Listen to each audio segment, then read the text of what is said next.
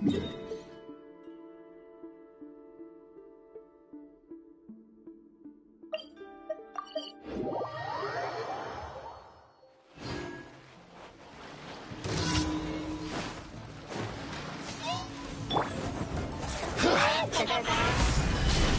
is order. A proper send-off from the Spino. Allow me. Scraps of color. Scatter. Let's go, Tomato. Yeah.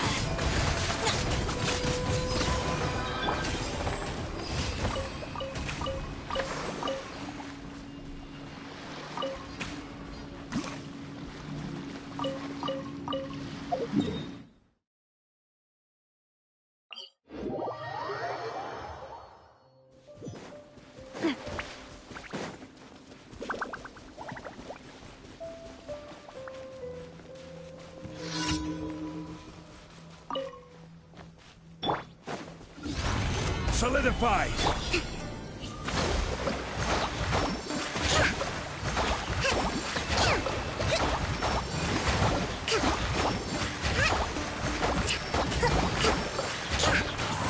Covenant of the Deep.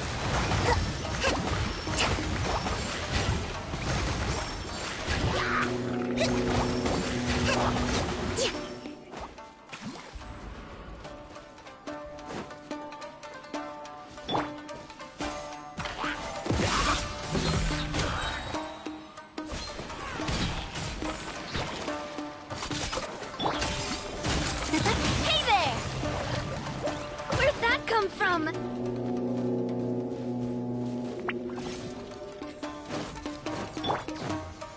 I will have order.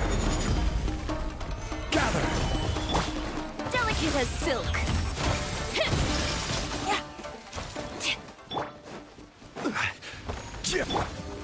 A proper send-off from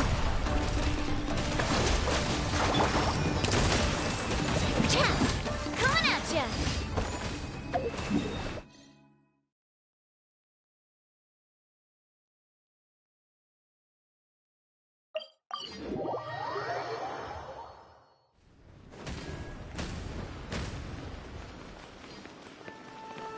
Ad Astra Abyssosk. Thank you for completing today's commissions. Ad Astra Abyssosk.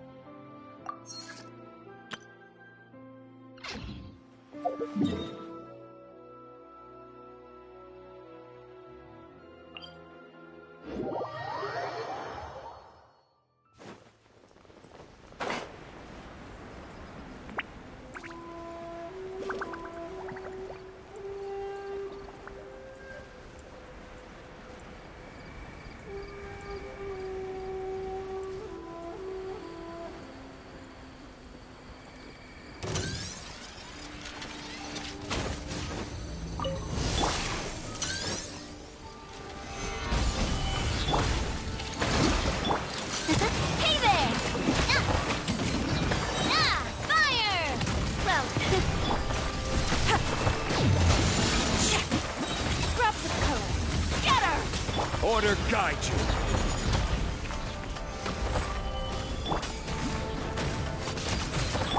Coming at ya. Attack! Hold the line. Hey there!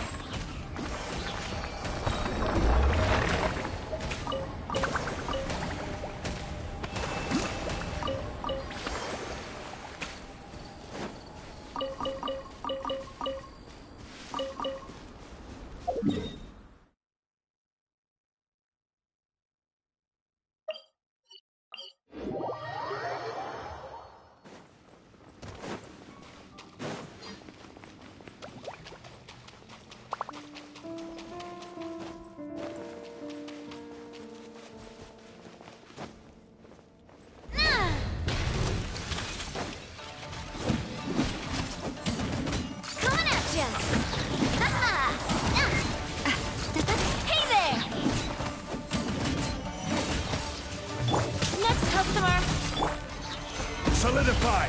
This is order. Attack! Delicate as silk. Hey there! Hiya!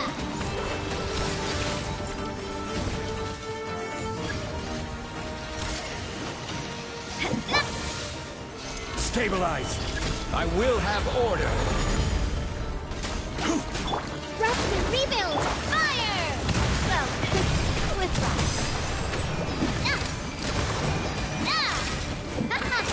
Hey there!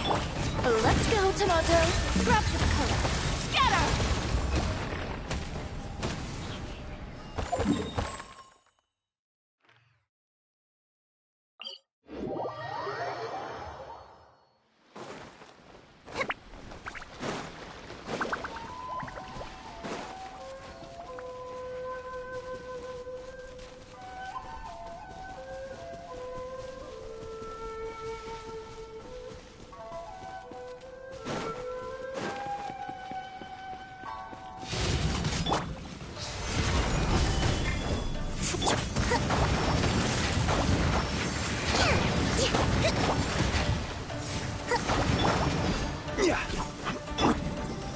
Allow me!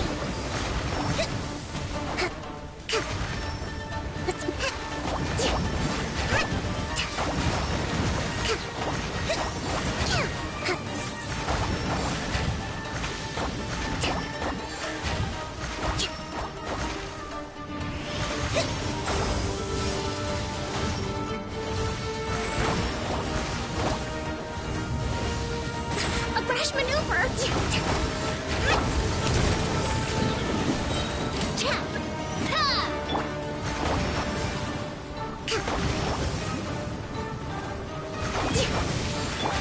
This is order. A proper send-off from the Spino. Rest and rebuild. Solidify.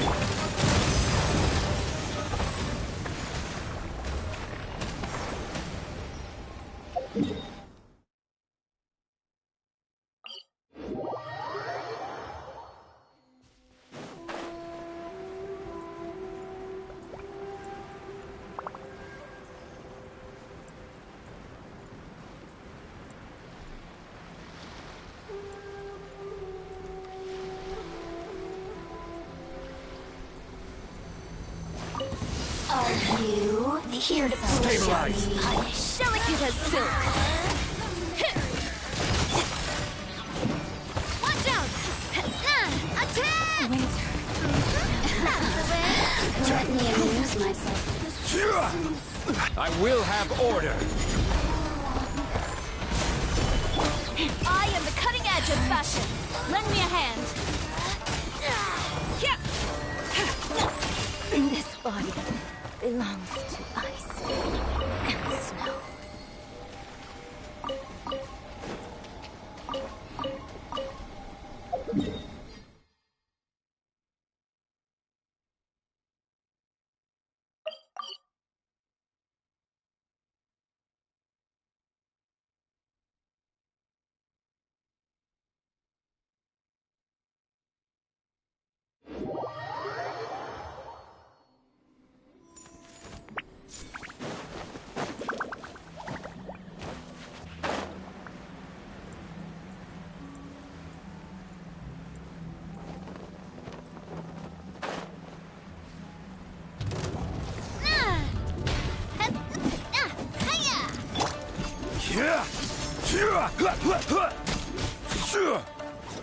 Solidify.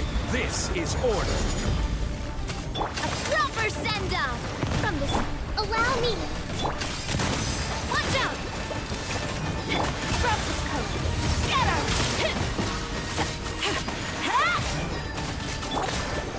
Stabilize. Watch out. Order guide you. Attack!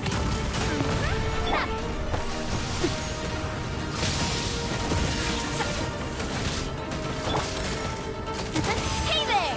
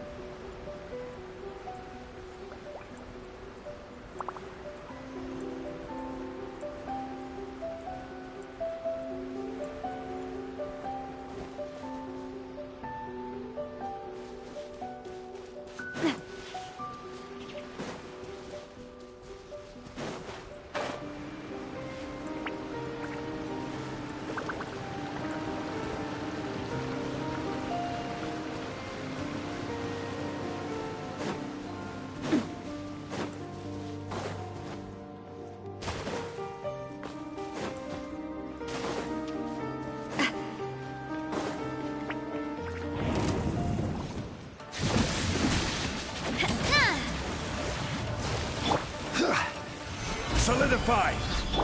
Coming at ya! Delicate as silk. This is order. Watch out!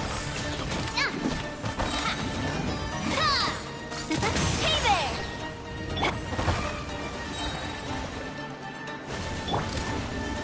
Fire!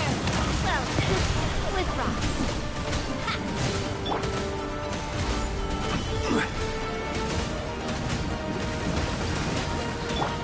Yeah! Scrubs of color. Scatter! Yeah!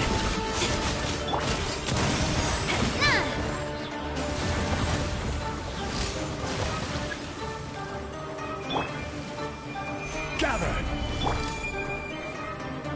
Umbrella warfare, I guess. Chat. Next customer.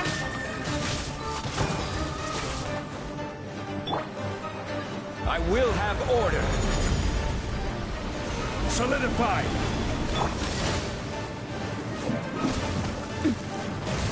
Fire! Well, with hey there!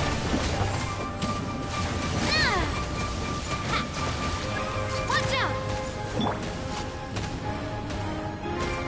I am the cutting edge of fashion. Yeah!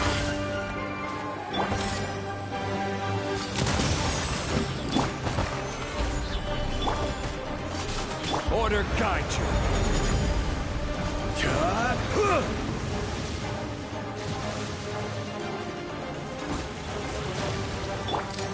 Coming at ya!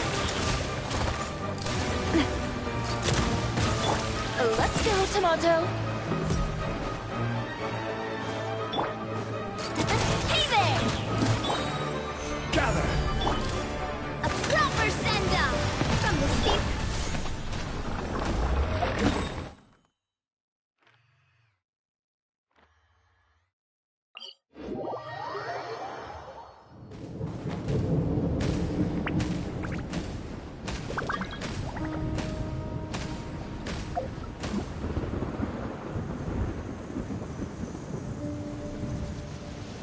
Yeah!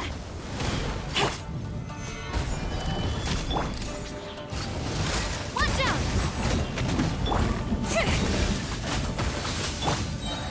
I will have order.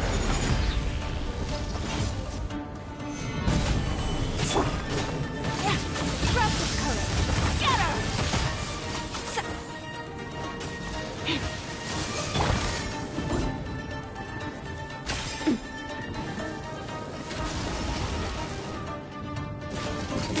Hey there! Attack! That's the way. Order guide you. Solidify!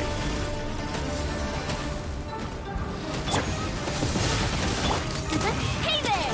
Coming at ya!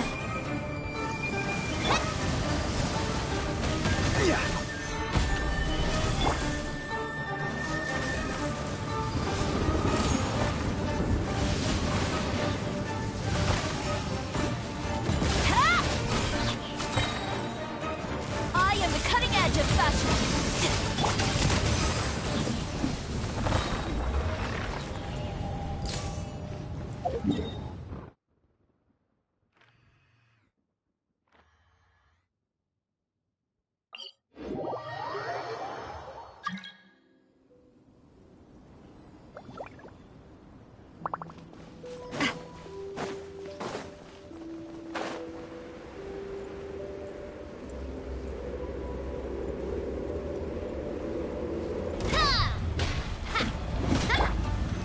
Stabilize! A proper send-off from the... This is order.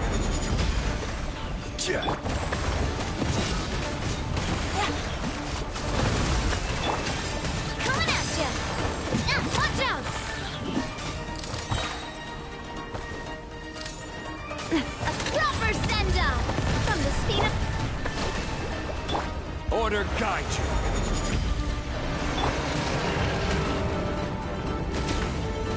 Scrubs of color. Scatter!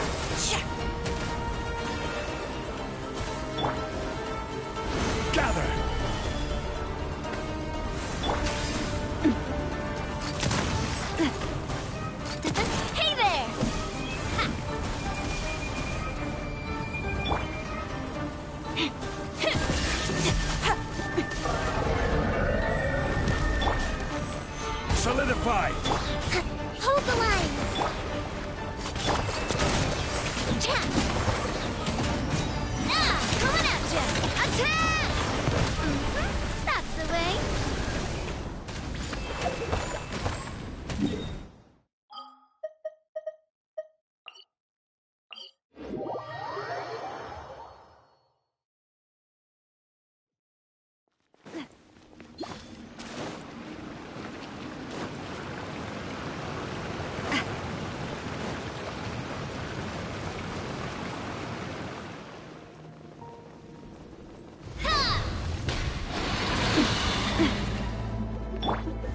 Stabilize.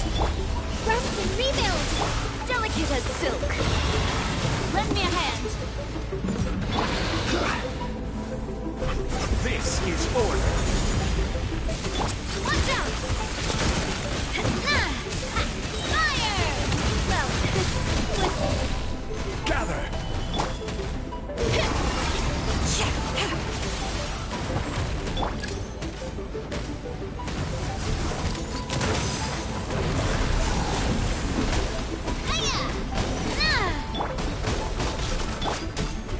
Solidified. Allow me. Hey there! Watch out! I will have order.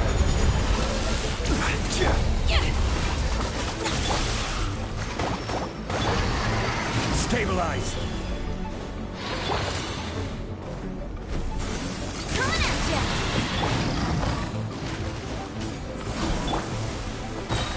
This is order.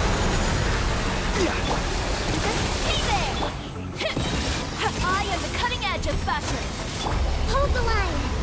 Fire! Well, with rocks. Coming at ya!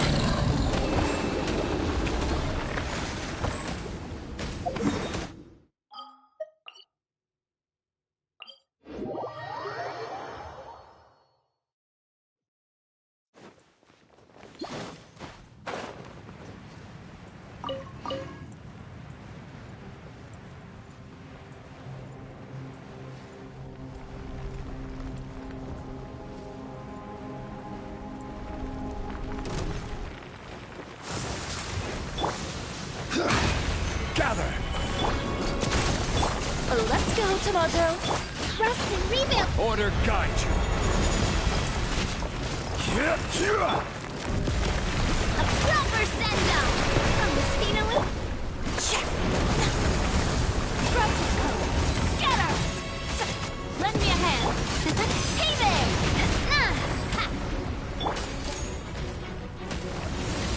This is order. Stabilize. Chat.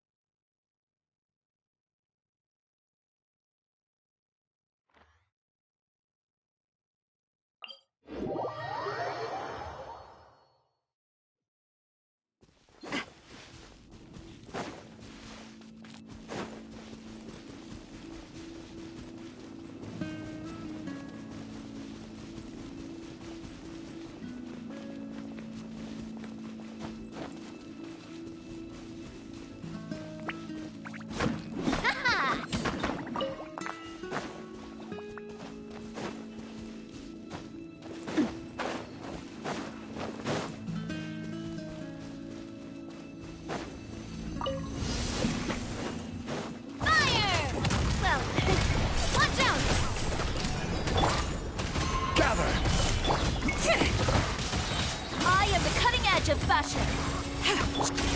Watch out!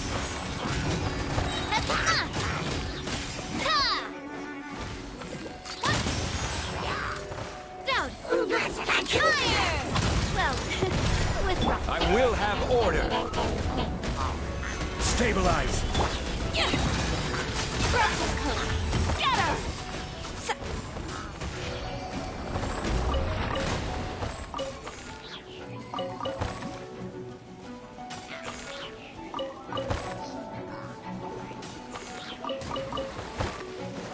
Lend me a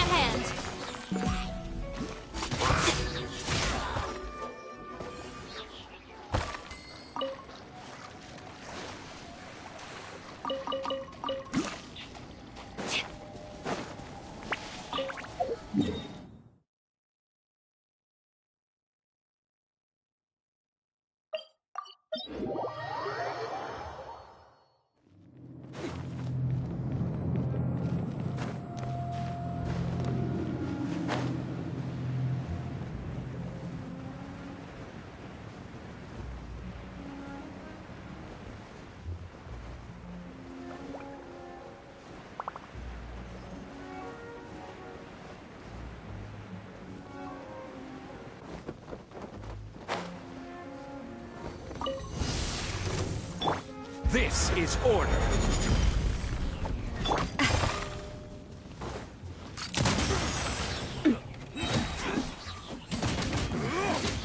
Hunter. A proper send-off! From the speed, I am the cutting edge of fashion. That tingle? Ha! Solidify! Allow me! The wrong test subject. The wrong test subject.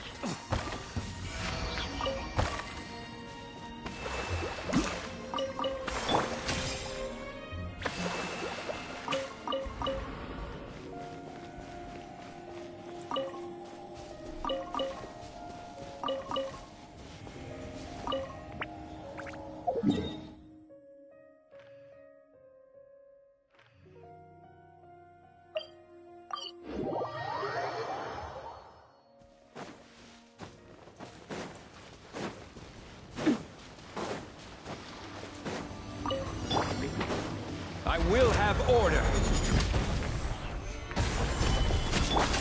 This one's got your name on it! Ha. Watch out! Fire! Well, with rock. Order guide you. Scraps of color. Scatter! Next customer! Ha. Yeah! Yeah. Hey there!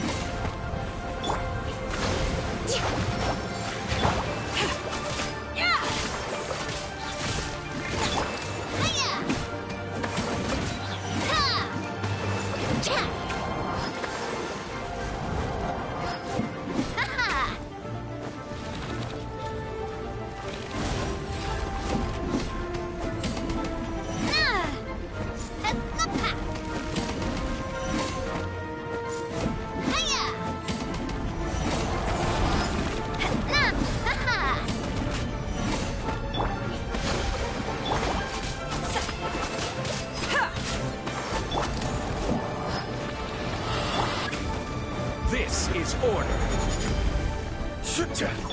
A proper send-off from the Spina with love. Cha, hiya,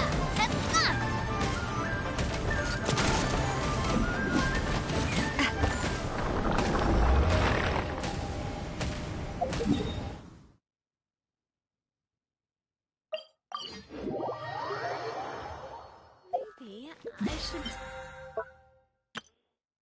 take off my hat and let the snowflakes fall onto my face. I feel like that would be really refreshing.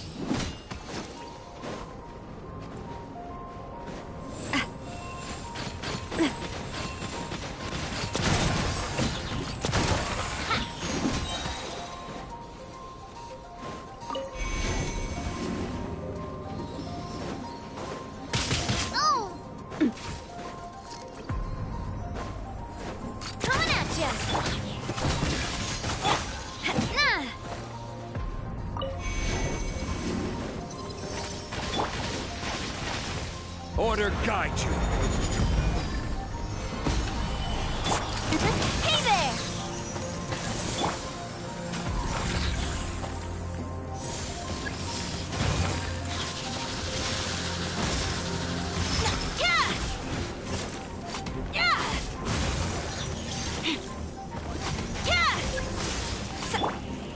Stabilize. I am the cutting edge of fashion.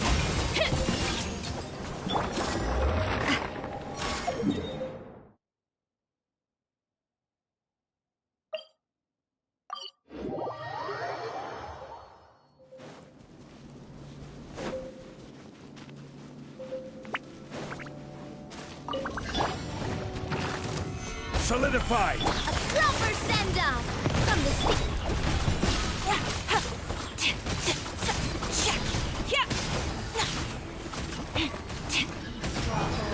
I will have order. Stabilize. Watch out!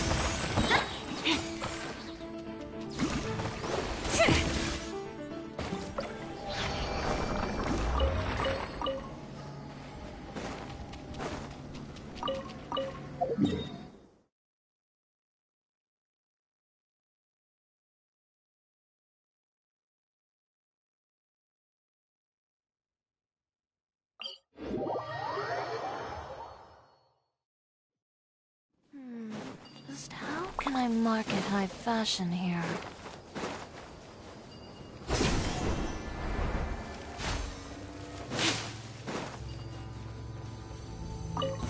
Order guide you. Pay your dues. Gather. Let's rest and rebuild! A proper send-off from the disruptive color. Scatter! This is order. Looks like I went too far.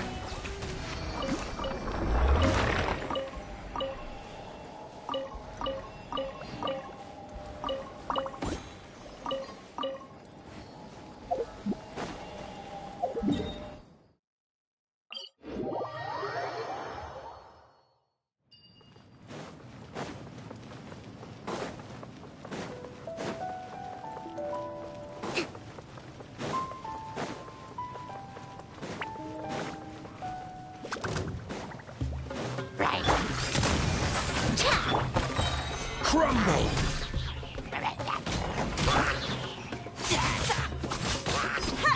Umbrella warfare, I guess.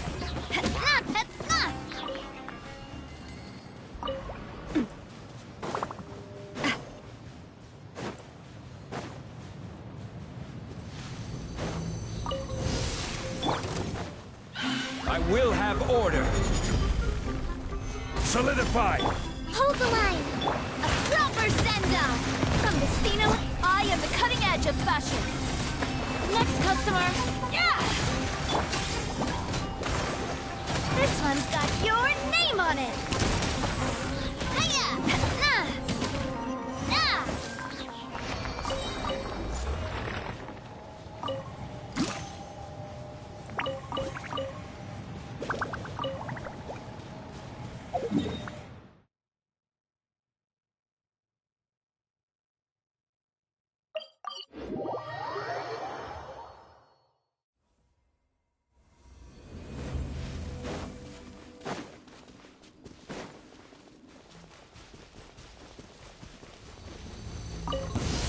Order guide you. Gather. Attack! Rest and rebuild. Lend me a hand. Scraps of color. Scatter! The Feeling lucky?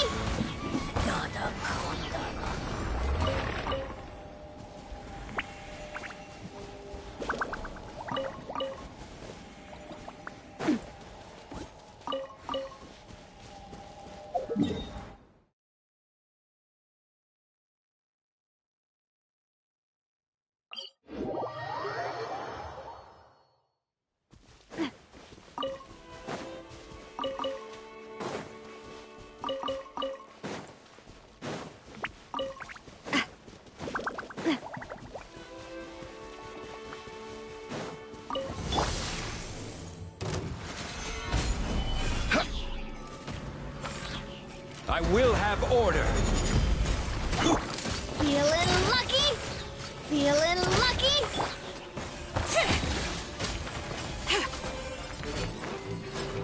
I am the cutting edge of fashion. A proper send-down from the speed of... Order guide you. Let's move out.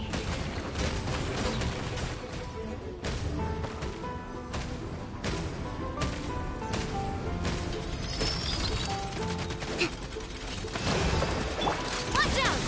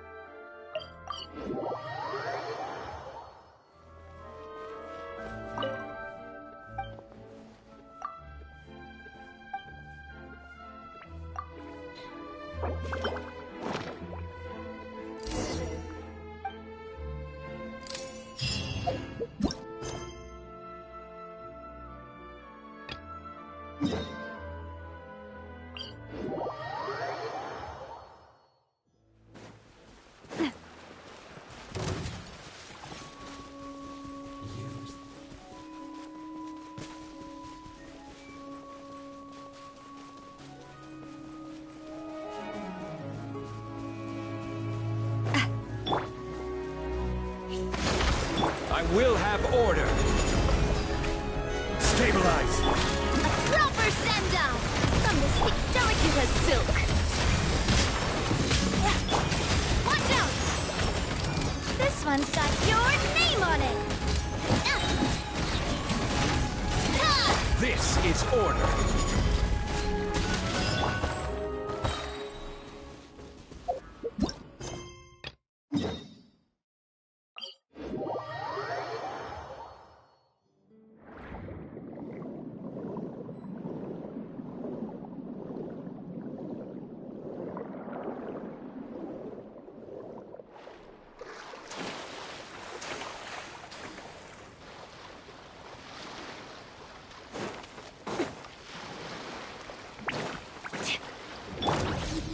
Gather! A proper send-down from the eye of the cutting edge of fashion. Watch out! Watch out!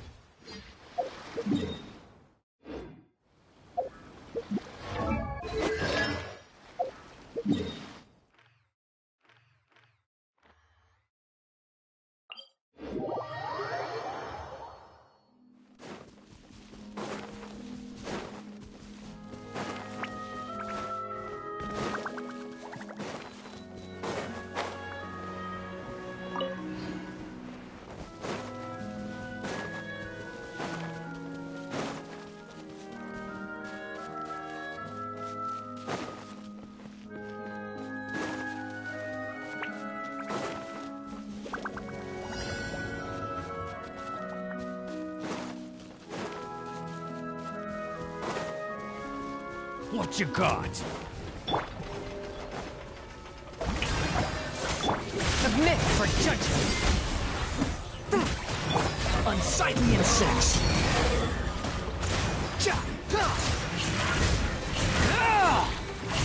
That's far enough. The wind rises.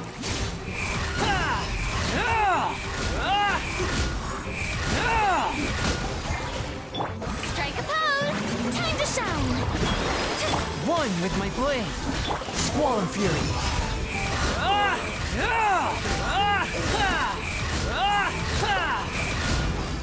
Know your place.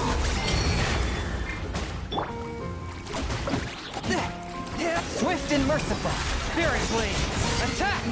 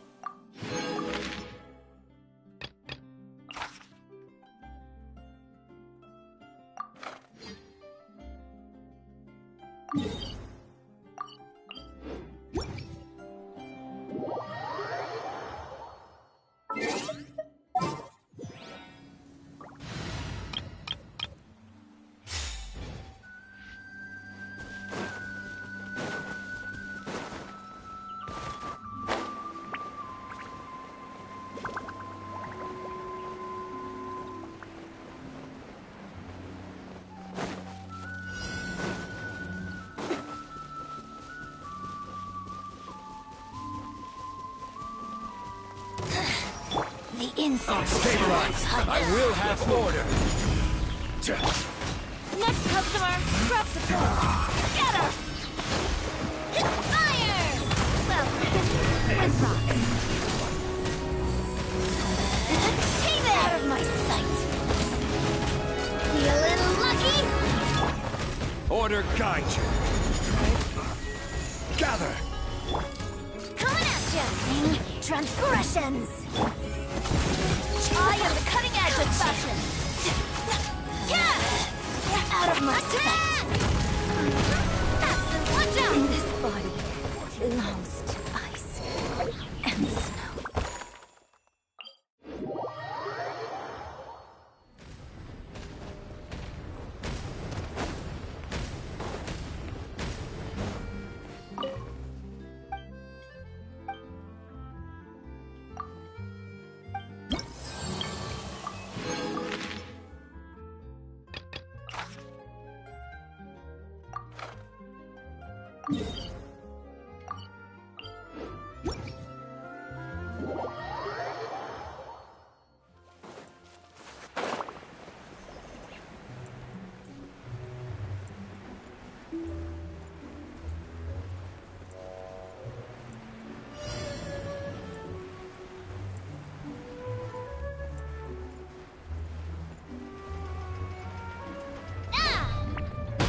This is order. Stabilize. Watch out! Hold the line! Coming at you!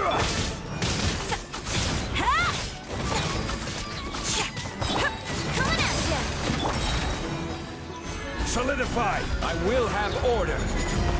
Disrupt the code! Scatter! Attack! Umbrella warfare, I guess!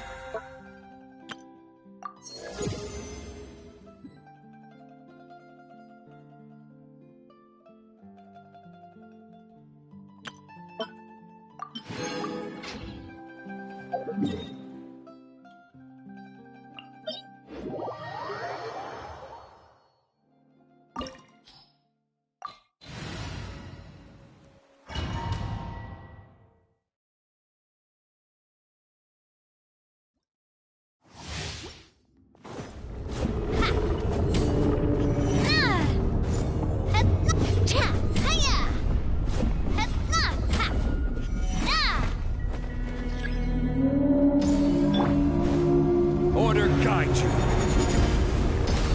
Gather.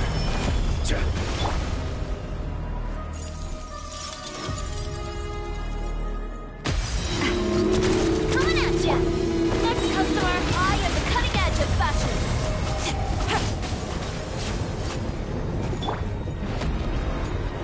Stabilize. Fire! Well, watch out! Rest and rebuild!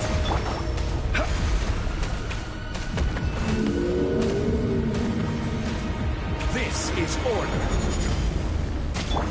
Let's go, Tomato! Hey there! Hey there! Umbrella warfare, I guess! Solidify. Proper send-off! From Messina with love. Coming at ya!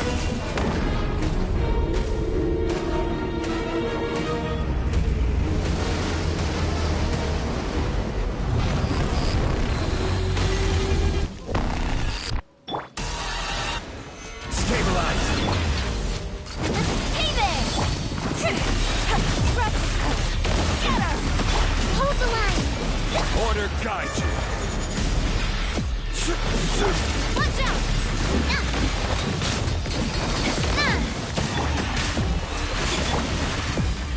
Gather.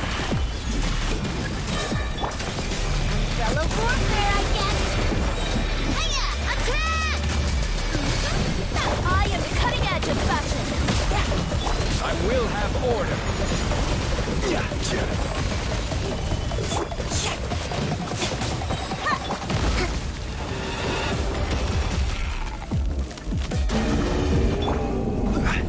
Order guide you.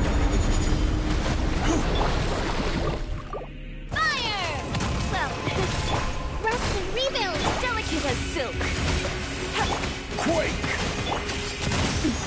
Chat! Hiya! Covenant of the deep!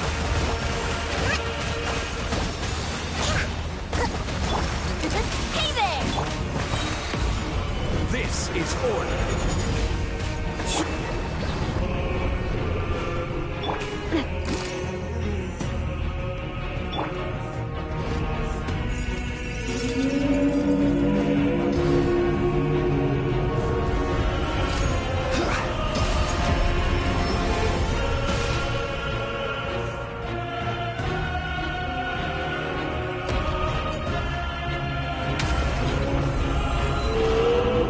Stabilize.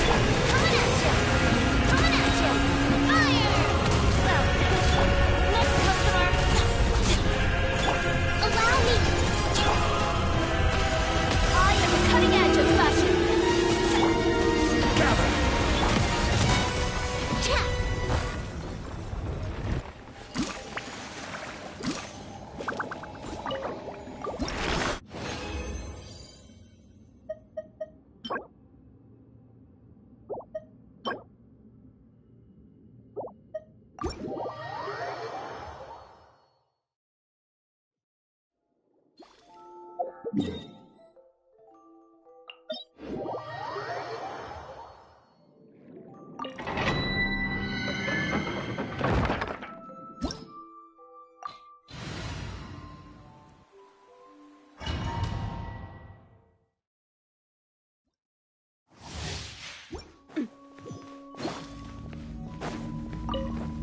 I will have order.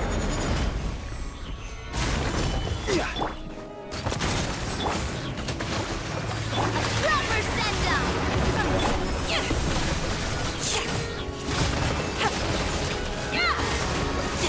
Delicate as silk! Solidify. This is order. Coming ya! Hey there! Ha!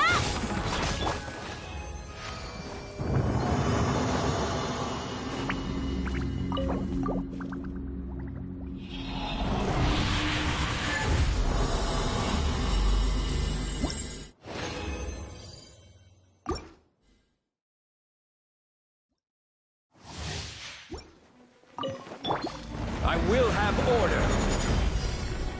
Gather. A proper send-off! From the speed of... Hold the line! I am the cutting edge of fashion! Hey there! Watch out! This is order. Stabilize. Attack! Practice color. Scatter! Next customer! Yeah! Ha! Yeah!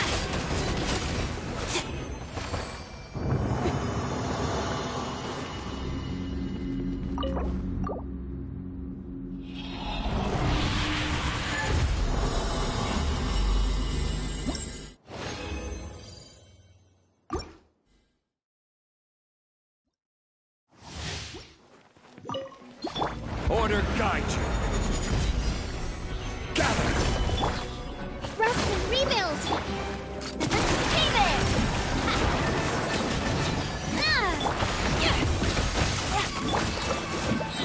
Fire! Well, with watch out! I will have order. Stabilize. Delicate as silk. Next customer! Allow me! Watch out! Coming at ya!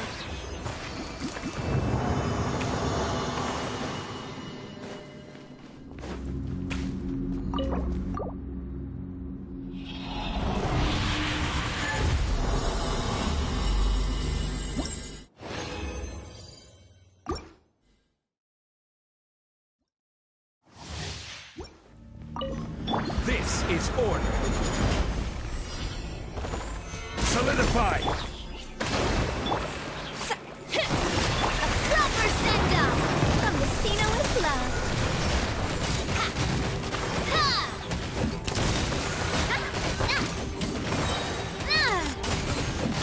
I am the cutting edge of fashion. Order guide you. Gather. Attack! Coming at ya!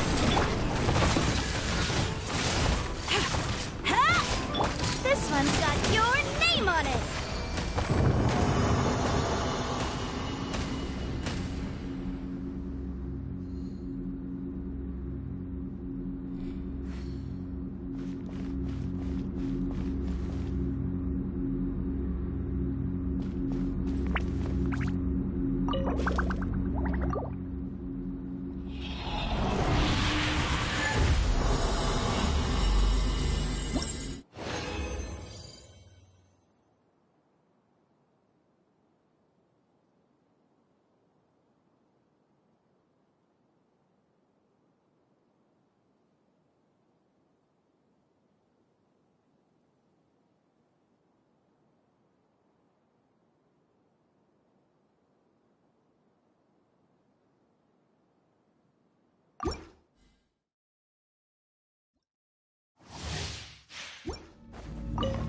I will have order.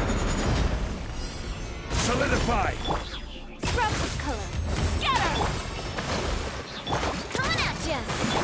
Let's go, Tomato. Attack! That's the way. Hey there! Coming at ya! Now! Order guide you.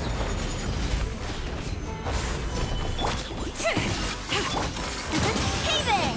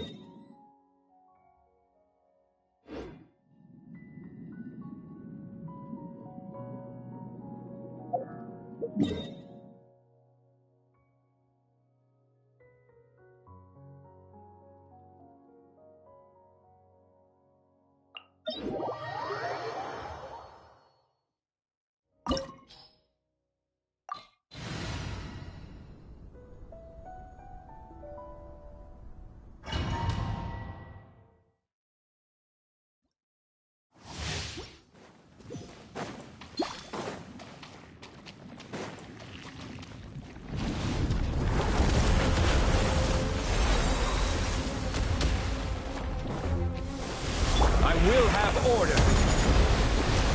Gather. Fire! Well, hey there! Delicate as silk. Hold the line. Stabilize. Cha! Hiya! Attack! This is order. Solidify. Next customer. I am the cutting edge of fashion.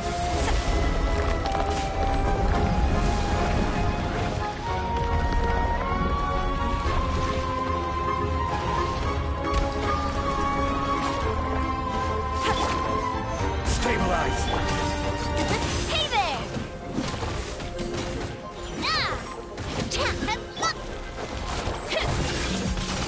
Allow me!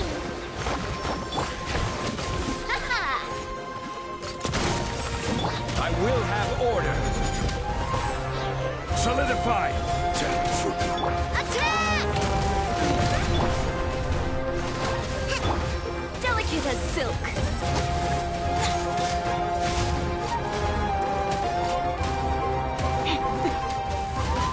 Order guide you. Gather. Rest and rebuild. Umbrella warfare, I guess.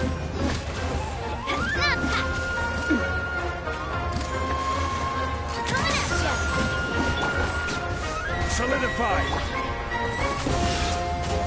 I will have order.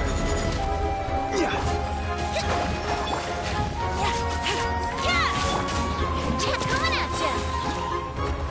Fire! Well, hold the line.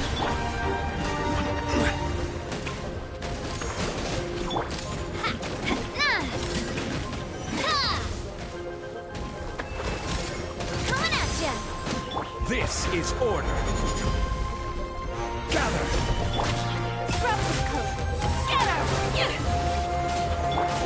Rest and rebuild. Umbrella warfare, I guess.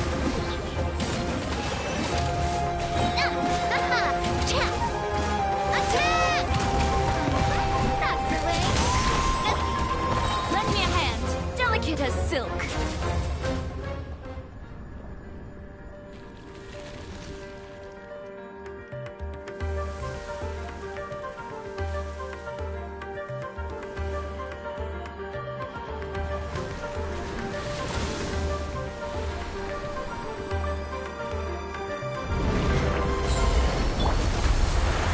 I will have order.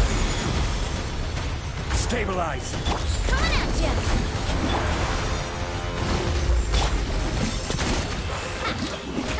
Attack!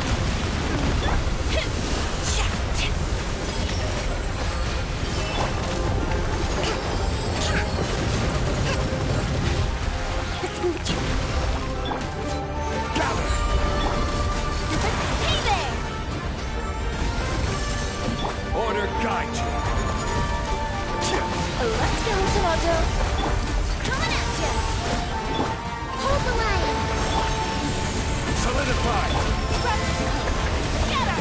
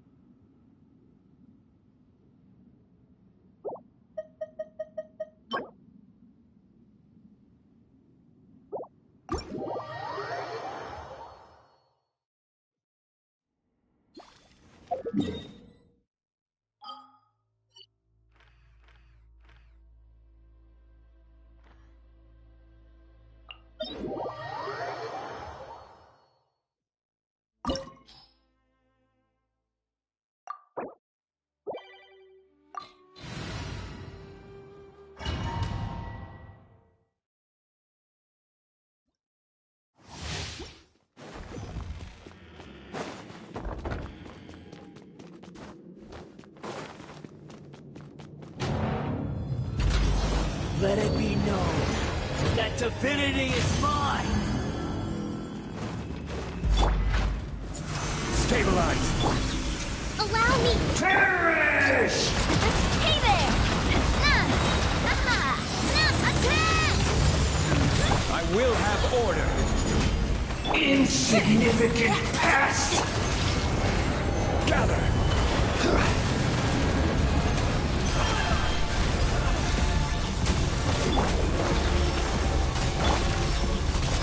Watch out! Order guide you. Stabilize. My body! It's...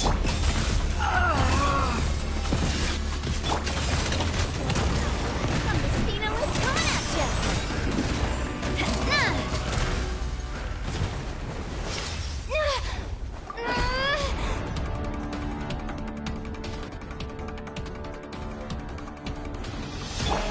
I am the all-knowing God!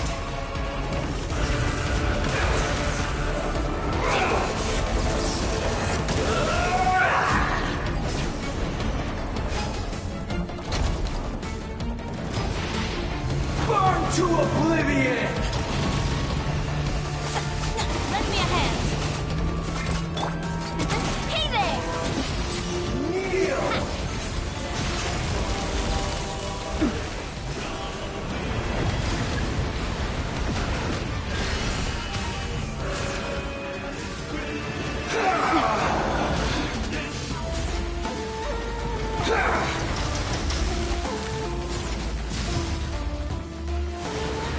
Tremble! Oh! Reality is pain!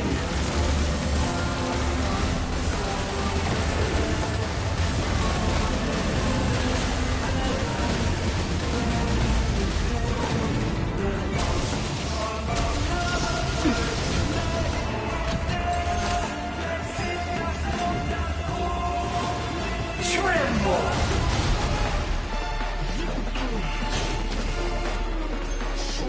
Good riddance, cruel world. Solidify. Feeling lucky? Hold the line! Billowing surge!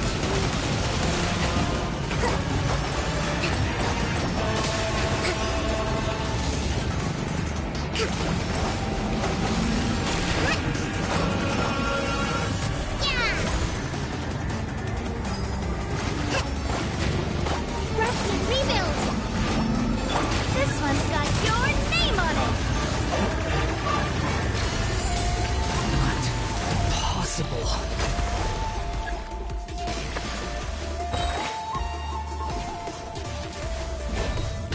Attack! Hold the line! Rise. This is order. Corruption code! Get him! Watch out! Covenant of the Deep! I can't lose it all again.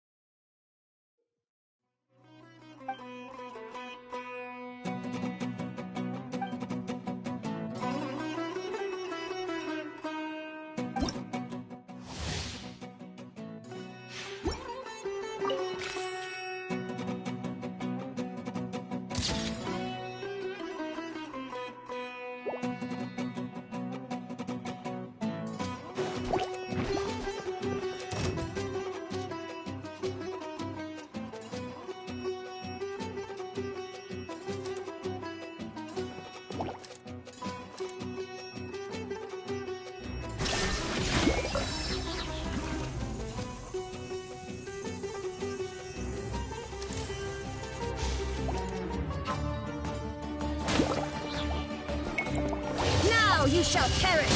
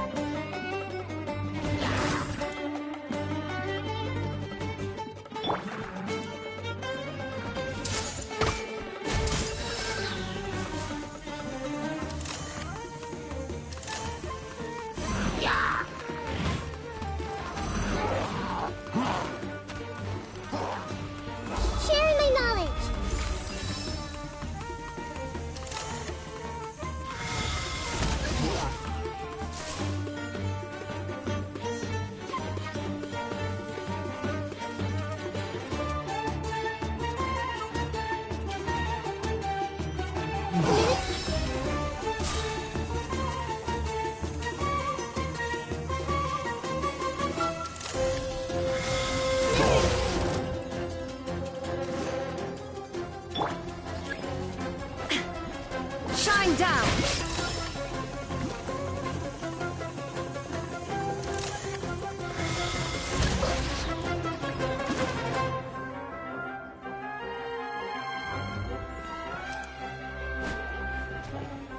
Inazuma shines eternal!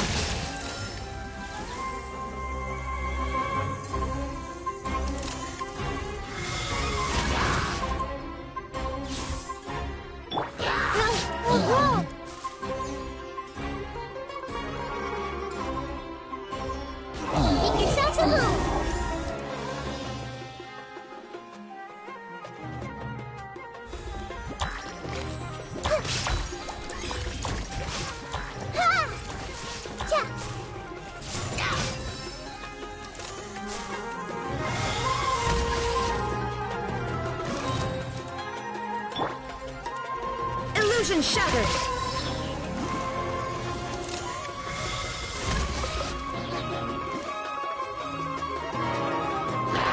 Torn to oblivion!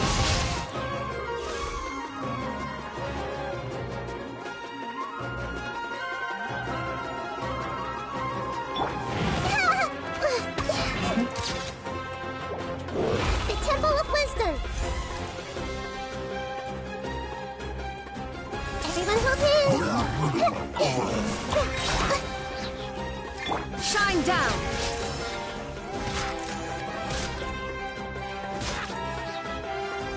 Cure! Take!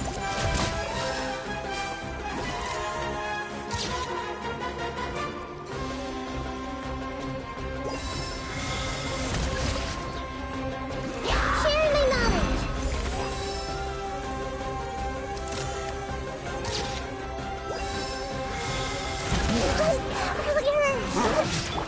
Inazuma shines eternal!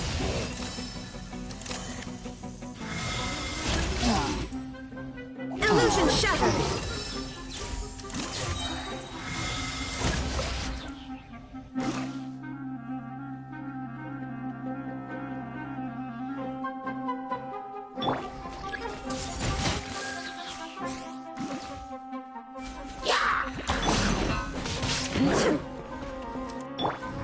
The Temple of Wisdom!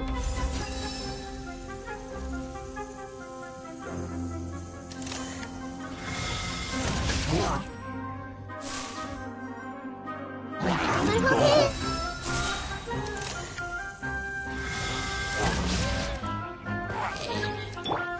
There is no escape! Now you shall perish! Committed to memory! Make yourselves at home!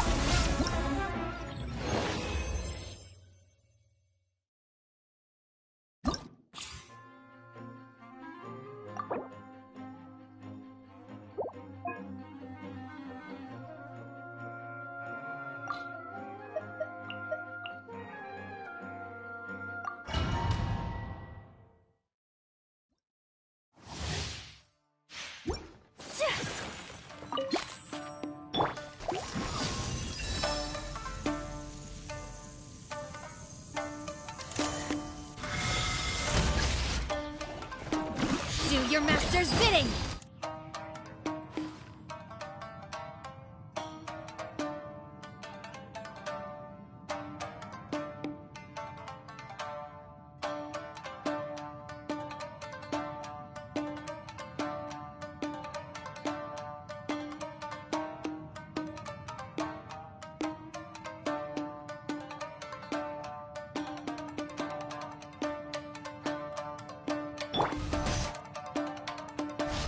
My apologies!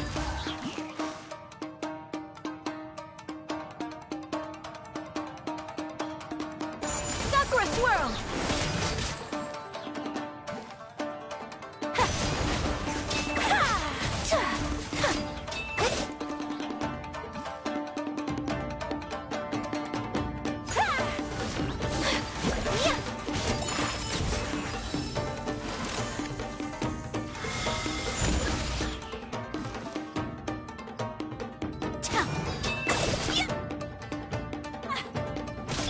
Obey!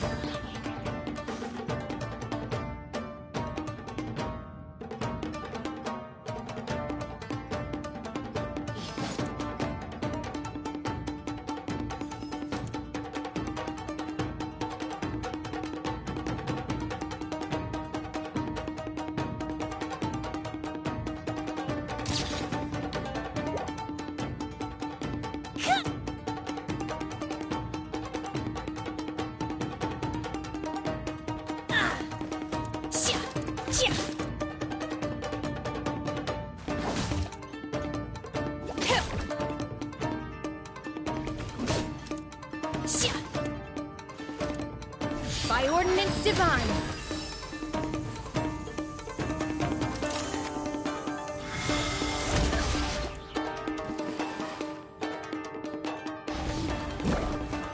My will embodied.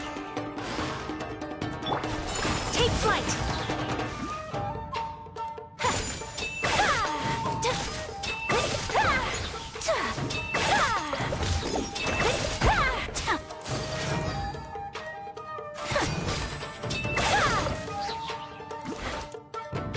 Embrace the ice.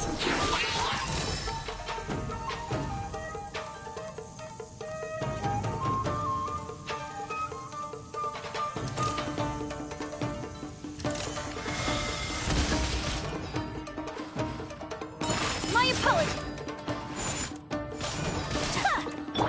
Transfiguration.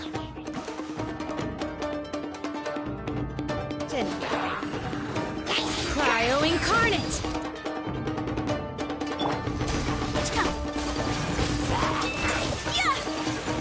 Take flight.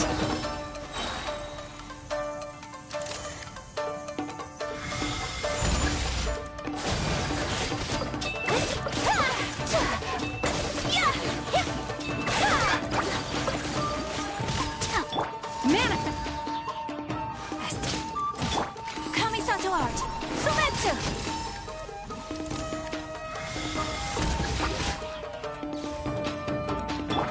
By ordinance divine. Whirling snow.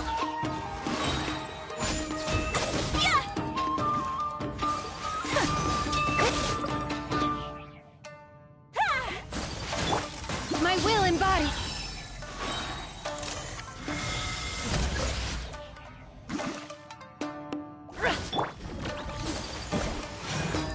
My apologies.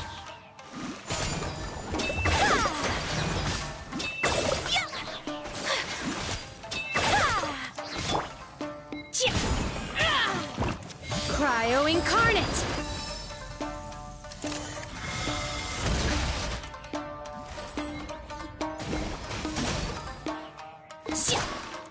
Sakura swirl.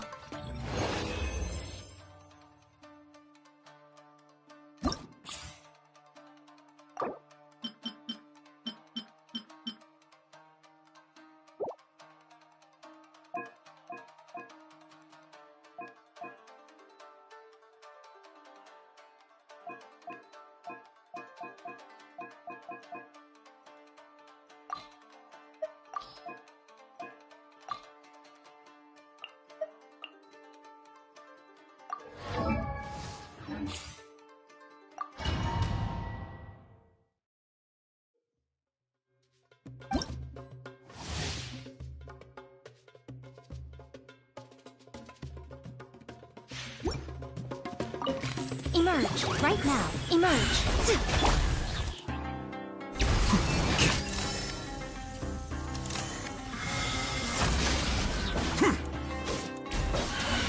Scatter!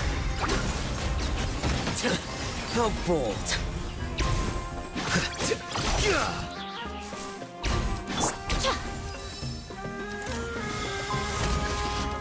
Right Target now. practice. Emerge. I'm always watching. Right now. Right here. Where do you think you're going?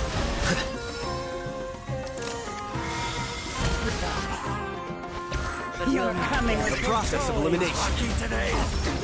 Flicker.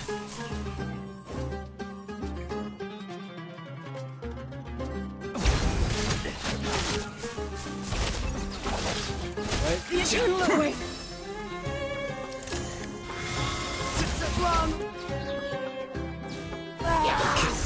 Come on now. Right now. A sight to behold. Right here.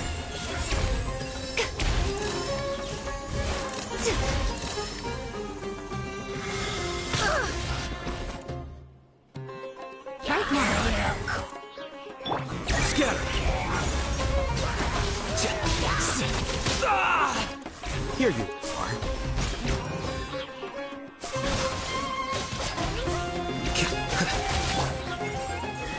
Emerge. I'm always watching. Ha! Right now. Emerge. Right now. Flicker.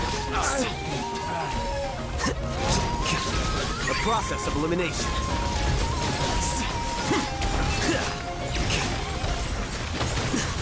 Plans changed. A sight to behold. Show them.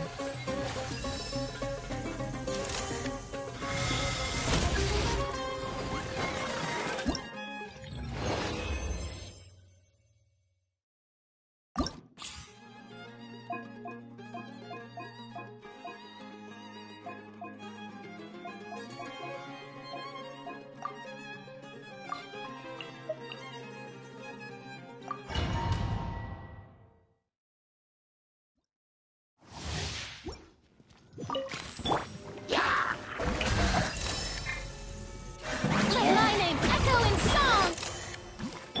Stay cool. Face your guilt.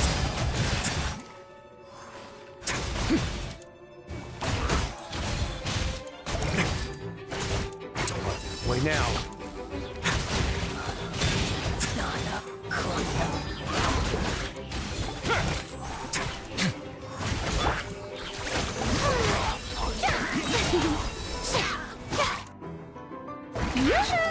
Let the world come alive! A moment, please.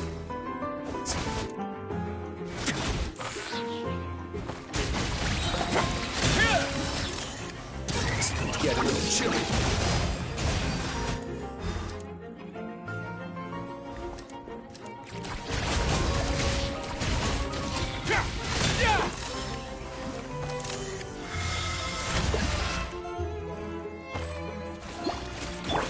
Shower me with praise! Time to shine!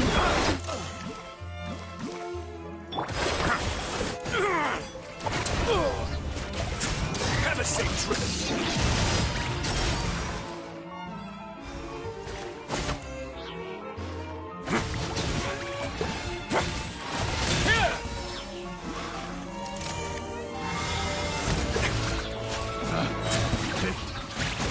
Tests of Let the world come alive! It's going to get a little chilly.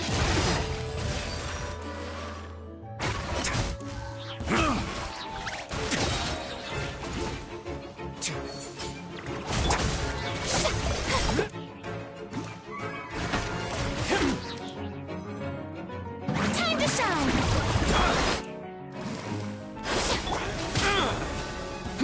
Stay cool. Face your guilt.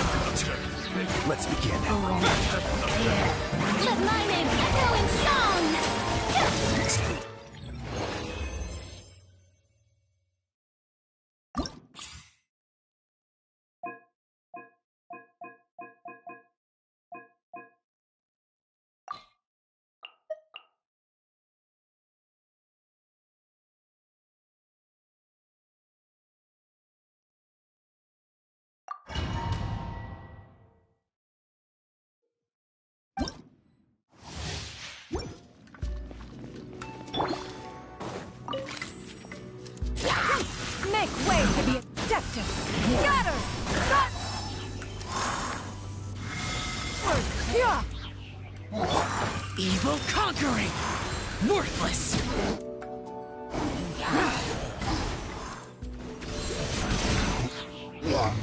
Here!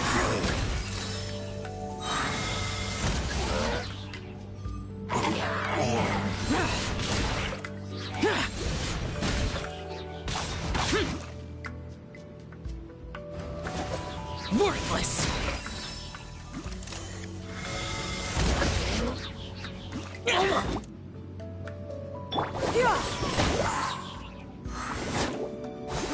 Stray clouds converge!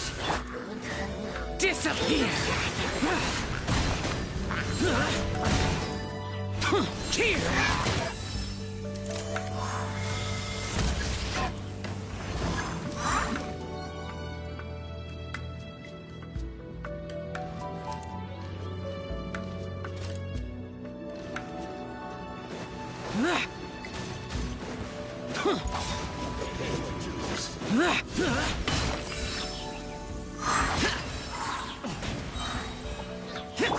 Seize the skies!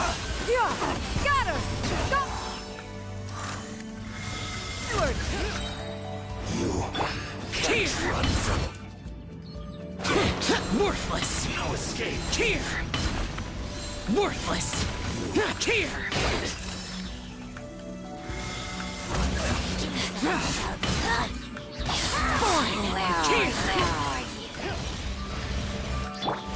Stray clouds converge! Scatter! Skyward!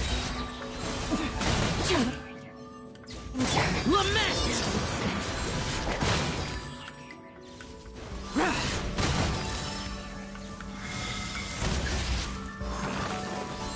Worthless! Here!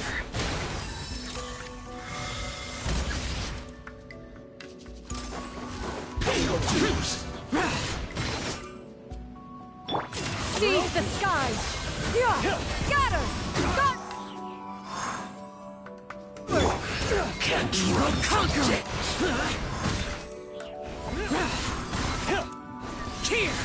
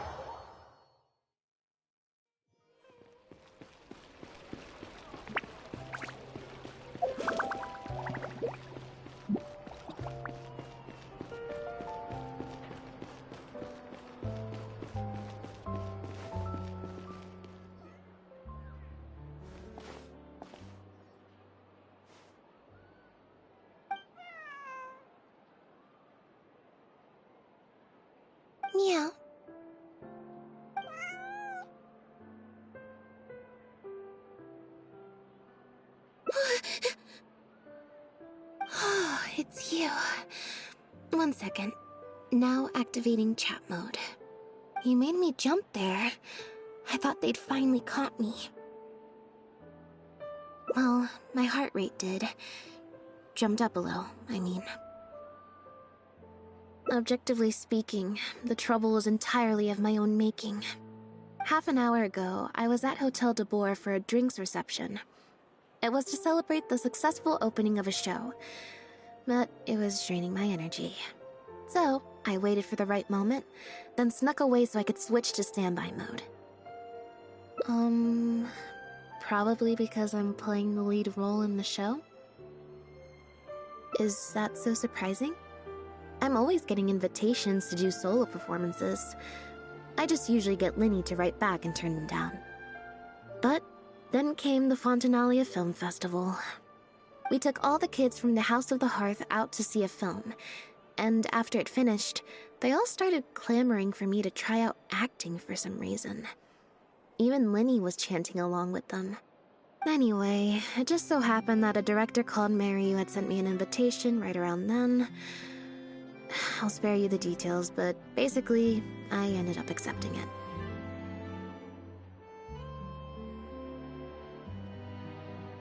Yep, you nailed it. I'm playing the role of a puppet. In fact, the show's called The Lost Puppet, and it's a masked mime show.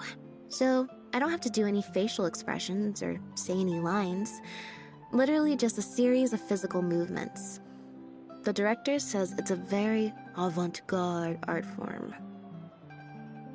Art is not comprehended by the mind, but felt in the heart.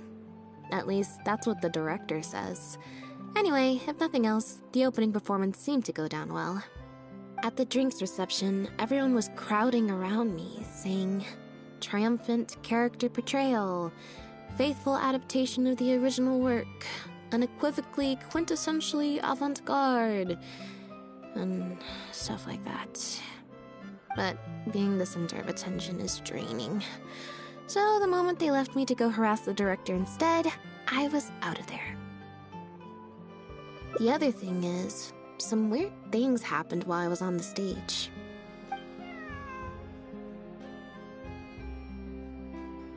Oh, sorry, Bonnie. I didn't mean to leave you out of the conversation. My bad. No, we just met. We bumped into each other right after I slipped away.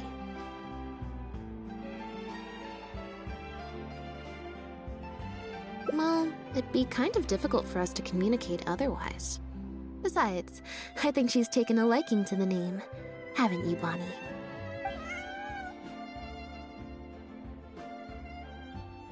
Yeah, that's right. Good kitty. We'll go find your owner soon, I promise.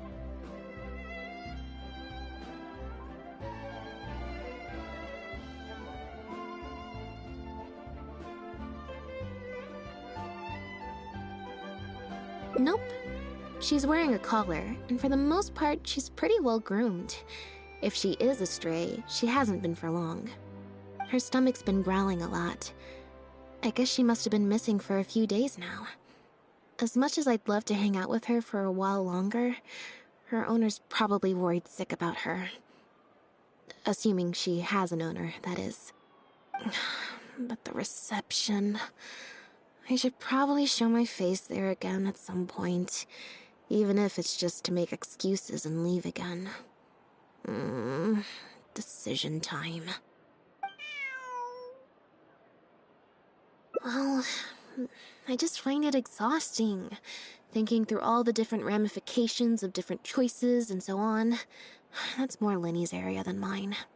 So, unless it's something really important, I usually just leave the decision-making to him.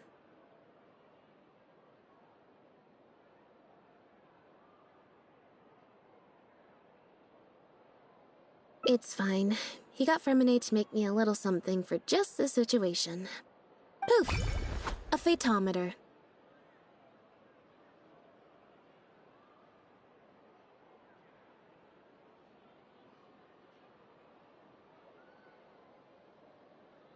It looks pretty over the top, I know, but it's essentially just a box of cards. He kept the design simple so it'd be harder to break. The way it works is, I pick a card at random, then look at the number on the card.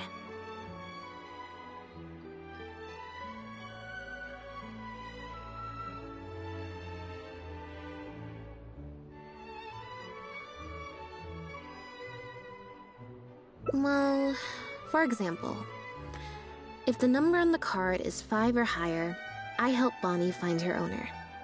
If it's less than 5, I go back to the reception.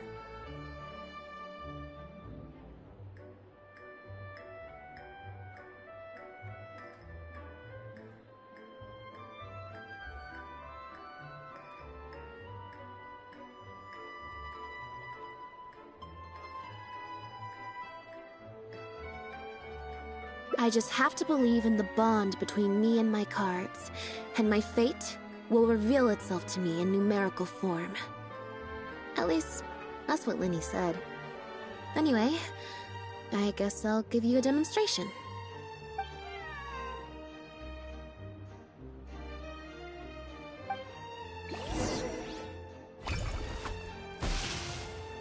Huh, I didn't like that. Was I using it wrong? Maybe if I just...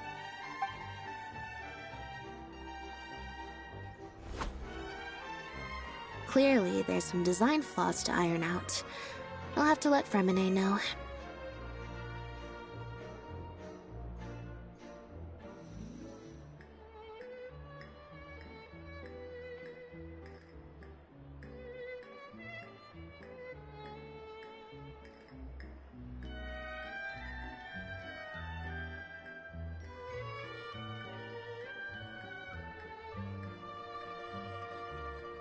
Let's see, which card did I get?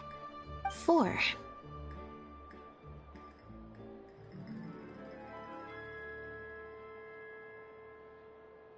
Well, the cards fell on the ground though, so I don't think it counts as fate. If you want to get the right answer, you have to let fate decide. Also something Linny said. So, to put it another way, if picking a card up off the ground is how to not leave it to fate, then that means it must be the wrong answer. Or... why don't you pick a card? Since I ran into you here, that means... our fates are, like, interfering with each other. Thank you. This one is final, I promise. Here, take the fatometer. If it's 5 or above, that means fate successfully changed. Anything lower than 5 is a fail. Also, if you have your own thoughts about what I should do, feel free to share it.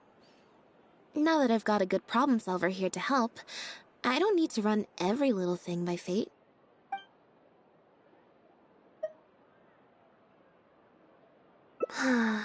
Back to the drinks reception. Nope, I said it was your decision. I'm not gonna waste any more energy dragging my feet. Besides, the drinks reception is technically part of the job as an official publicity event. So, if I bail on it, I might get sued for breach of contract, and that would be a huge pain in the butt. One other thing. Do you want to come with me? If you're free, I mean. Thanks.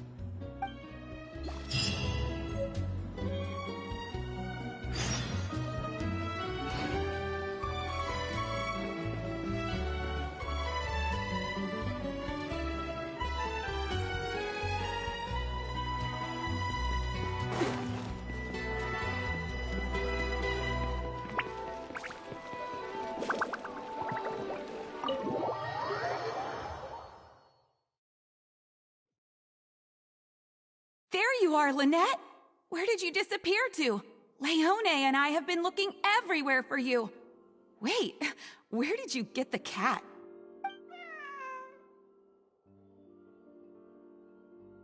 I found her outside. Do either of you happen to recognize her? I don't think so. Could belong to one of the guests, I suppose. Fair enough. It was a long shot. So sorry we couldn't help you, Lynette. Don't worry. We'll ask around for you. Leone's probably just being forgetful.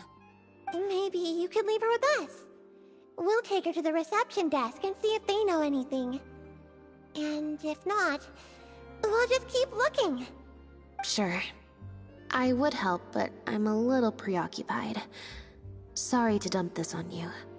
It's no trouble at all. We're happy to help however we can. Also, if it's no trouble, I mean, could we maybe get an autograph? And maybe a photo too? Leone! You can't spring that on her now. Not while she's working. At least wait until the event's finished. One last thing, Lynette. Director Mariu's looking for you. We'll take the cat to the front desk now. See you later.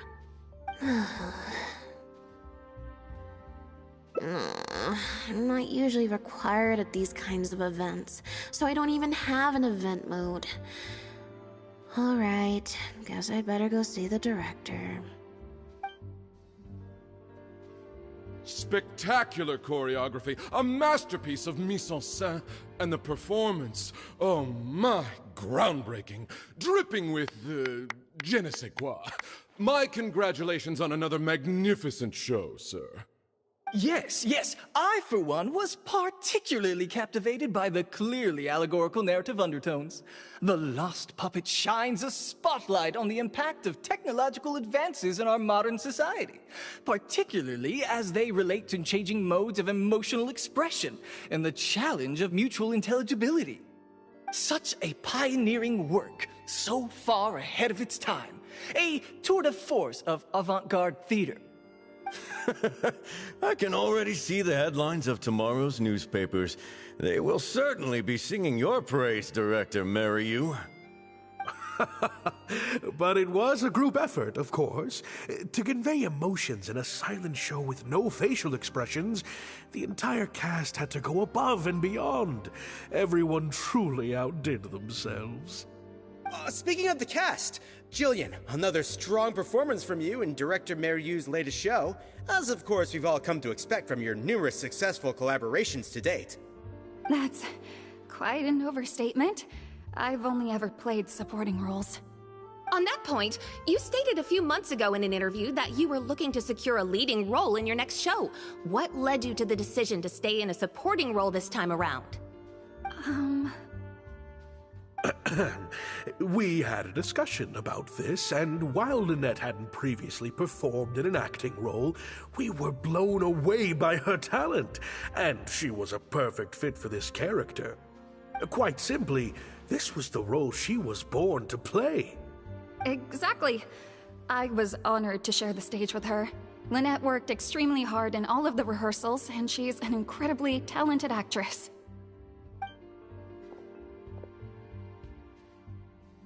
Oh, Lynette's back! Hey, Lynette, where have you been? Were you in standby mode? Some reports say you switched that state to recharge after a show. Ah, method acting, of course. Such a compelling portrayal of a mechanical puppet could only be achieved by an actor who lives and breathes their role even while offstage. Those seemingly stilted movements were in fact an inspired portrayal of the character. The ostensibly bad acting, in reality, was the product of supreme acting skill. Oh, I went outside and there was this cat there, so I played with the cat for a bit. A cat? We've long heard that you are a kind soul, as well as an incredible actress. No wonder your debut performance has garnered such popularity. This show looks on track to break box office records for avant-garde theater. Lynette, any words for the fans? Not really, no. I believe Lynette is trying to say that the act of performance itself is the actor's true means of connecting with their fans. Oh, I see. Lynette, any comments? Right, exactly. But don't you want the fans to know how you're feeling right now, after the hugely successful opening of your first ever show? That's true. I'm sure the fans would love to learn a bit more about you too. How interesting.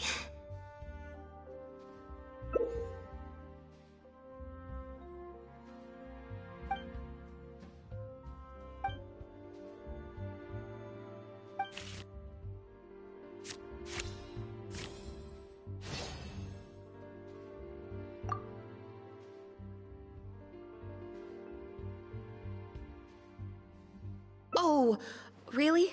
I'm so sorry. How rude of me. Huh? Wait, you're the traveler who's been in the news. Did you come to see the show? Wow, are you a fan of Lynette too? Do you have any comments on her first performance?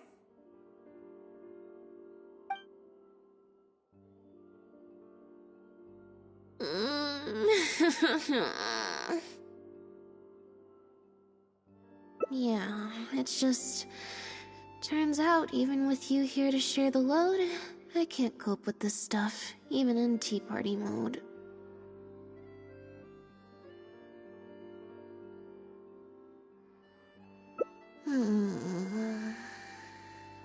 It's a power-saving mode for participating in conversation at tea parties.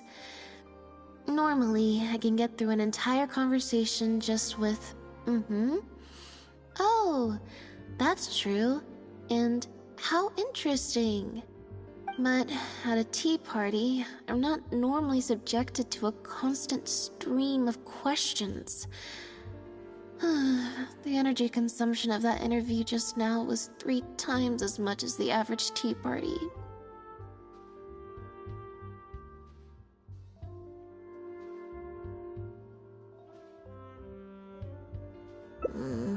I think I'd rather pray that I never have to do it again.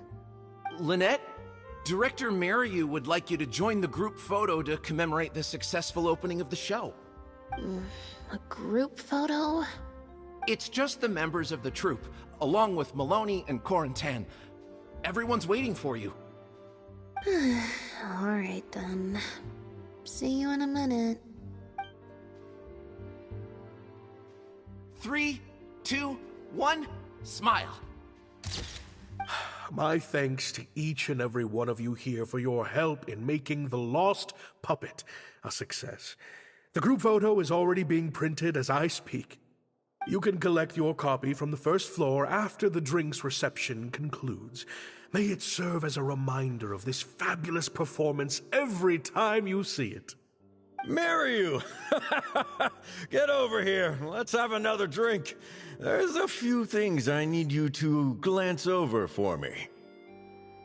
I thought the group photo was the final hurdle. Well, at least there's no more people hounding me with questions. I just need to find somewhere to switch to standby mode, and the time will fly by. I hope.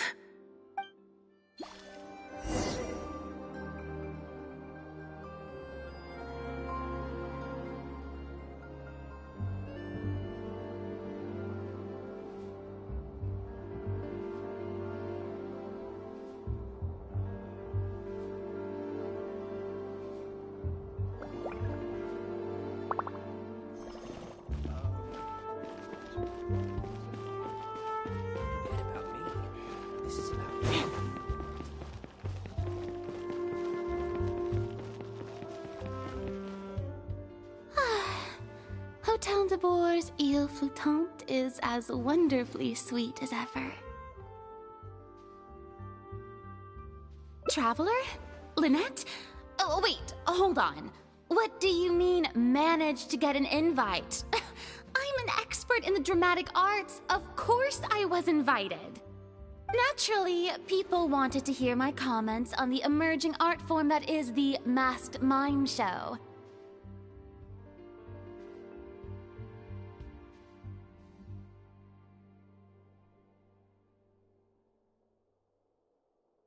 Remarkable, and a very worthwhile artistic endeavor, exploring a character with no lines or facial expressions who can only communicate how they feel through their movement. Your performance was beyond anything I could have imagined, Lynette. Clearly, this was a very suitable role for you indeed.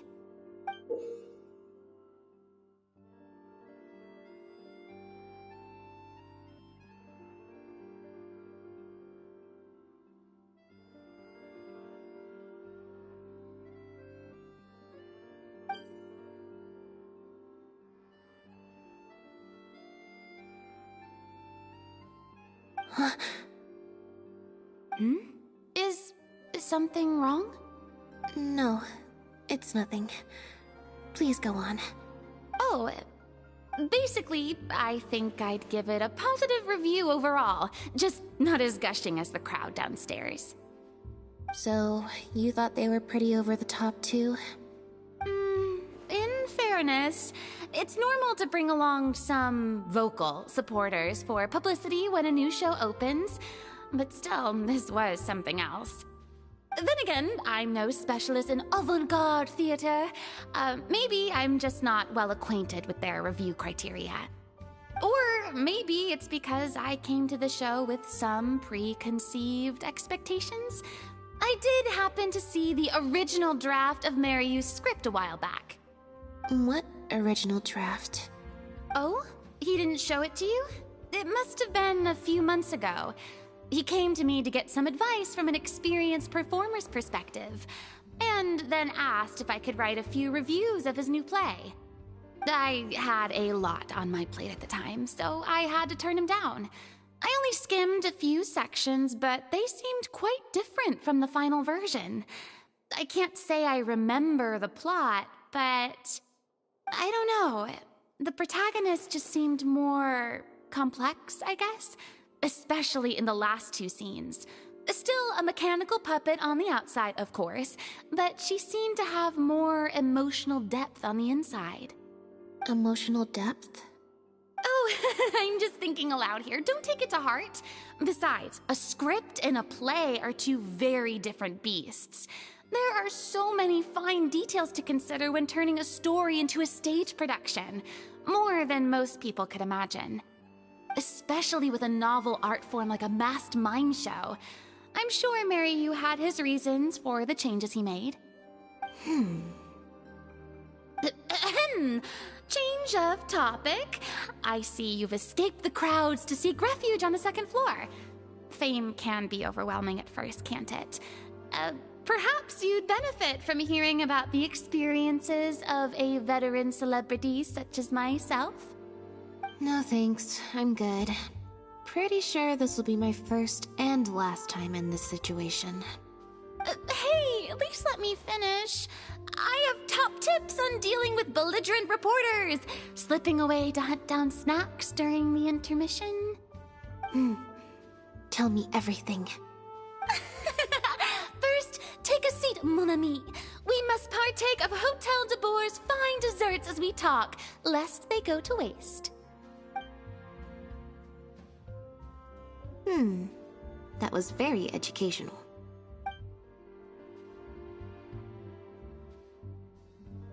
I expect most of the people downstairs have left by now. Time to grab my copy of the group photo and get home.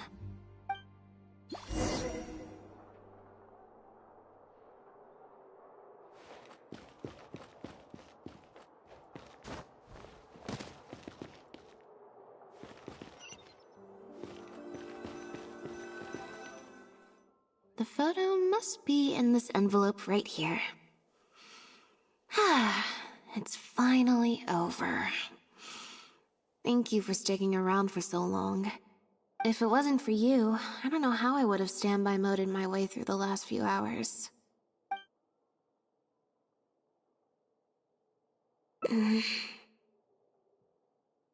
It's fine. It's just... It was such a minor thing. While I was on stage, there was a moment when I felt like someone was looking at me. It was only for an instant, and I didn't even see who it was. But somehow, I knew it was a look of contempt. I got a vague sense of it again during the reception, like someone was giving me an evil stare.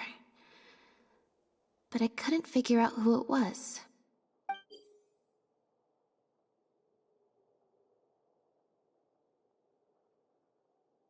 Normally, I'm used to lurking in the shadows on the stage and spying on other people. So, it was strange, feeling like I was the one being spied on this time. Or someone just took a disliking to me for no real reason. Sometimes you can like one person and dislike another for equally pointless reasons. Anyway, it was just a momentary stink eye, that's all. Nothing for you to worry about. Okay, problem solved. I'm gonna take this envelope and go home now.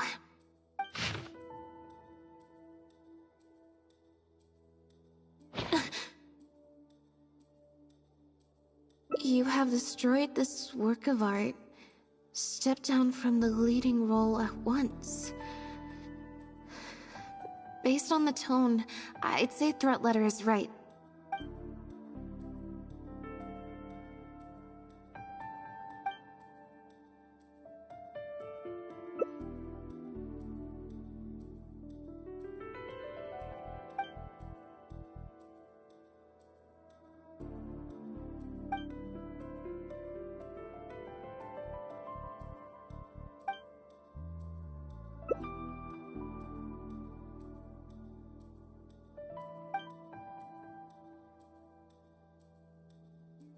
I don't think we're gonna find any more clues here. Yes, let's.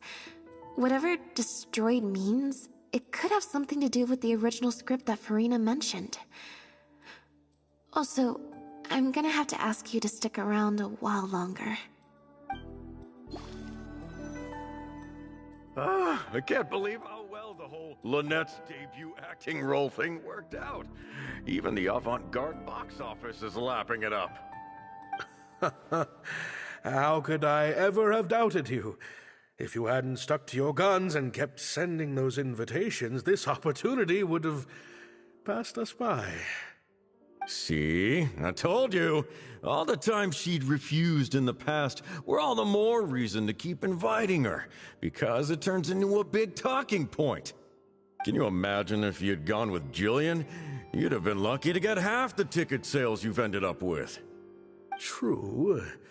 Well, Jillian still needs to get a few more productions under her belt.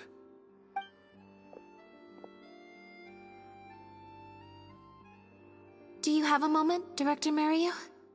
Oh! Ah, if it isn't the star of the show! We were just talking about you.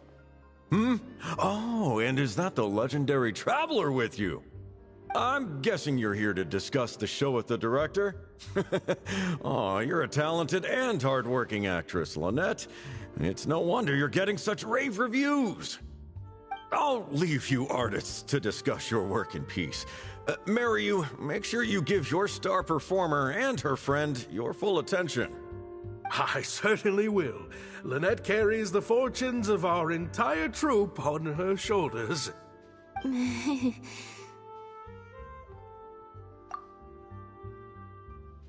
Mr. Maloney. An investor or something, I think. I've never asked him. So, what can I do for the two of you? I'm afraid I'll have to dash soon as I'm meeting some friends from the newspaper. Otherwise, I'd love to stay longer. We heard that the original script for The Lost Puppet was quite different from the final show.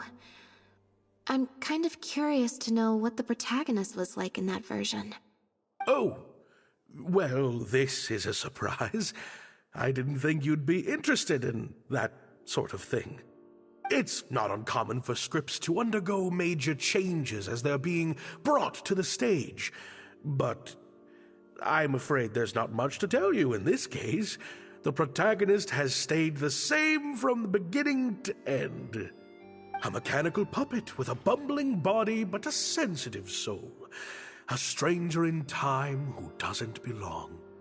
There's no doubt about it. You are the protagonist, and the protagonist is you. The success of one is the success of the other, and that's what made this show an artistic triumph.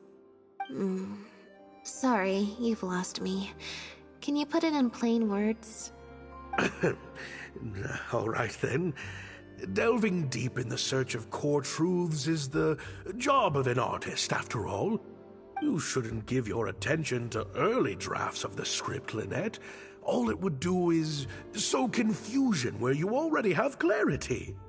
The current script is the final version because it is the best version, and your performance best brings that script to life. Why, if it weren't for you, I doubt any audience would give our show the time of day.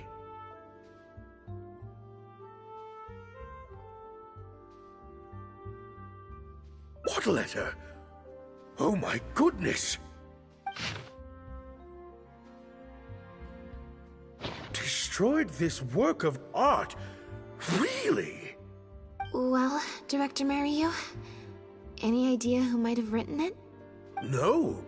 Who on earth would write such nonsense? Absolutely not. Without Lynette, this show would be over. Everyone's hard work would go to waste. No, there's no way that this is someone from the troupe.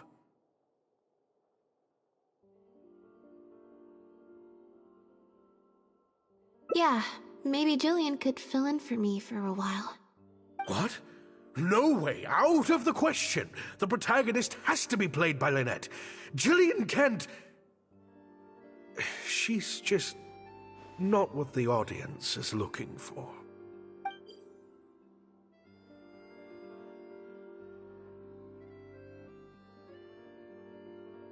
Ah, I've got it. It's a competitor.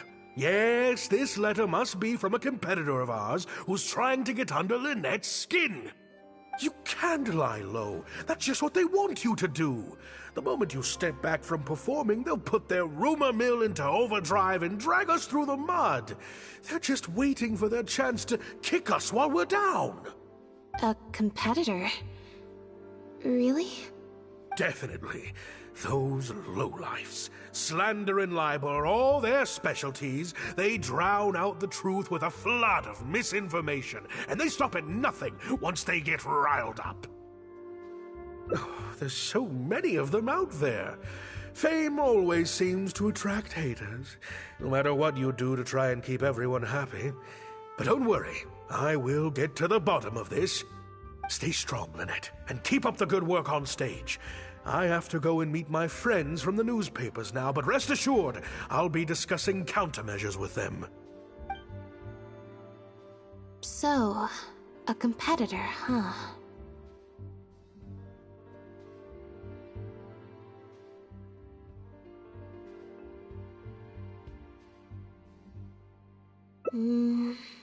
I kinda doubt it. We've dealt with those types before.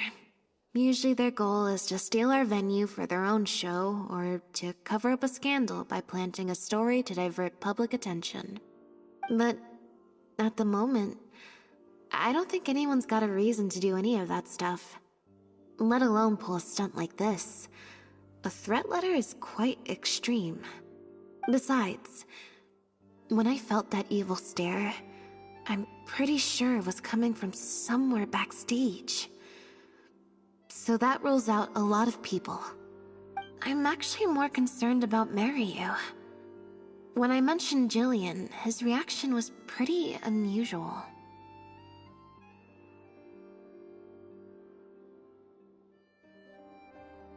Especially since Maloney mentioned that the initial plan was to cast Jillian as the lead. Sounds like there was an original protagonist as well as an original script. I should probably go talk to her. Yep, she told me she lives in the Flow of Sandra.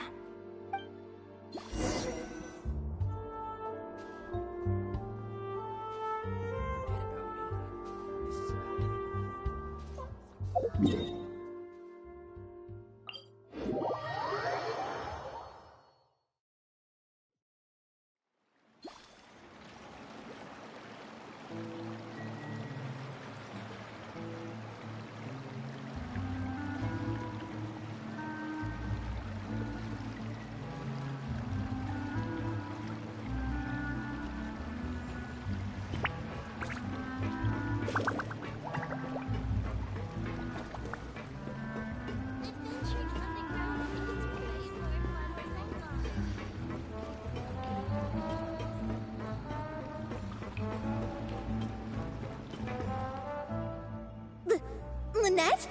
What are you doing? You're not welcome here. I've been to the Fleuve Sandra plenty of times before. This is the first I'm hearing about me not being welcome. Things are different around here. You might be used to a crowd of bootlicking morons fawning over you wherever you go, but not down here. We know what you are. Bootlicking morons? I don't know. I've never met this kid before. Gina, stop that! Go home now! Jillian! No buts. How many times do I have to tell you? That had nothing to do with Lynette. If you don't leave right now, I swear I'll never invite you to one of my shows ever again! Jillian! Just because Lady Farina speaks highly of you, it doesn't mean you're all that! I'm so sorry. Gina's always been a strong-willed child. That's why I never let her visit me at work. It's okay. I have younger siblings too, so I get it. She's in her rebellious phase, huh? If you let angsty kids get you riled up, they'll drain all your energy. So don't worry. I won't let it get to me. Well, the situation's a little different in this case, but still, thank you. So, what brings you to the Fleuve Sandra? We heard about it from Maloney. He said you were originally supposed to play the lead. Maloney, huh? Of course he couldn't keep his mouth shut. I'm sorry. I never mentioned it because Director Mariu was very clear that I mustn't let any of it affect you. What's this?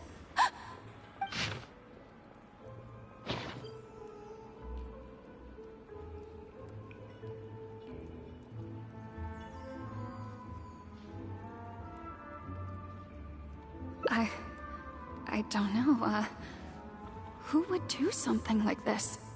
Don't be scared, Jillian. Just tell us what you know. Okay, I'll try. It's true. I was originally cast as the lead in The Lost Puppet. I've worked with director Mariu many times before, but only in minor roles.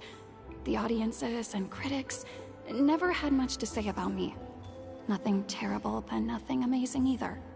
A few months ago, Mariu started working on a new show, so I plucked up the courage to ask him if I could take the leading role. He was hesitant, but he agreed to let me try for the part. We did a few rehearsals, everything seemed to be going okay, but then... There's been a change of plan, Jillian. The leading role will now be played by Lynette. Lynette? But she always turns these things down, doesn't she?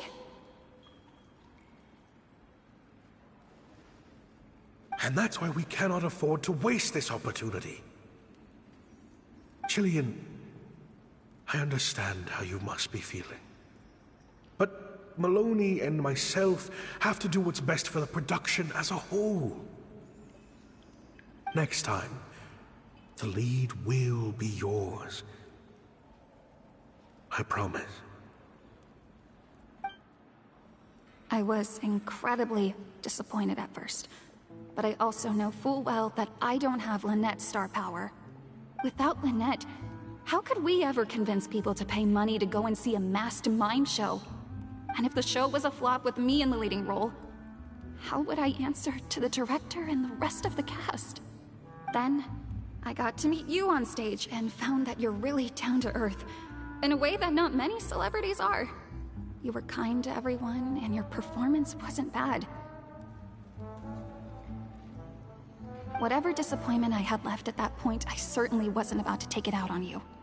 By wasn't bad, you mean it wasn't great either.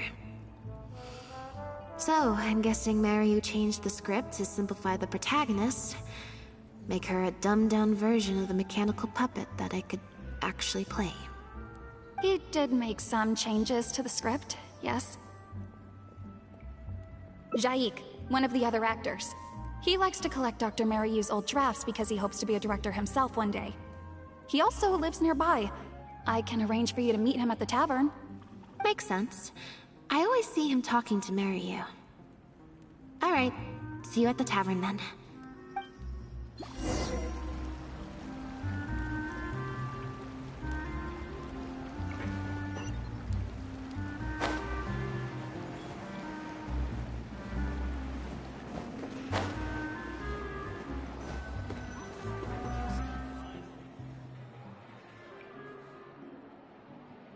Sorry to keep you waiting.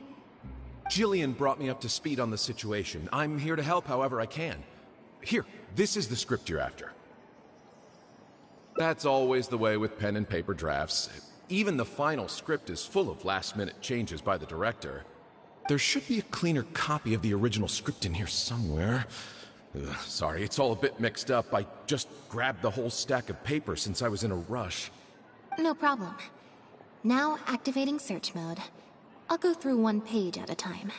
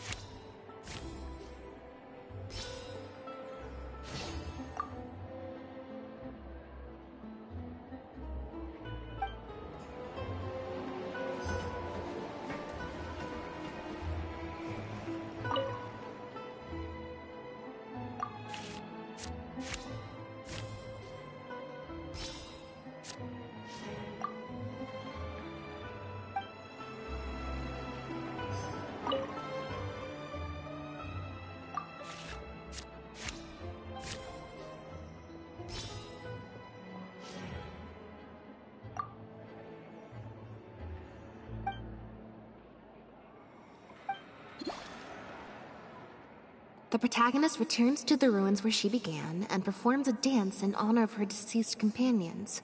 She dances until her joints have rusted stiff and mechanical parts are falling from her body. Yep, that's not something a novice could hope to pull off after just a few months of rehearsals.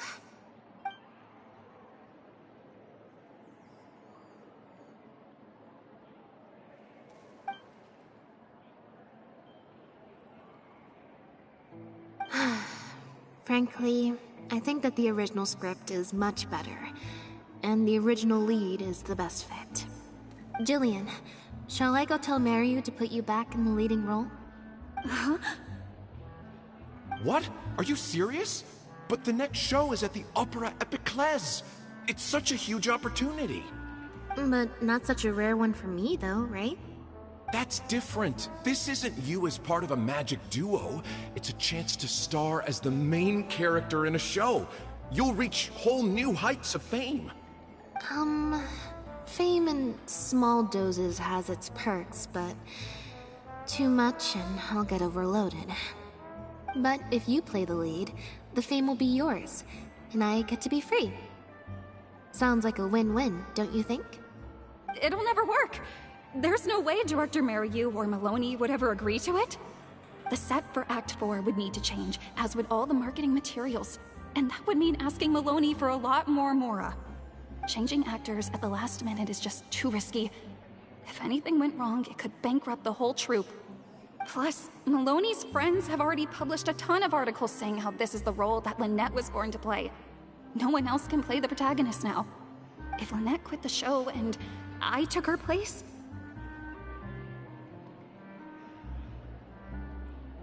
if Lynette left, they'd sooner stop the whole show than let me take her place. Stop the whole show? But all the people in the troupe, months and months of everyone's hard work would all be for nothing.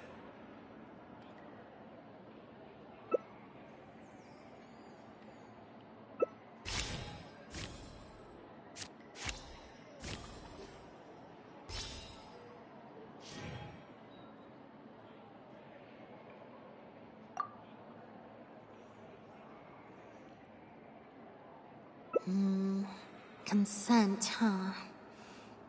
Then, how about we don't ask him?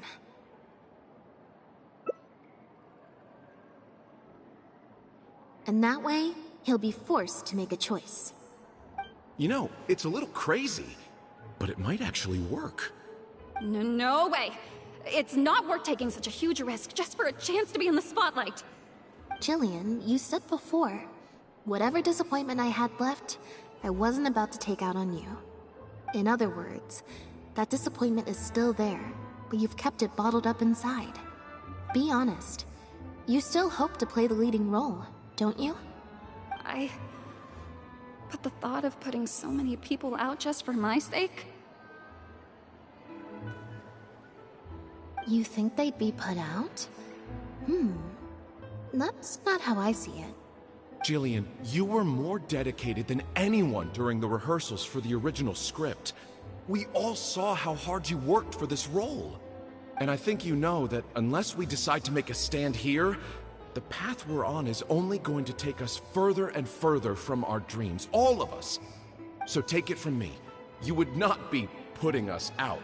Not one bit. You guys... Okay. Let's do it. I will play my part. Yes! I knew you'd come around. All right, I'll let the rest of the troupe know and we'll start preparing immediately. Wonderful.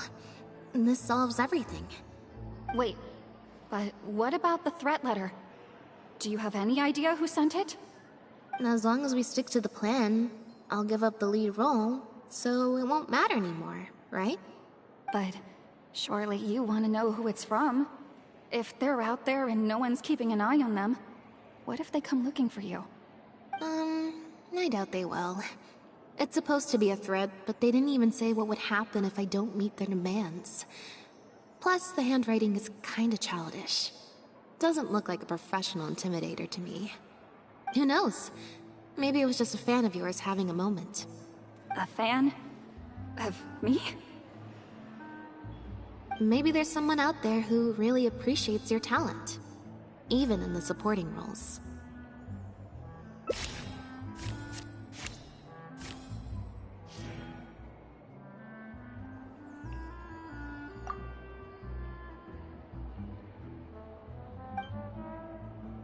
It's getting late.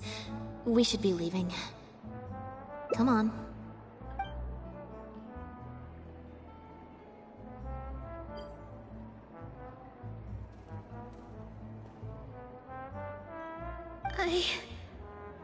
I'm such an idiot. Sorry for manhandling you. You looked like you were seconds away from figuring out who sent the letter, so I had to act fast. It was Gina, Jillian's sister. Just because Lady Farina speaks highly of you, it doesn't mean you're all that. I'm so sorry. Gina's always been a strong-willed child. That's why I never let her visit me at work.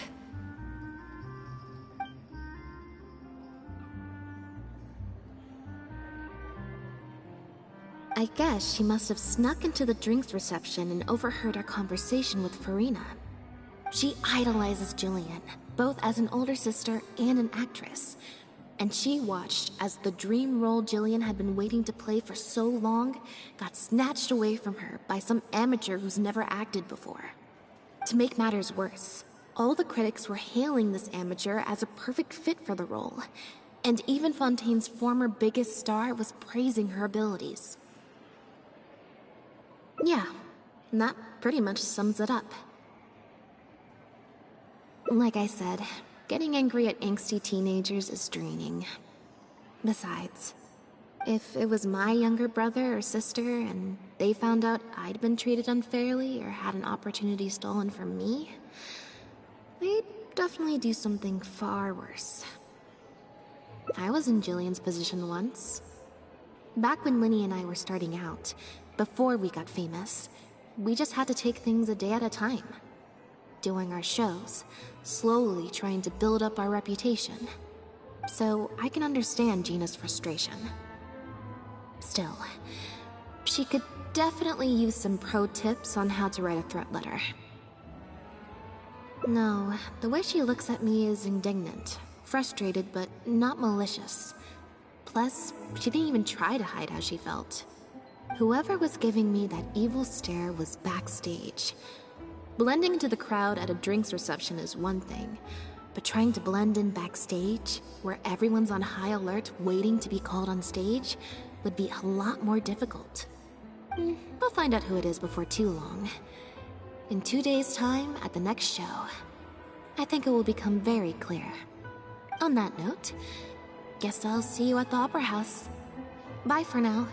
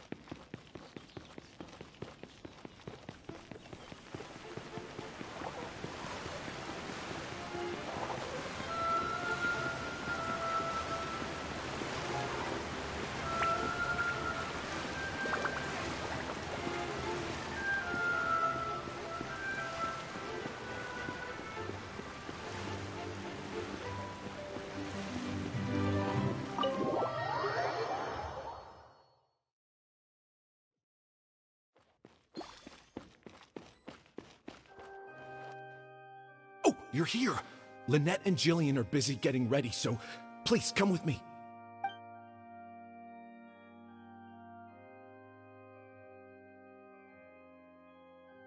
That puppet in the middle, is that Lynette? She's so pretty. It's starting. Keep your voice down.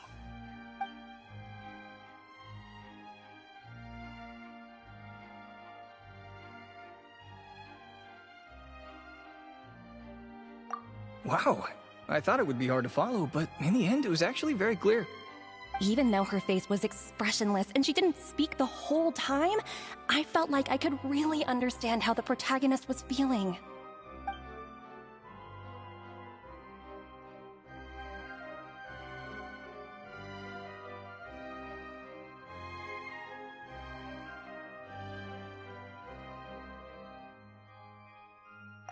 Director Mariu really is a master of his craft. And so is the actress in the lead role. I have a friend who saw the show on the opening day. They thought the critics overstated how good it was, but I gotta say, the protagonist is incredible. I can't believe it's only been a few days since the last show. Lynette's improved so much. Just wow! I'm speechless. Words simply cannot do justice to the sheer excellence we witnessed from Lynette on stage today. Your penchant for the hyperbolic strikes again, Almery. Clearly, you weren't at a loss for words when you were writing your article. I saw you hand it to the journalist. Trying to get your critique into the papers the moment the show is over, are you? Well, you know how it is. The early critics get all the readers. Wouldn't you agree, Mary?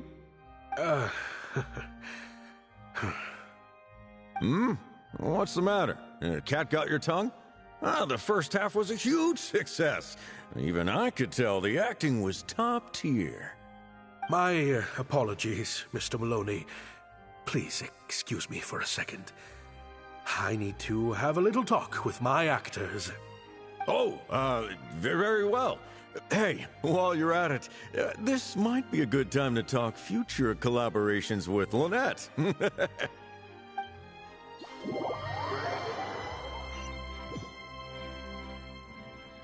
Are you guys sure this is gonna work?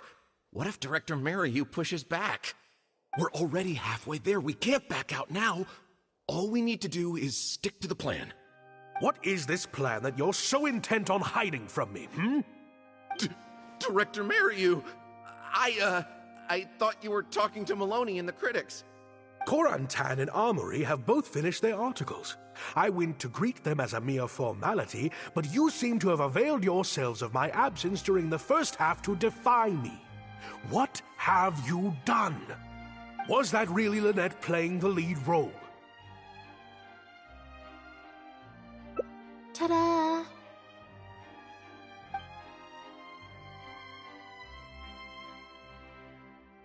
Director Mariyu? I was the one playing the lead role just now. I switched costumes and masks with Jillian so that I could be the protagonist's companion and stay out of the limelight. Lynette, why on earth would you do this? You know my acting is amateur. The only reason I'm being seen as a pro, let alone a pioneer, is because you have critics supporting the show. If they'd seen me in the leading role during the first half, they wouldn't be expecting anything more. But what happens now that they've seen Jillian in the role? If you force me to play the lead in the second half, they'll be wondering, why is the actress suddenly giving such an underwhelming performance right at the climax of the whole story? These are just some of the questions that will be on everyone's minds during the second half. And those questions will follow them out the doors of the theater after the show ends. There's only one way for you to save your reputation, and that's to keep Jillian as the lead all the way to the end. Absolutely not! I'd sooner announce that we're having technical difficulties and need to stop the show. If I keep Jillian as the lead for the second half, what do you think will happen in the curtain call when she takes her mask off? Everyone will see that we've changed actors. What will your fans think? They're only here because of you, and what about all the critics who support you? If we get on the wrong side of them, it'll be the death of the whole show. There'd be tickets to refund, fines to pay for breach of contract. The whole troupe's hard work would go down the drain. Don't you see how much this would cost us? You can't just take a job on a whim, then abandon your responsibility the moment you don't feel like doing it anymore. You're playing games with other people's hopes and dreams. Director Mariyu, please. You're not being fair to Lynette. Actually, Jillian, he's half right. I did kind of take this on a whim. But my responsibility here is making sure you get back the role that belongs to you. And I guess part of that responsibility lies with me, considering I badgered you into accepting the job. Sorry I'm a little late to the show. Work's been keeping me pretty busy lately. Lenny? What do you want? Do you think you can snap your fingers and make all my problems magically disappear? That might be a little tricky, but instead, I could make something else magically appear. What's this? A draft complaint letter, my contract, your legal fees, reimbursement for the tickets, and an advance on the penalty fee for breach of contract. Mr. Mariyu, I'm stepping down from the leading role, regardless of whether you choose to cancel the rest of today's show. If you do suffer unforeseen financial losses from this, you're free to seek damages as per the contract. And if you want to file a lawsuit, there's a draft here that you can use if you need it. What? I can't believe this. You're literally handing me a lawsuit against you with a straight face. Of course. All this Mora, it's a pittance to you, isn't it? Must be nice to have the luxury of prior success and fame. Look at us. We're huge stars. One minute we want to go on stage. The next we feel like backing out of the contract. But that's okay. We're famous. We can afford it. You have no respect for other people's work. You're treating other people's hopes and dreams like a big joke. You don't give a hoot how much this show means to other people. You don't even care that the whole production might have to shut down because of you. That's not true. I do care. And I'm under no illusion as to how much this show means to you.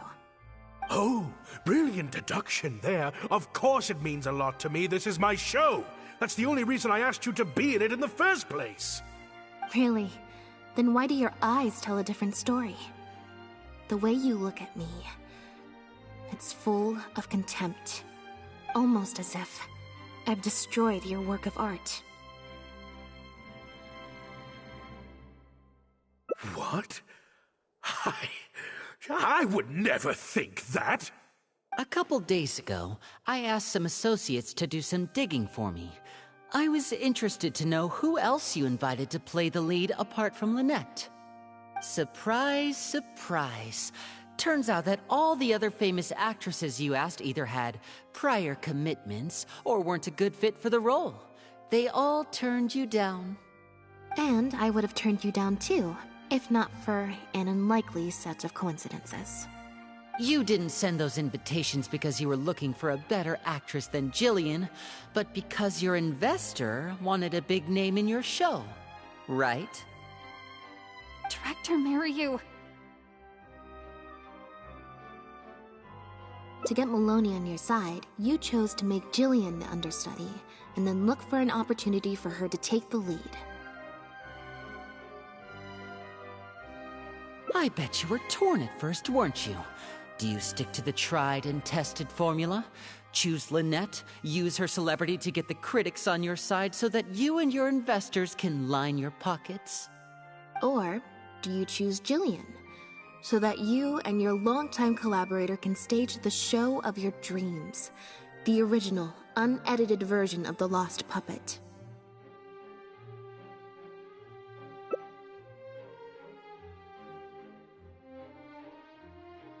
Oh, I didn't betray myself. You mentioned prior success and fame earlier, but you're a well-known director yourself, with countless works to your name. Wouldn't that make you successful too? Or maybe, deep down, none of your current achievements really count as success to you. Right now, you have an opportunity to send Jillian onto that stage and perform the second half as you always imagined it, faithful to your original script. Your work would be displayed for all of Fontaine to see in its true, perfect form. Did you say perfect? Or will you act now before Maloney and the critics can protest and make your dream come true on the stage? And Jillian's dream. In fact, the dreams of the whole troupe. The whole troupe? Director Mariyu? Actually, most of the money Lenny brought came from us. We all chipped in. We've worked with you for many years now. Your troupe has been here for you all the way from the empty theaters where we first performed to the Opera House today. We watched as you slowly started down a path you used to despise. The path of powerful connections, drinks receptions, backdoor deals with critics, and collaborations based on fame instead of talent. But this is just a temporary measure. I did it for the good of the troupe. And besides, This is how the whole industry works. Everyone else is doing it. Yes, we know.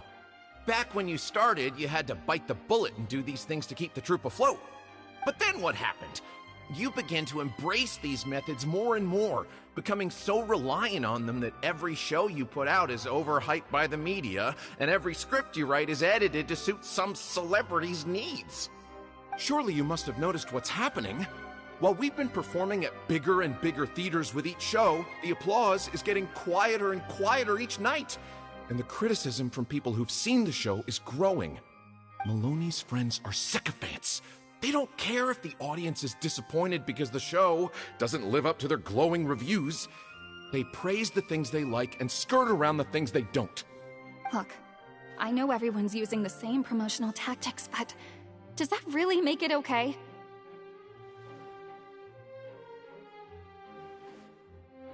Well, it's just a stopgap solution. As soon as I've made enough Mora, I'll stop. Things will be different next time. I promise. Next time, huh? Yeah. Next time, you won't use your connections. Next time, you won't pay off the critics. Next time, you'll let Julian play the lead.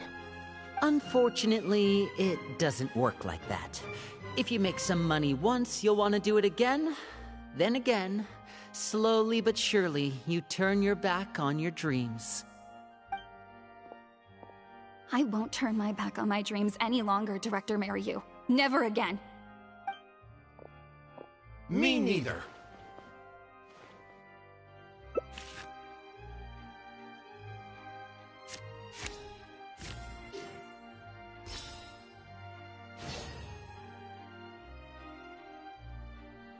I had dreams too. What?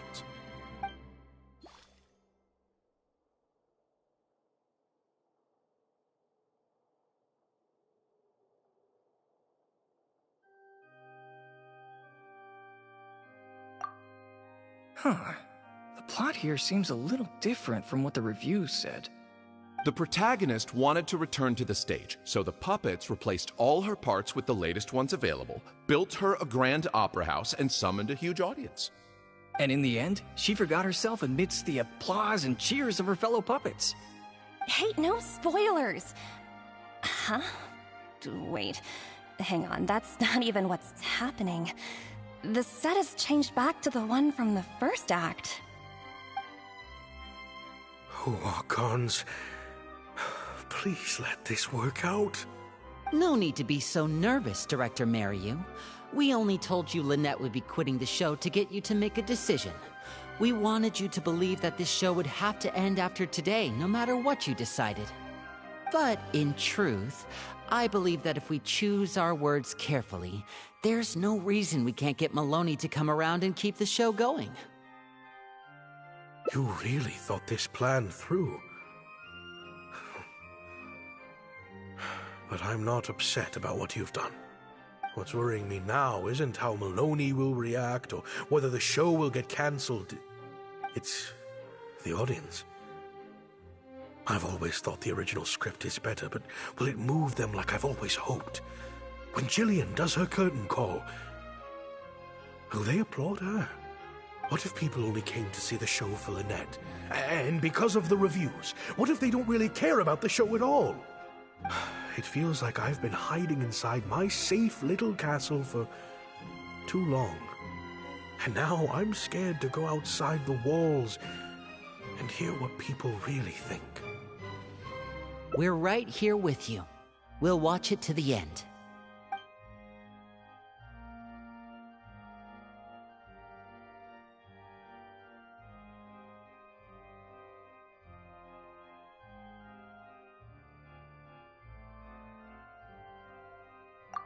Wow. Okay, this ending is much better. I love how they brought back the set from Act 1 and gave it a whole new meaning. What a fantastic twist. Time for the curtain call. It's the moment of truth. Will the applause continue after I take off the mask? I could always leave my mask on, No one would ever know.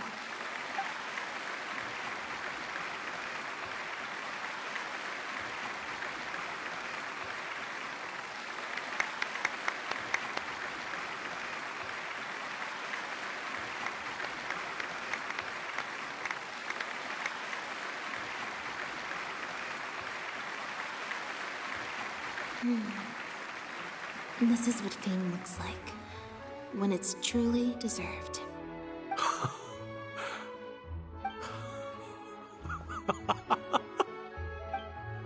Jillian, you were amazing! Syra was tearing up when you did your final solo dance. Well, so are you. Really? I was so nervous. My legs felt like they turned to jelly. What looked like an actor unsteady on her feet was in fact a poignant expression of the protagonist's frailty in her last moments. Or whatever.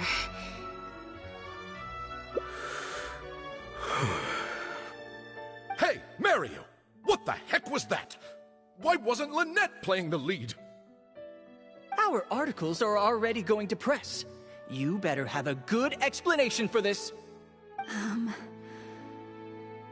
It was my... Hey now, it was all of our... Hold on.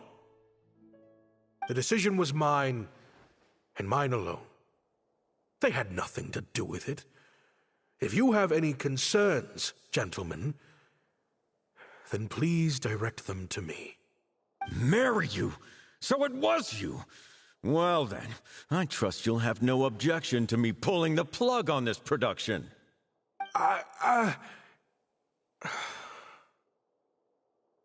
Director Mariu, Mr. Maloney, what on earth is going on? Why was Lynette not in the lead role?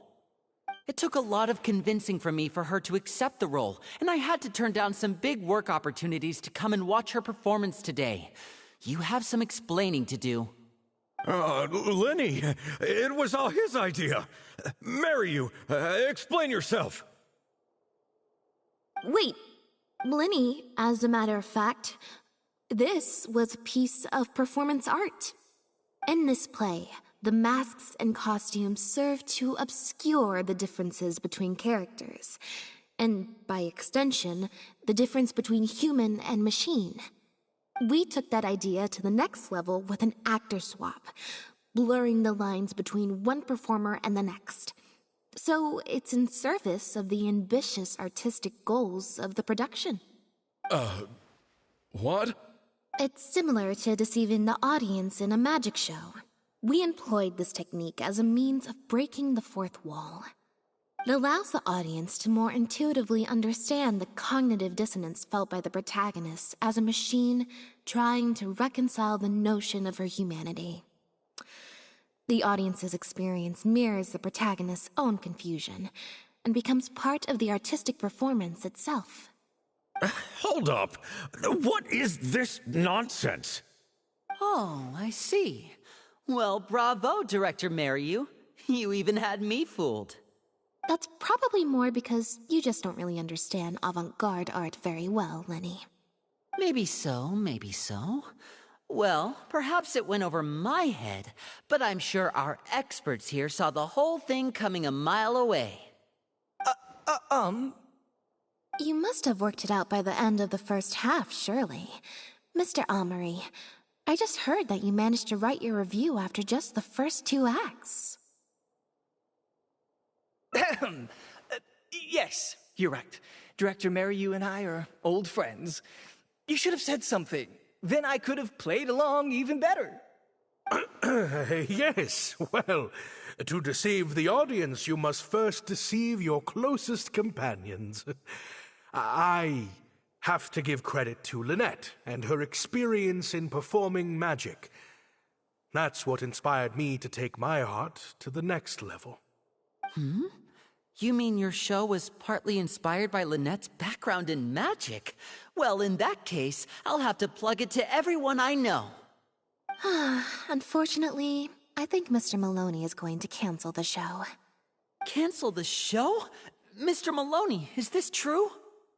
While I accept that deceiving the audience in the manner you did certainly has artistic merit, This is not a magic show, and we don't want our audience demanding their money back. A very valid criticism, and one that I humbly accept. If that happens, we're prepared to reimburse and apologize to any audience members who weren't satisfied with the experience. Plus, it looks like Jillian is better than me at delivering the excellence people want to see. I'm sure audiences will be very happy with the show if she's allowed to stay in the leading role. Maloney, I believe there should still be time to tweak my article. From the look on Lynette's face, I think she's being sincere. Oh, one other thing. We managed to get a meeting with Lady Farina earlier. All thanks to the Traveler's reputation, of course. Anyway, she agreed to write a review focusing on Jillian's performance and the quality of the show as a whole. She promised to give her honest opinion. And I'm sure today's audience will be discussing her performance too. There's sure to be a variety of opinions. Oh, I mean, art at its finest, clearly. But I'll have to give it some thought before I decide exactly what to write. Oh, of course. Always good to put some thought into these things. Especially now, with a growing range of voices out there. I imagine competition for readers becomes more fierce when everyone's discussing the topic. Corentan, Amory, let's go.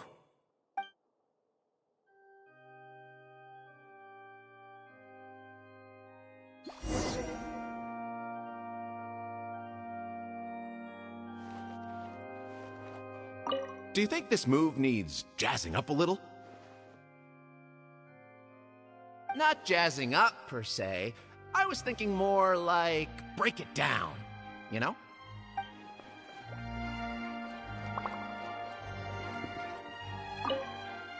Gina? You snuck in? When? I thought I told you no visiting me at work. I'm sorry, Jillian, but I had to come.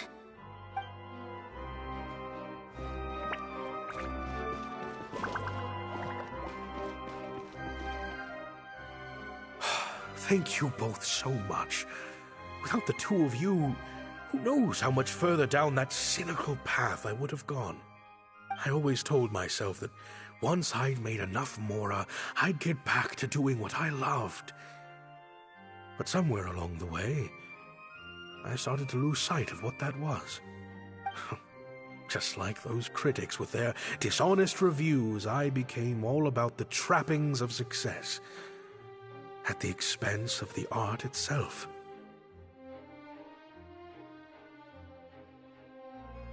You're right. Yes, I'm a very lucky man.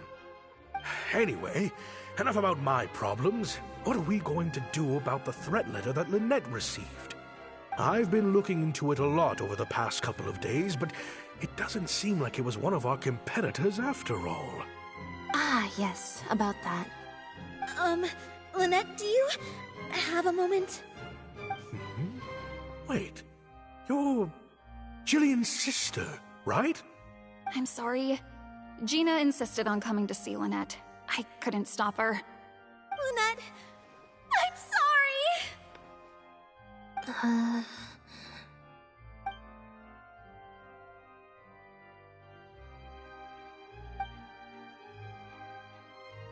That letter?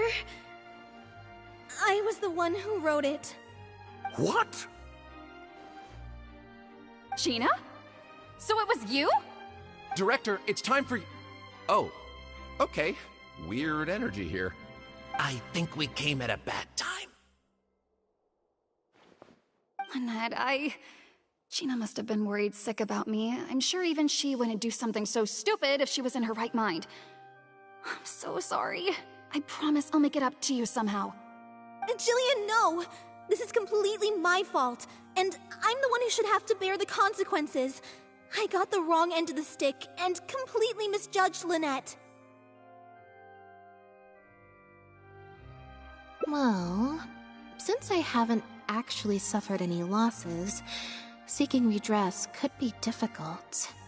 Maybe we could just let this one slide? Really?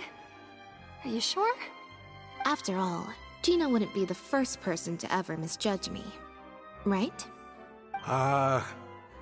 True. True. In any case, I think we can all agree it was a misunderstanding and nothing more. No need to overcomplicate things. But still, I was wrong to write that letter. I should own up to my actions, make it up to you in some way.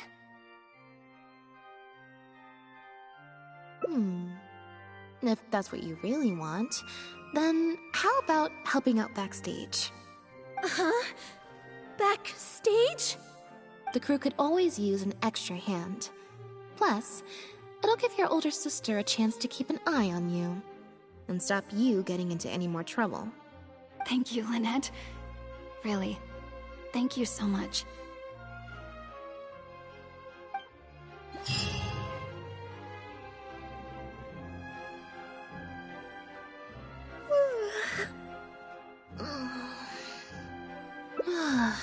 Is it? I'm so much more at home here in the audience. I get to sit on a comfy seat, and I don't have to activate my energy-consuming modes all the time. Mariyu said she's a very promising young actress, and she has natural chemistry with her older sister. In their capable hands, the show doesn't need me to attract an audience anymore. Phew. Freedom at last. Fame is more trouble than it's worth. I'd rather leave that side of things to my brother and the others. I'm happiest when I get to sit in a quiet place, watch them do their thing, and cheer them on. Yep, exactly like I'm doing now.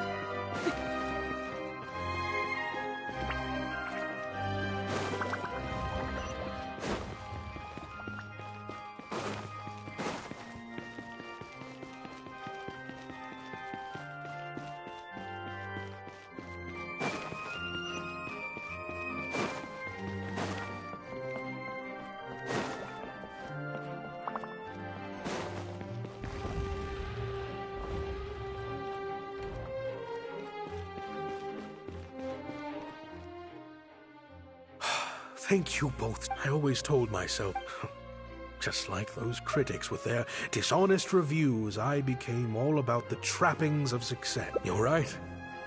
Yes, I'm a very lucky man. Anyway, enough about my problems. What are we going to do about the threat letter that Lynette received? I've been looking into it a lot over the past couple of days, but it doesn't seem like it was one of our competitors after all. Ah, yes, about that. Lynette, do you have a moment? Wait, you're Jillian's sister, right? I'm sorry. Gina insisted on coming to see Lynette. I couldn't stop. Lynette, I'm so...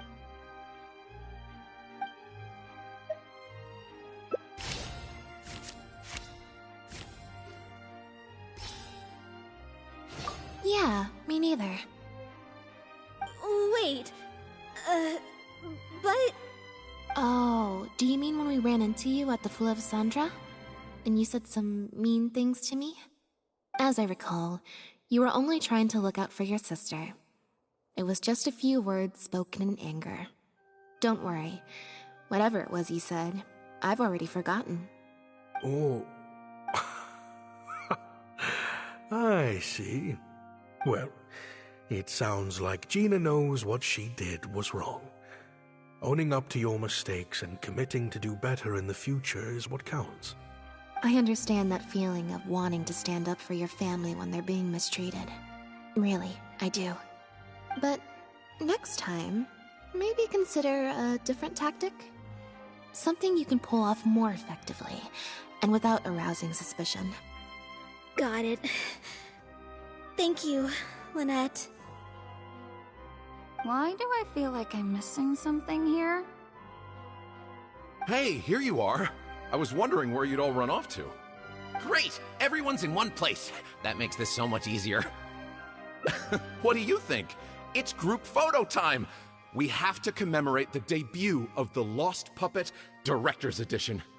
Okay, everyone, we all have pretty awkward smiles on our faces in the photo from Hotel de Boer, so this time, no forced smiles allowed. Oh, am I really not allowed to force a smile? I'll try, I suppose. I think I can manage. Lynette, Traveler, come on! You two should be right in the middle. 3, 2, 1, smile!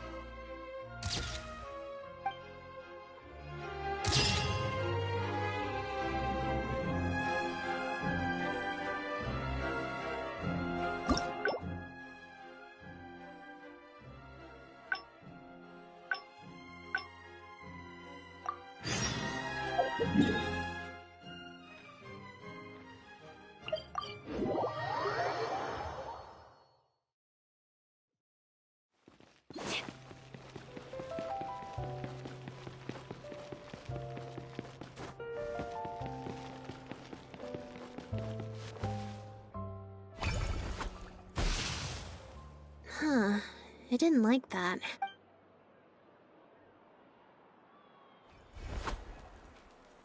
Clearly, there's some design flaw. Let's see. 4. Well, the card, if you want to get the right answer. So, to put it another way, if, or, why don't you pick a card? Thank you. This one is final, I promise. Here, take the Fatometer. If it's 5 or above, that means fate successfully changed. Anything lower than 5 is a fail. Also, if you have your own thoughts about what I should do, feel free to share it. Now that I've got a good problem solver here to help, I don't need to run every little thing by fate. So, we're looking for Bonnie's owner?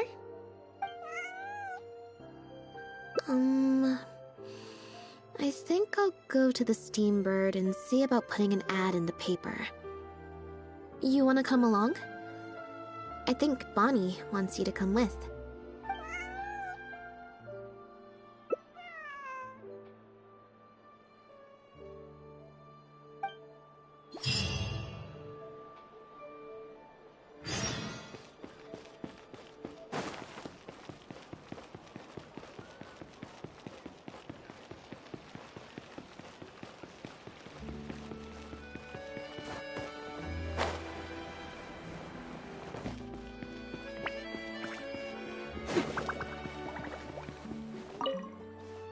Every stupendous day starts with a Steambird. Oh, hi Lynette. Hi Traveler. What can I help you with? I don't think so. Have you picked up a stray? Yep. If there's no commission to follow up on, could we post a notice about the missing cat instead? Why, of course. What a kind thing to do. Just fill out the form.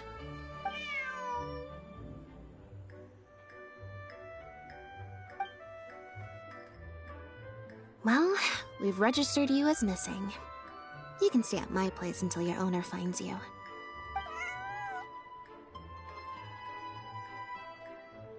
Also, I just wanted to say thanks for keeping us company for so long. Well, I should probably head back to the drinks reception. Hopefully most of the people have left by now. If you've got some time, you should stop by my place tomorrow to see Bonnie. There's a nice cup of tea in it for you. Alright, see you then.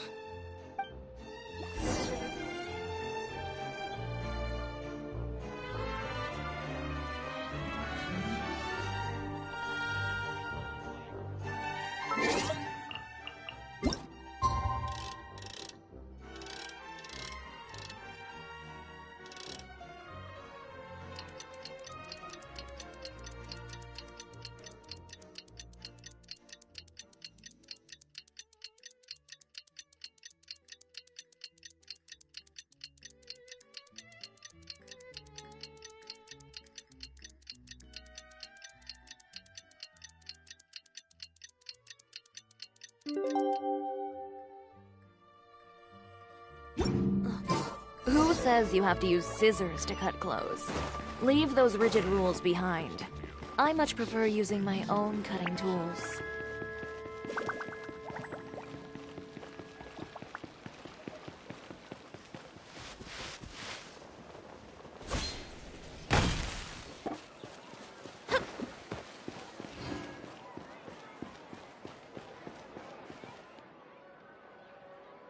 I believe this cat belongs to me. I already told you, this isn't your cat. Just take a breather, you two. Oh, you're here. As you can probably see, you'll have to take a rain check on that tea I promised you. At least for now. This is my friend's cat. He's preoccupied with some important business, so I came to retrieve her in his stead.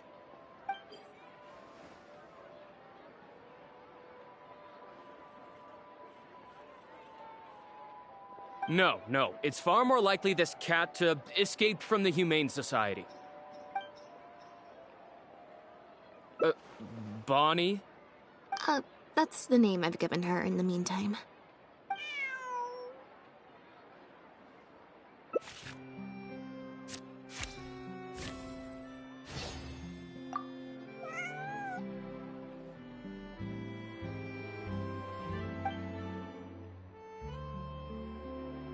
Well, this complicates things. I told you before. This is my friend's cat. It's normal for her not to trust me.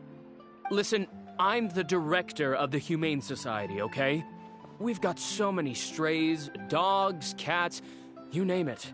I'm not even the one feeding them most of the time. You can hardly expect the cat to recognize me. She just looked somewhat familiar, so I came to check, just in case. If she turns out to be one of ours, I'll take her back. Simple as that. Even if that's not the case, the Humane Society could still take her in, if no one else comes to claim her, that is.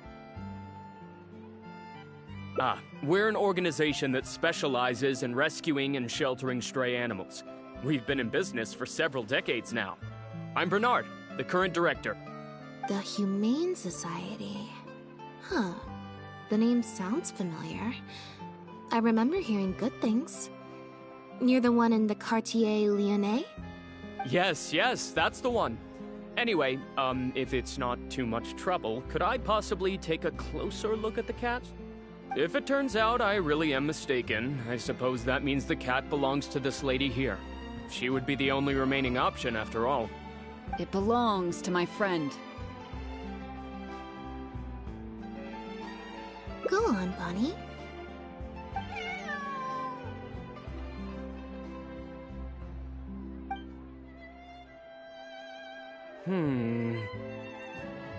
Oh, nope. Looks like I was mistaken. They do look similar, but there's an ever so slight difference in this one's fur color. Deepest apologies, friends. Well, I suppose this means I still have a missing cat to search for. Apologies again for the confusion.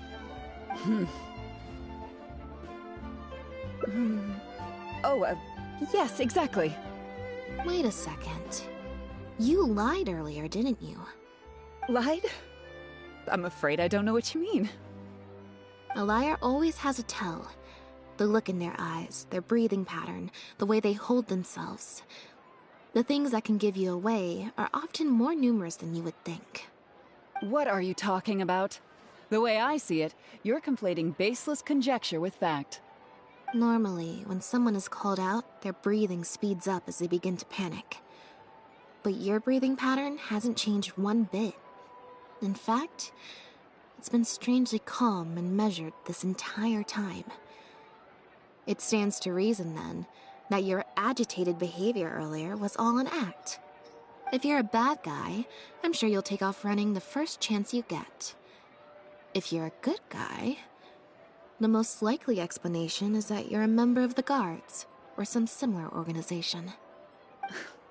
And you're basing this off of? Intuition. Nothing more. Intuition. Well, I have to hand it to you, Lynette. You're right. I'm a member of the Guards. The name's Elodie. I'm currently investigating a cross-border smuggling case. This cat here... Bonnie was her name? Well, her owner is one of the prime suspects of our investigation. A couple of days ago, our suspect got wind that we were on his tail and fled. That's most likely how he got separated from the cat. I just so happened to stumble upon your notice in the Steambird. So, I decided to see if he'd come back for her. But... it looks like I overestimated him. The impact of this case has been huge. The Marechaussee Phantom, the Guards, and the Special Patrol have all launched investigations. If there was even the slightest chance that he would show himself, I had to follow up on the lead. A new kind of illegal drug, imitation synth. We confiscated all the synth on the market, but addiction isn't something that goes away overnight. Even without substances on the market, people are still looking for a way to get their next fix. And criminals are all too eager to capitalize on that addiction. That was the impetus for imitation synth. Needless to say, a small-scale market opened up very quickly. After the original synth debacle, we put several measures into place to prevent similar incidents from occurring. The perpetrators got smart, though, and shifted their sales overseas before those measures could kick in. That's when the imitation synth smuggling began. We only recently got word of the presence of imitation synth overseas. We managed to track down evidence of some early transactions. What we were able to find out, however, hasn't proven that useful given the amount of time that has passed. The Marechaussee Phantom launched an investigation to track down every person in Fontaine capable of producing a drug like that. That's how we learned about Bonnie's owner. He's a researcher at the Fontaine Research Institute. His name is Pierre. Pierre Lafayette, to be exact. Lafayette.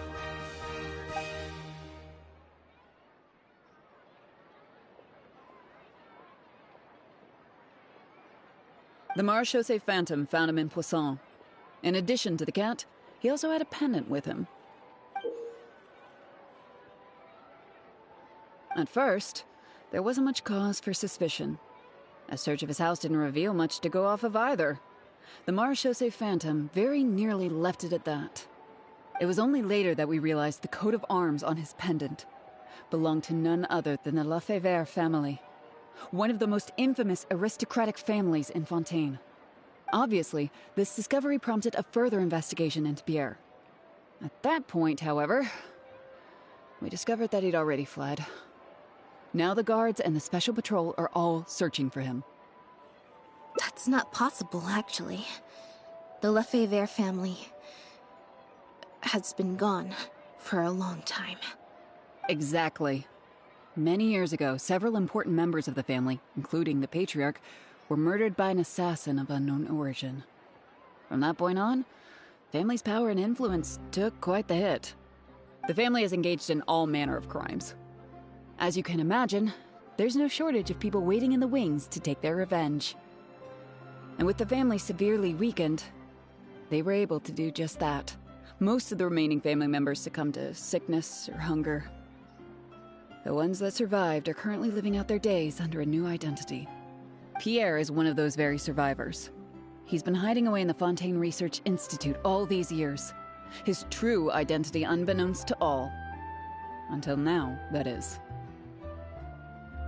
Well, my fellow guards have told me all about how smart and courageous you both are. And I know you possess a strong sense of justice. There could be a chance that Pierre, or one of his accomplices, might attempt to get close to Bonnie. Now that you've been briefed on the situation, I was hoping you'd help us keep a lookout.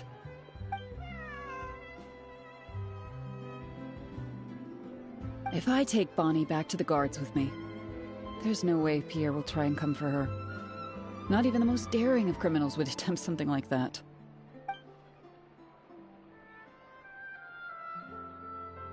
I have to admit, I'm not holding out too much hope that Pierre will come back for her. But if there's even the slightest chance, then it's worth a shot. Well, I've got some other leads to follow up on. If Pierre does appear, please contact me right away.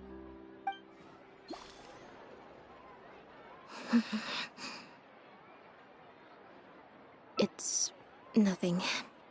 I'm fine. It's just... the head of the Lefebvre family.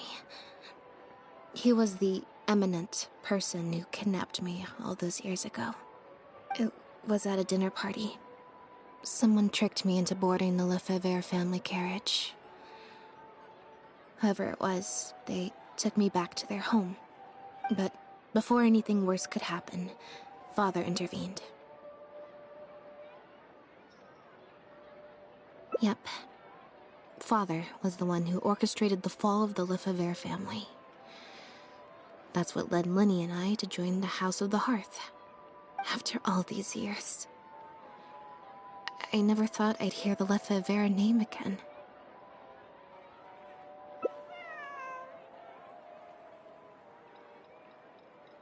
Don't worry about me. I wasn't feeling sorry for myself. I was just thinking about Linny. He's been acting strange recently. He avoids me for days on end, consumes himself with some secret investigation, and then out of the blue pushes me to do that acting job.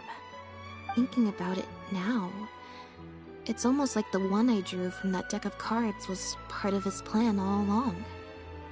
He must have asked Fremine to help him out. In any case, I know he's hiding something from me. He's really pulled out all the stops this time. It's very possible. I'm sure he tried to send me away because he was afraid it would bring up some painful memories for me. It wasn't necessary, though. Even after all these years, he's still as overprotective as ever. You'll have to help me teach him a lesson if we run into him along the way. Yep. I want to head to the Fontaine Research Institute to learn more information about Pierre. Just let me activate search mode and then we'll head out. Who knows? Maybe we'll run into Linny along the way. A little bit of both, perhaps. For the most part, though, I just have the sense that something's not right. Something isn't adding up about Pierre's story. I'm just not sure what.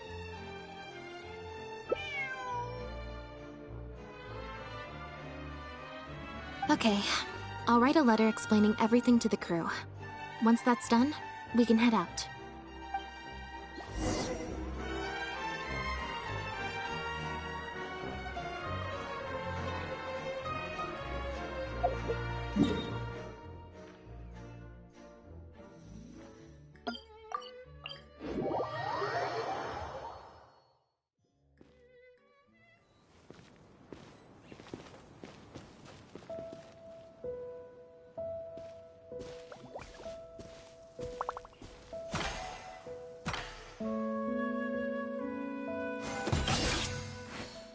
Lynette, you're, not at rehearsal? You can drop the act, brother. In fact, I don't think either of us will have a need for acting anytime soon. You should know better than to try and keep something from me. You've never been able to do that, even when we were kids. And that's why I tried to distract you with the masked mime show. But I guess you're just too good. Care to introduce us to your new assistant? This is Officer Shovras, captain of the Special Security and Surveillance Patrol. You may have met her already. Nice to see you. I should clarify something. Mr. Linny's here at my invitation, not the other way around. To borrow your expression, Miss Lynette, I suppose that would make him my assistant more than anything. We've brought on Mr. Linny as a consultant in the past. He was instrumental in helping us crack a case involving a perpetrator who used magic tricks to commit crimes. I was hoping he'd be able to provide some valuable insight this time around as well. So you've heard everything then? That's exactly why we're here. There's always been questions surrounding the fall of the Lefebvre family. Some people even believe the House of the Hearth was involved. Whoever was behind it all was extremely cautious. They didn't leave a shred of evidence. This very fact, however, leads me to believe it was indeed the work of that Harbinger. I took a look at the entrance and exit records of all the carriages that night. Let's just say it wasn't hard to deduce that there's ill will between you two. Don't worry, I don't have any evidence to that effect, and I certainly don't plan on going to bat for such a despicable family. Plus, you were victims back then more than anything. I sought Mr. Linney's help with the smuggling case. Nothing more. The way I look at it, it's a collaboration between us as people, not the organizations we represent. Besides, by working together, we can expose the truth as quickly as possible. You can hardly say that's at odds with the justice my organization strives for.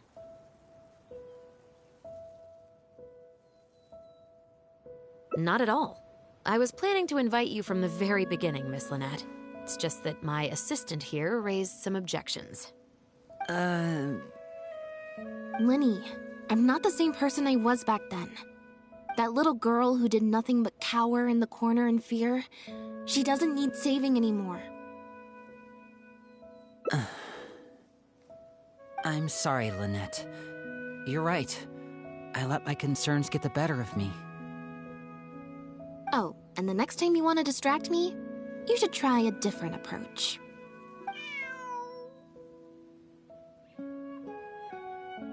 Who's this? You pick up a stray while I was gone? It's a bit complicated. I'll explain later. Anyway, her name's Bonnie. Well, if there are no objections, then I suppose the only thing left to say is... Lynette, Traveler, welcome to the team.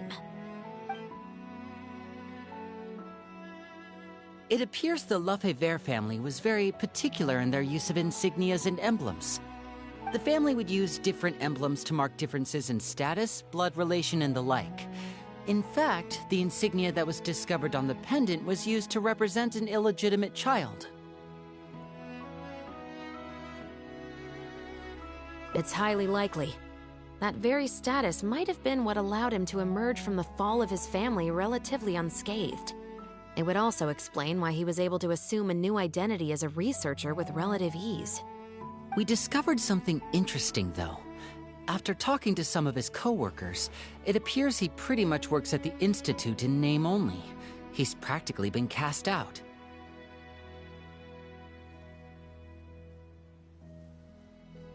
Apparently, Pierre was once addicted to synth.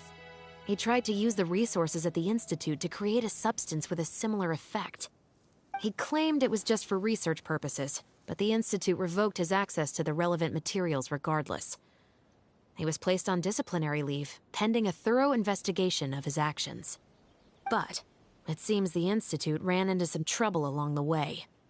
Could have been a lack of personnel or a timing issue. In any case, they had to table their formal investigation into Pierre. Unfortunately, that also included reporting any relevant information to the higher authorities. As for his family background, it appears none of his co-workers at the Institute were aware of that information. All they could tell us was that he was quite the recluse. Other than the pendant, we didn't find anything else of note at his residence in Poisson.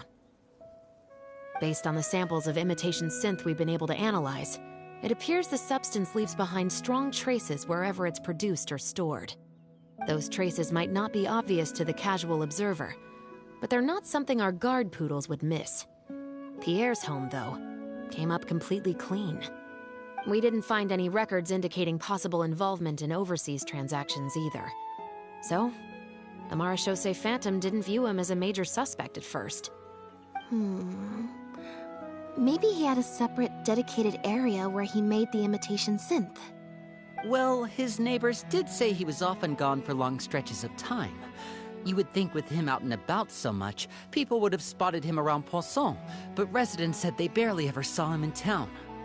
If his reclusive nature was just a matter of keeping a low profile, I guess it would make sense for him to have a secret base to carry out his business. After he disappeared, the guards conducted a thorough search of Poisson, but they didn't come across any suspicious locations. Poisson. You know Hotel de Boer, where I first found Bonnie? To get there from Poisson, you have to cross a stretch of ocean. It's not somewhere a cat could just wander off on its own. A cat? You mean...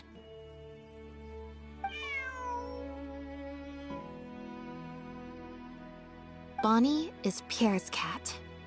Oh, that's right!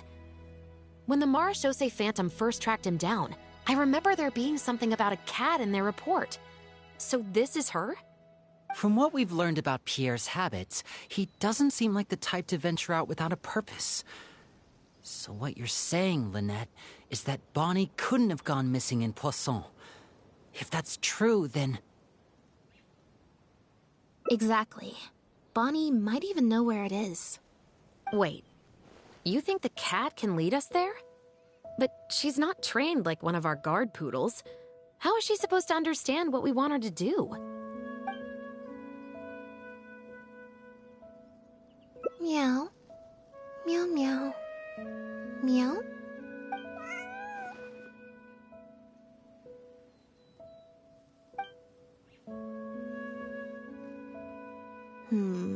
Near the coast, the beach, and beneath the cliffs. The place we're looking for is most likely north of the Court of Fontaine. Well, I've certainly never taken a witness statement like this before. Well, if it works out, maybe it's something worth getting used to. Cats and humans are actually pretty alike. When it comes to communication, most of what we want to convey can be accomplished through body language alone. But humans tend to rely too much on speech to ever take advantage of that fact. Of course, body language has its limitations. You're not going to be able to get across anything too complicated. The important thing is that we now have a lead. Let's try and find a place that matches the clues Bonnie gave us.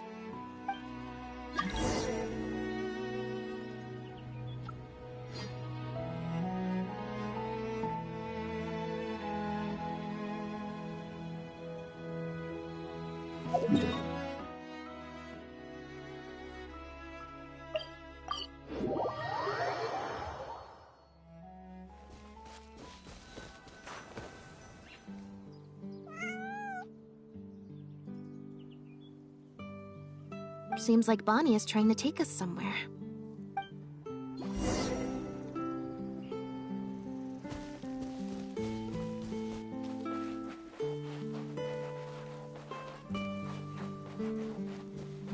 Gardamex ahead.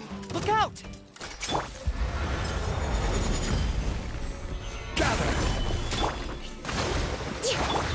Feeling lucky? A proper send-up! From the Stino... I am the cutting edge of fashion!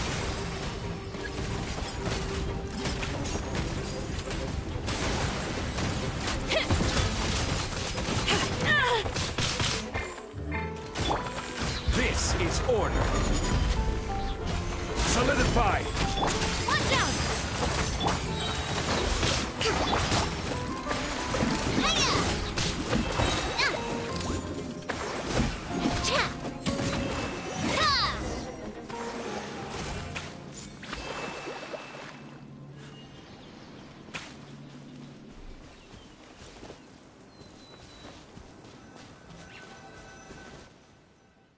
Wow, Lynette, you found this place so easily. If I thought there was any chance you'd say yes, I'd recruit you into the Special Patrol here and now, no questions asked. Sounds familiar.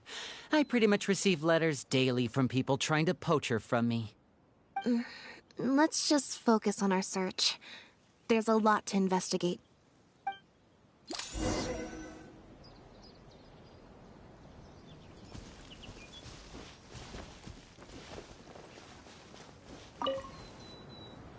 Aha!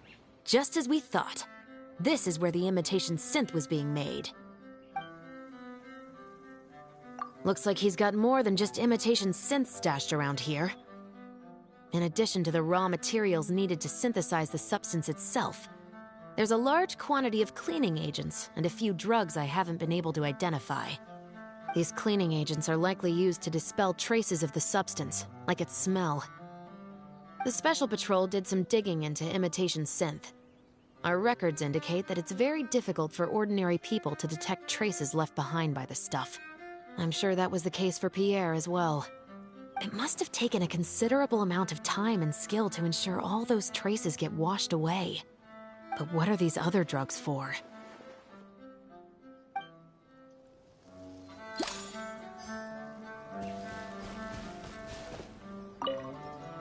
The material these bags are made of, it's quite rare. It's the very same, actually. Romaritime flower fiber. But there's something special about the composition of these bags. I took a closer look, and it appears they're not only waterproof, but also corrosion and leak resistant. Even the strings look specially designed to keep the bags closed nice and tight. I came across some bags made of the same material just now, but they were much smaller and thinner. From the look of them, they seemed far less durable as well.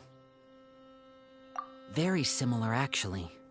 Normally, it would be easy for a guard poodle to sniff out the imitation synth, but if it was sealed away in a bag like that, it might be possible to elude detection for some time.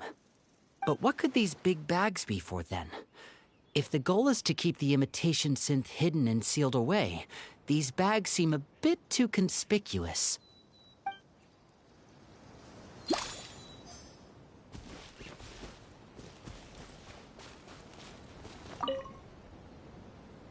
When the Marechaussee Phantom searched Pierre's house, there was no sign of these barrels, right?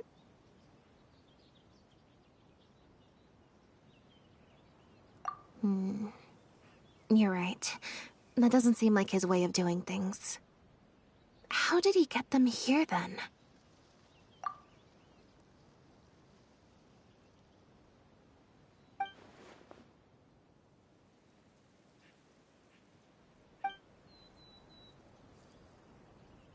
Only the lower halves of the barrels appear to have been submerged in water.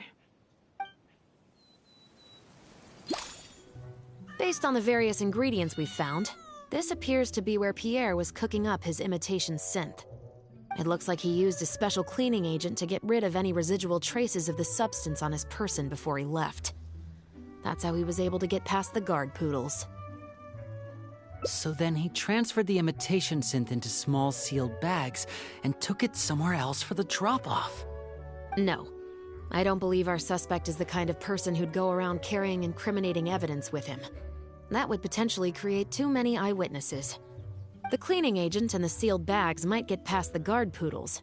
But if a member of the public or even a guard on patrol happened to see him during the drop-off, a quick search would reveal everything. That's still a very risky operation. The barrels we found were wet around the base, but the top half was dry. As if they'd been standing upright in the water.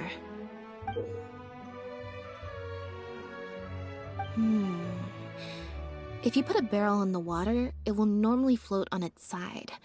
Unless it's heavily loaded, in which case it'll sink.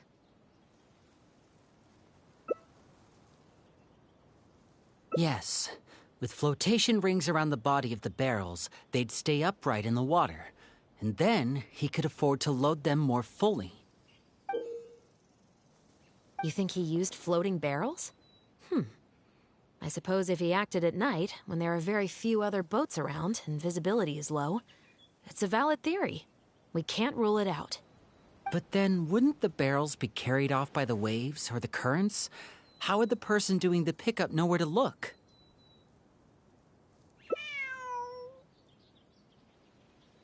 Traveler, can you come take a dip in the sea with me? I have a feeling that somewhere down there, we might find some rope. If a rope can be used to keep a pet from running away, then why not a barrel?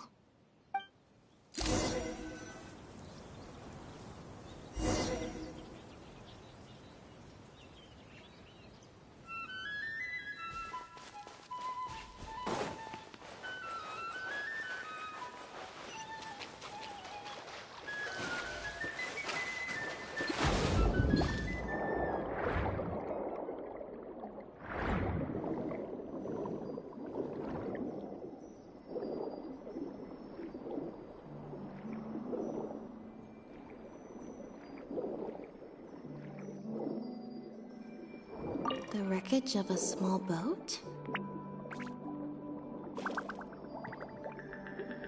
This isn't the place.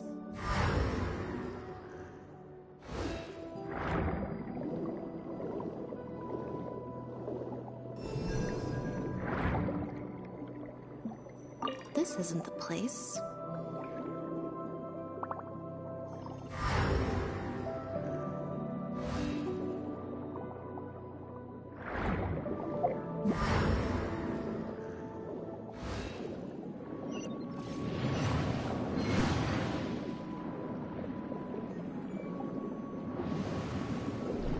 Got it. Time to go up and report.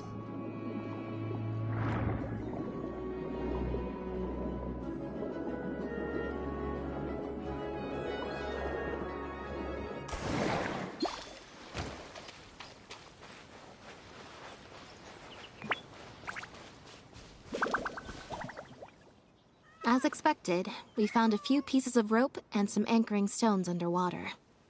If you attach them to a floating barrel, it would look like this. With this anchoring system, it would be possible to use floating barrels for the drop-off. You would just need to drop them in the water at the agreed-upon location. We also came across the wreckage of a small boat. It must have been left out on the water and capsized due to the force of the wind and waves. Its small size, however, would have made it perfect for staying undetected. Let's talk this through. Based on the evidence we've collected, it seems like Pierre would row a small boat out to the agreed-upon transfer point, drop off the barrels, leave, and then row back and retrieve them after the transfer was complete. It could be that he was trying to avoid meeting up with his associate face-to-face. As one of the sole survivors of the Lefebvre family, maybe he was just used to that sort of elusive lifestyle. It seems like Pierre deliberately chose the floating barrel method so that the goods could be dropped off and picked up at separate times. That way, the two parties wouldn't have to meet each other. Well, if that's the case, they must not have a very close working relationship. Let's not jump to any conclusions just yet. Assumptions can be detrimental to solving a case. It's possible they were just trying to keep a low profile. Two boats sailing to the same location at once could be too conspicuous. The most important thing is that we can now confirm Pierre wasn't acting alone. The floating barrel drop-off system is proof enough of that. Let's say for now that he was only in charge of producing the imitation synth. That would mean there has to be at least one other person involved in the operation, likely in charge of transporting the goods across the border.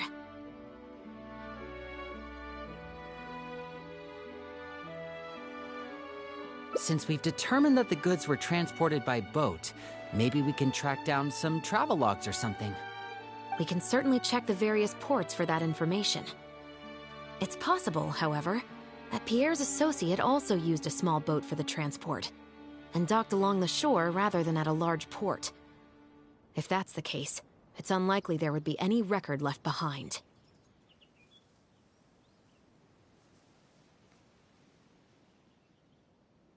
Absolutely.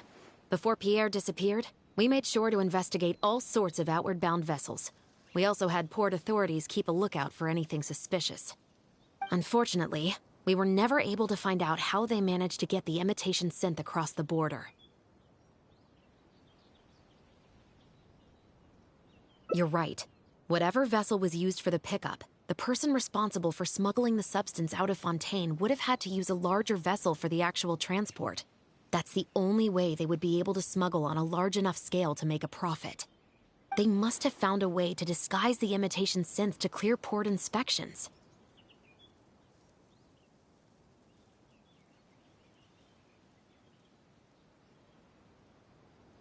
Exactly. We can't let any opportunities slip through the cracks. Although, given the amount of ports that could be involved, we should probably split up. I'll run home and ask some of my brothers and sisters to try and dig up some information. I should also head back and update my platoon on our progress. I'll grab some reinforcements while I'm at it. Lynette, Traveler, why don't you head to Lumideus Harbor and see what you can find out? All right. Come on, Bonnie. You too.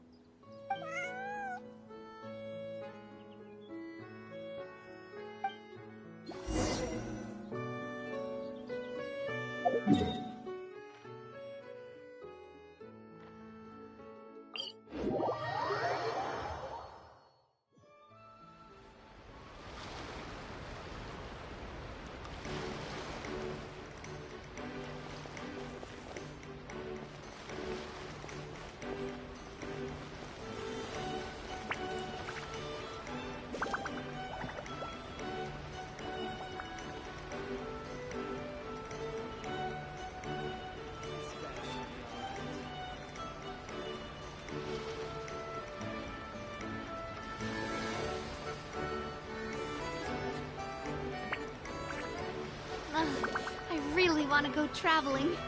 I don't mind where we go, as long as I have my friends with me. Oh, Lynette, traveler. And Bonnie, too. What brings you all here? Did something happen?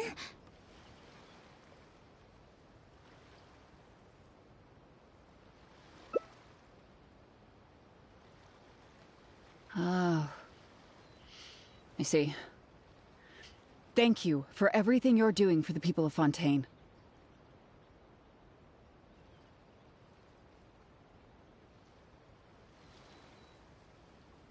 I'm in charge of guarding the port.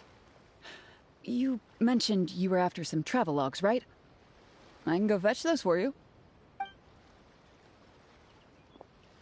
Looks like I've got another hard day of work ahead of me.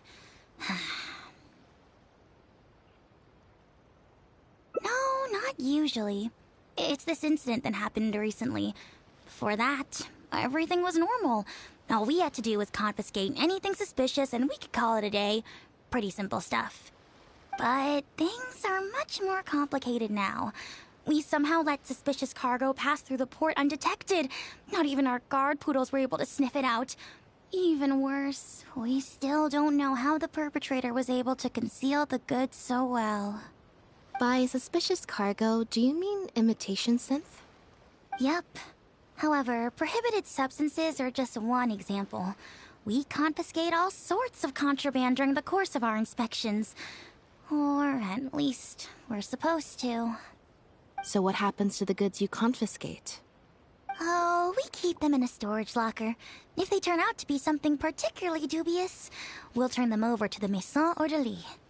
If the goods are only slightly suspicious but could otherwise be harmless, like raw materials that could potentially be used to create contraband, we return them to the ship they were confiscated from, instead of letting them pass through the port. Sorry for the wait. These are the travelogues for all the recent activity at the port.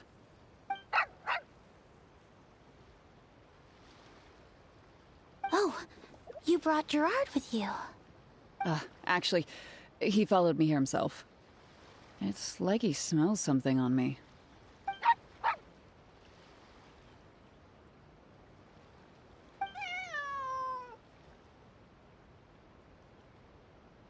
Huh. I wonder why Gerard is reacting to you two so strongly. Huh? We were so careful not to touch it, but we still ended up with traces on us. If it leaves a residue so easily, I just don't understand how the culprit was able to disguise the goods at all. Why don't you have a look at the travelogues first? All ships coming in and out of the port are recorded here, except for the ones the port authorities ride to and from work.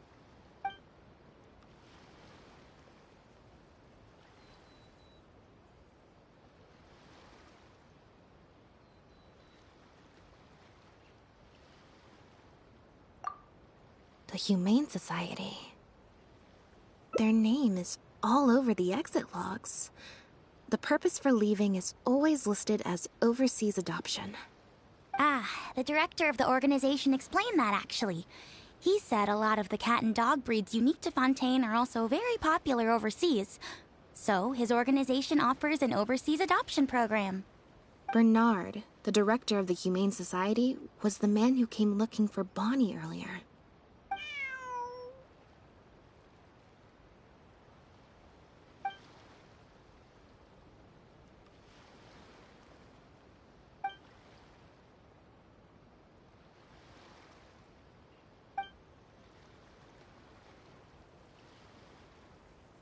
Have you figured it out too, Traveler? The way the criminal disguised the goods? When Bernard asked to take a closer look at Bonnie, he was actually checking whether there was any imitation synth in her stomach. Wait, what? The sealed bags we found at the secret base. They were specially made to be corrosion resistant. There were gaps around the lids of the barrels, and airbags were used to keep them upright in the water. Those drug shovers found at the secret base, she most likely didn't recognize them because they're not used on human beings. It's an anesthetic used on pets. The perpetrator must have given it to the animals. Pierre must have made the animals swallow the sealed bags full of imitation synth at his secret base. Then he stuffed them into floating barrels and left the rest to Bernard. The sealed bags combined with an animal's body odor would certainly be enough to mask the scent of imitation synth. During our inspections, we would have never thought to inspect the bellies of those animals for anything suspicious. Even if we tried to feel around for something, I'm sure it would be difficult to detect. Exactly. I bet Bernard even transported animals with synth in their stomach alongside ones without. That way, it would be even harder to say with certainty that something was amiss. She's probably in the clear. Otherwise, Bernard would have never left without her. I'm guessing he didn't know whether Pierre had already hidden the next batch of imitation synth before he fled. Just imagine. He sees the notice we put in the Steambird, and it turns out that one of the very cats he gave to Pierre for the smuggling operation is out in the open, roaming the streets of Fontaine. If Pierre had already hidden the next batch of imitation synth, then Bonnie would practically be living proof of their crimes. He would have had no choice but to go after her. So, that's why he came to find you and insisted on taking a closer look at the cat. Wait a second, I'm a little lost here.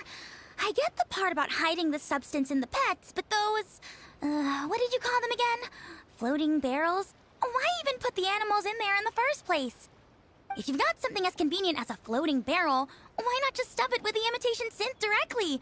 Why not wait to hide the stuff until after the exchange has been made? In order to make sure the animals could swallow the sealed bags, they made them extremely thin.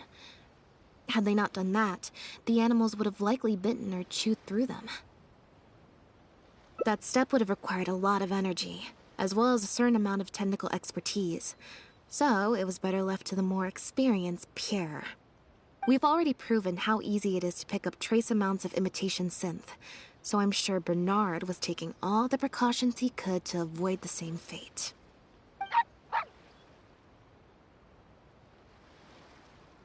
Okay. Then, let's head to the Humane Society right away and bring that guy to justice. I'll bring a Gardamek to speed up the process.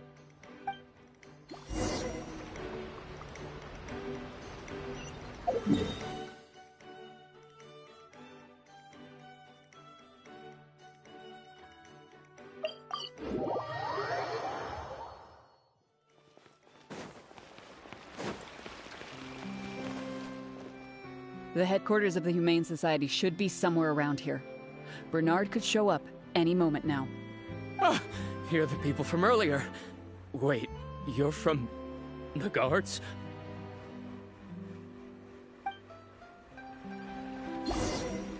After him! We can't let him get away!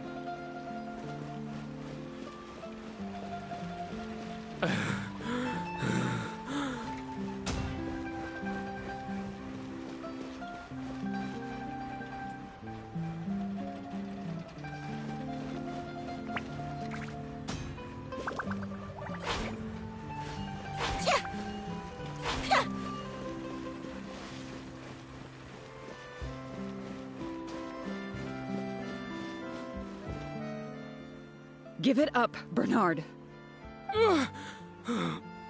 Mercy. Have mercy. I'll talk. I'll tell you everything I know.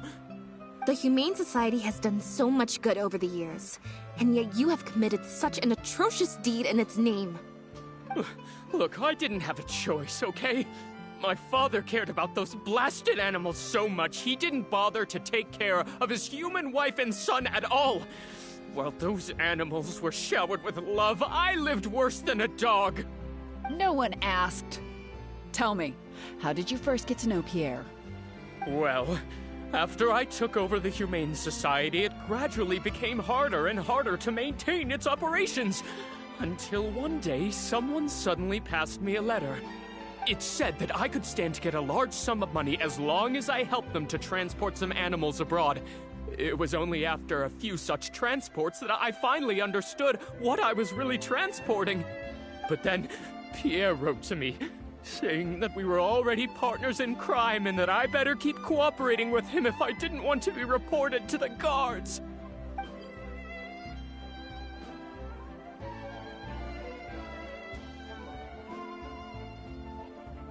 You knew it from the very beginning, didn't you?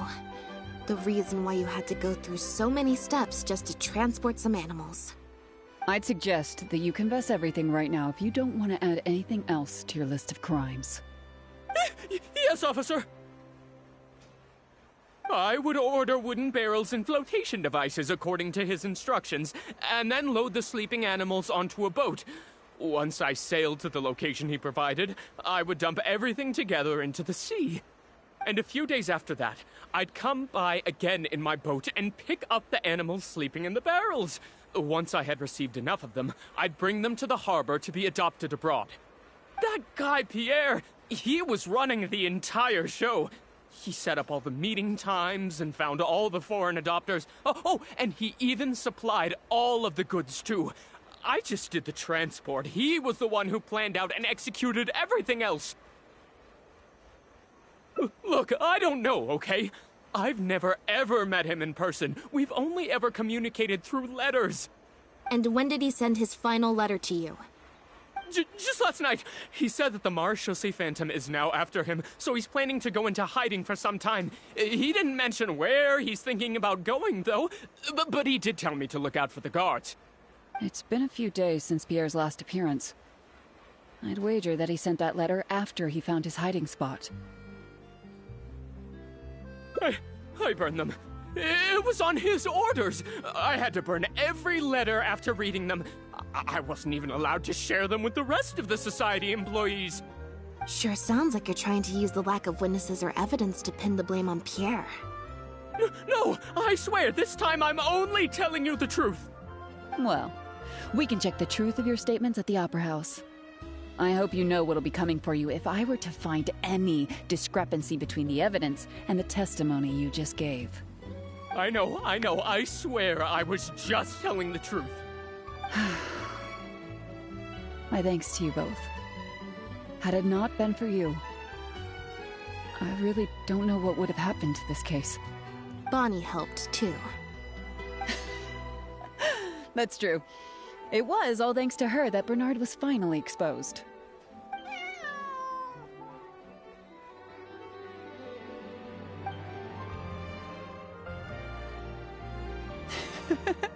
And it looks like she's grown quite fond of you two as well. Then I'll leave you be. Just let me know if you find any other new leads.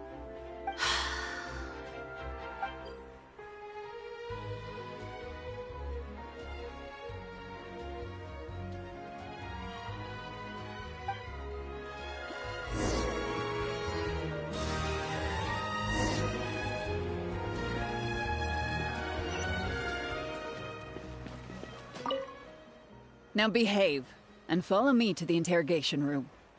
Ow! That hurt. Ow!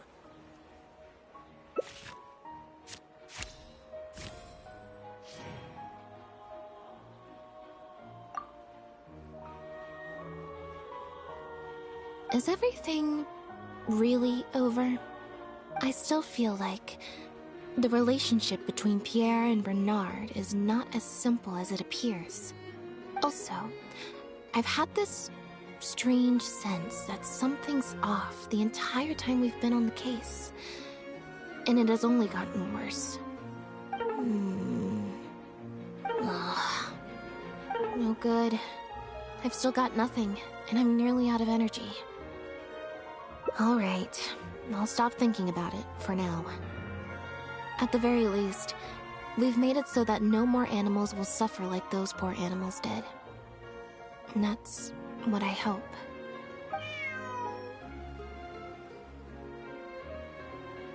Let's go to the Humane Society and see if there are any animals left that might still need our help before my energy for today completely runs out.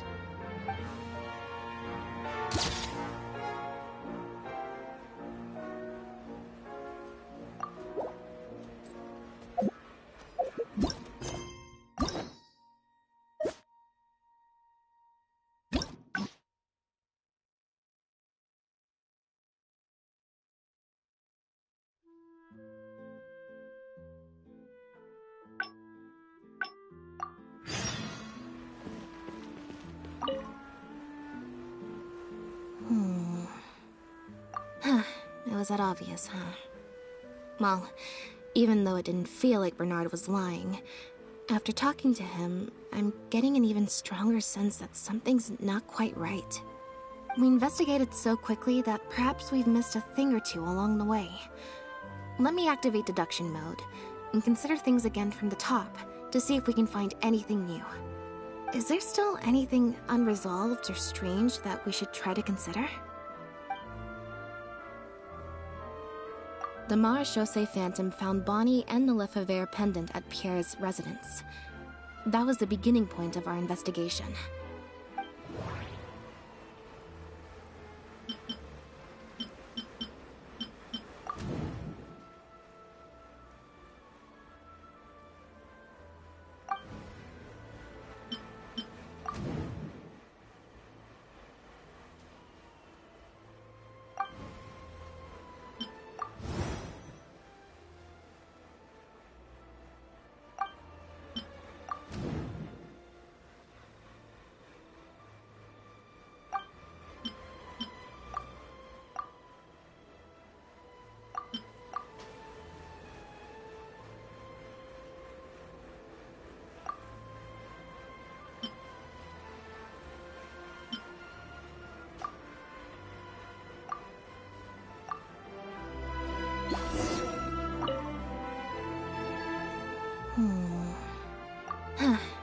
We investigated. Is there still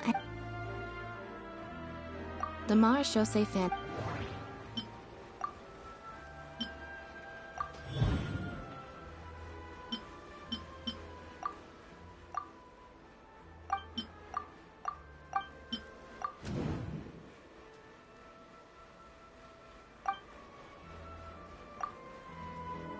Why would he leave such an obvious trail for us to follow when he took so much care to not leave any traces of imitation synth in his home? Bernard claims to have received a letter last night from Pierre. In the letter, Pierre stated that he had gone into hiding. Is there something wrong with the letter?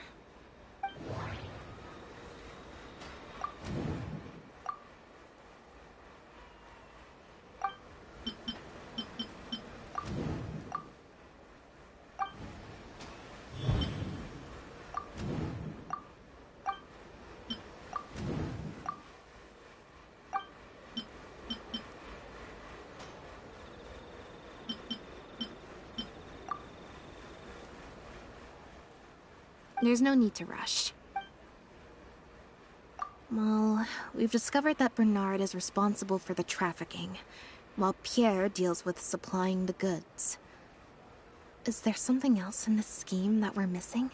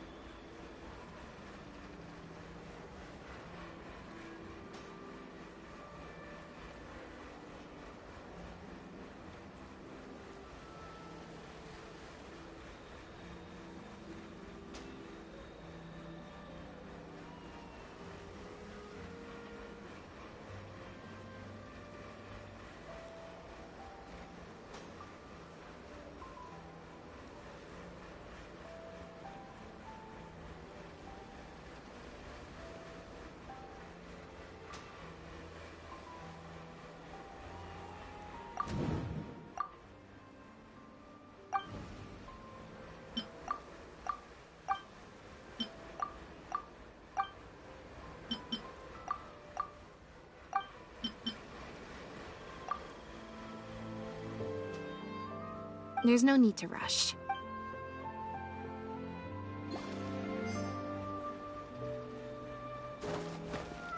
Perhaps.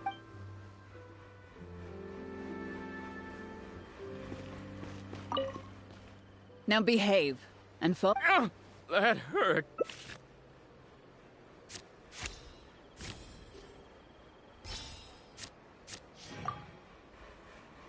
Is everything... I still feel like... Also... no good.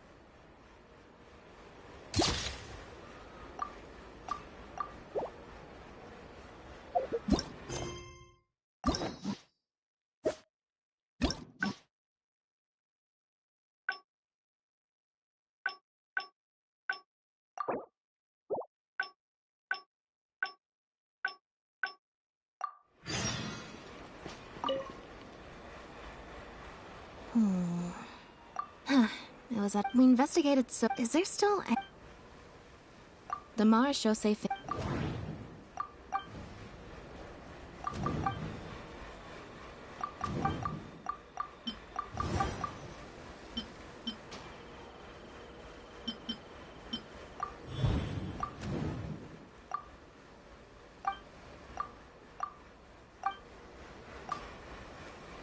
Why would he leave such an...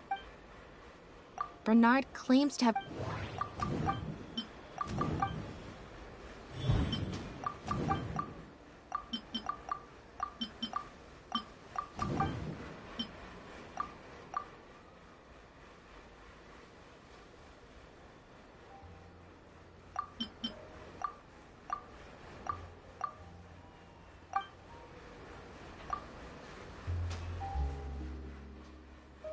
There's no need to rush.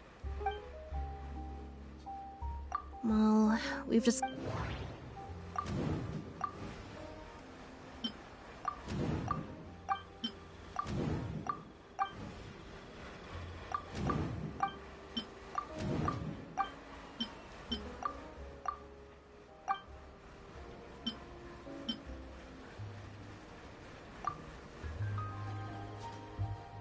There's no need to rush.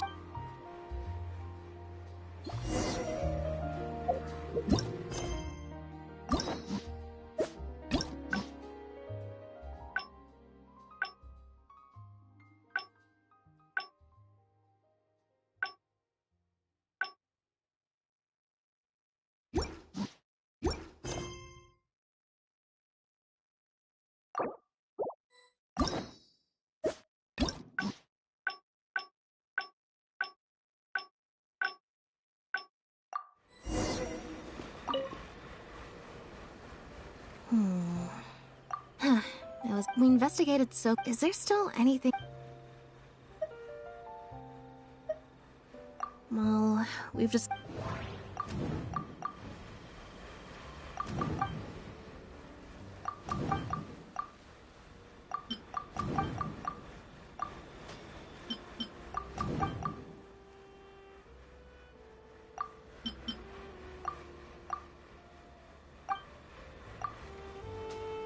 Yeah, according to Bernard, Pierre also supplied all of the...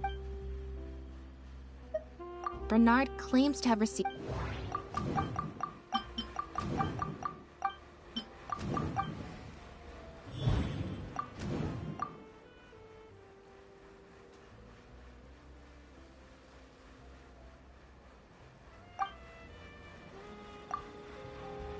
If Bonnie had imitation synth in her body, then she was a liability. And thinking about it, Bernard, could it be that the person who wrote the letter also knew... The Marashose Phantom found...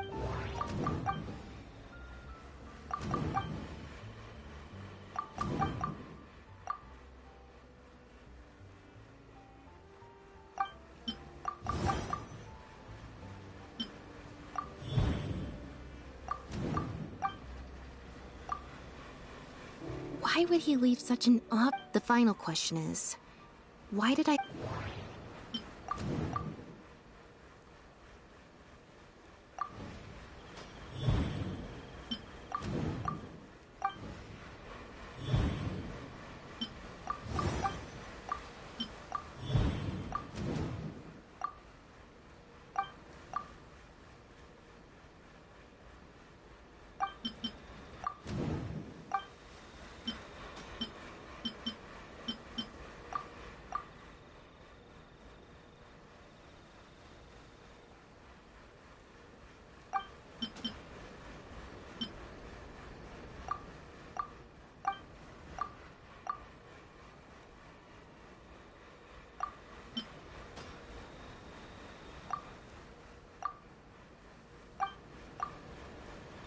Deductive mode deactivated.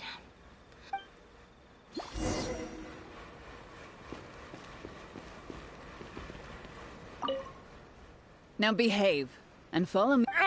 That hurt.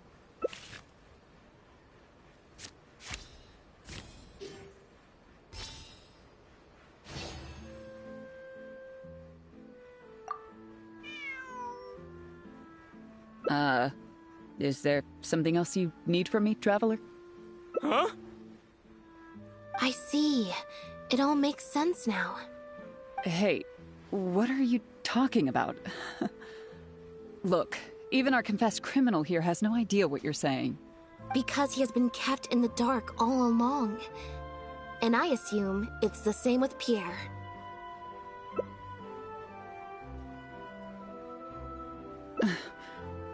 That never quite added up for me. Why did Pierre feel compelled to return to his home with Bonnie and Dependent, and make them so easy to find for the Marechaussee Phantom? Both of these things are in stark contrast to his usual meticulous and He probably received the following instructions right before the Phantom came. Not unbeknownst to him, however, the third person who wrote that letter to him had long decided to sacrifice him and Bernard. What? You can't be serious. There was a third person involved? If you focus only on Bernard's testimony, it's easy to believe that only Bernard and Pierre were working together. The case appeared extremely simple. Bernard did the trafficking, Pierre the imitation synth production, drugging, and stuffing. Wait. But that doesn't make any sense. If that's the actual truth, then as soon as Pierre is caught, he'll explain his side of the story and the third person will... Yep, which is why the third person made sure that Pierre would never be found again. Once they had instructed Pierre to expose himself, the third person wrote to Pierre again, suggesting that everything had been taken care of, and he should take Bonnie and safely return to his base. Of course, Pierre's disappearance at such a sensitive time immediately made him a prime suspect. Knowing that Bonnie had last been seen with him, all the third person would have to do from that point on would be to lead the Phantom to investigate the Humane Society and get Bernard to confess the truth. Wait, so you're saying that the letter I received yesterday, the one that made me think Pierre was still alive, it was also sent by the third person? Is that what happened? I'll get back to headquarters right away and reinvestigate this case from the top. Chevra said that assumptions can be detrimental to solving a case. Someone among us, however, has been feeding us all kinds of preconceived notions ever since our first meeting. They suggested that Pierre's disappearance was an attempt to escape the judgment of the law, and that Pierre was a scion of the Lefebvre family. But if the disappearance is truly just a cover-up for a murder, then couldn't the true scion have been an illegitimate daughter, rather than an illegitimate son? Huh? Haven't you taken this joke a bit too far? You're right. I did let a lot of assumptions get to my head when I first started to talk to you about the case. I'll make sure to correct my behavior. You deliberately fed us lies, but even you could not control every last detail of your plan. There was a flaw in your scheme, and something didn't quite go as planned. Getting the Marechaussee Phantom to notice Pierre was only the first part of your plan. Had they failed to take notice of the Humane Society, they could have cast a wider net. And you couldn't predict what they might possibly find, if given enough time. This, of course, was the main weakness of your plan. As someone accustomed to acting from behind the scenes, you didn't want to take the risk of personally proposing a raid on the Humane Society. So, you thought about pulling a few more strings, so all the suspicion would point towards Bernard and his society. Once the Phantom expanded their search, it would only be a matter of time before they found Pierre's base. If a cat last seen with the suspect turned up dead at the imitation synth base, It wouldn't be long until the Phantom would figure out exactly how she had been mistreated and turn their eyes towards the one organization that has been sending boatloads of animals out of Fontaine. It was probably during your ambush of Pierre. You didn't even have the time to check if she had already been stuffed full of imitation synth.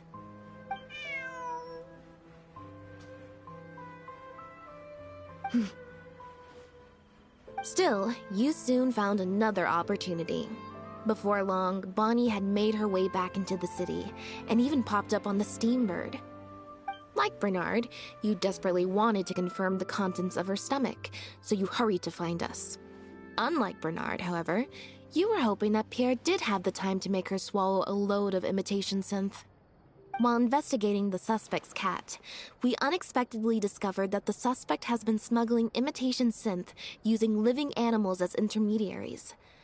That was your plan, in any case. With that, you'd have been able to lead the investigation towards the Humane Society. Bonnie had managed to escape before Pierre was able to stuff her full of imitation synth. That part of your plan could no longer be carried out.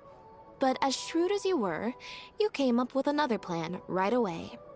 You manipulated the Traveler and I to help you identify Bernard as a key suspect. You used the Lefebvre name as bait to get us to join your investigation.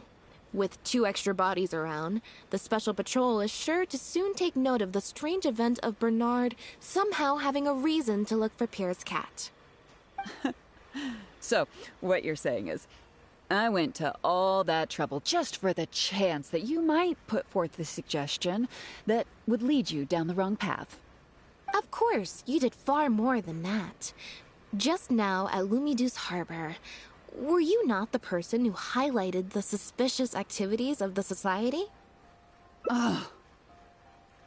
You even highlighted the Society's activities during your compilation of the logs, so they'd be immediately visible to anyone examining the records. Moreover, the logs contained no records of the Port Authority's activities. In other words, your activities. And what are you trying to suggest with that? I am insinuating that you had plenty of opportunities to transfer the raw materials for imitation synth from the harbor to a boat, and then sail over to the meeting place full of floating barrels. And that's how neither the trafficker nor the manufacturer knew there was a third person who supplied the raw materials, and surreptitiously operated between them.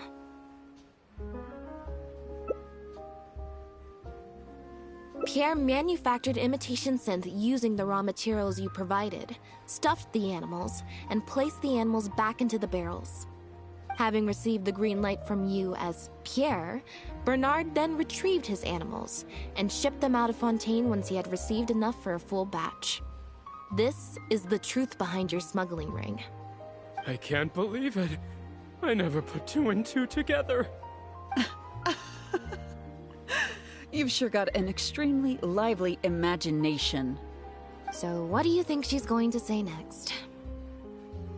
Ever thought about a career in writing crime novels, huh? It appears that it's quite easy to predict what you'll think or say.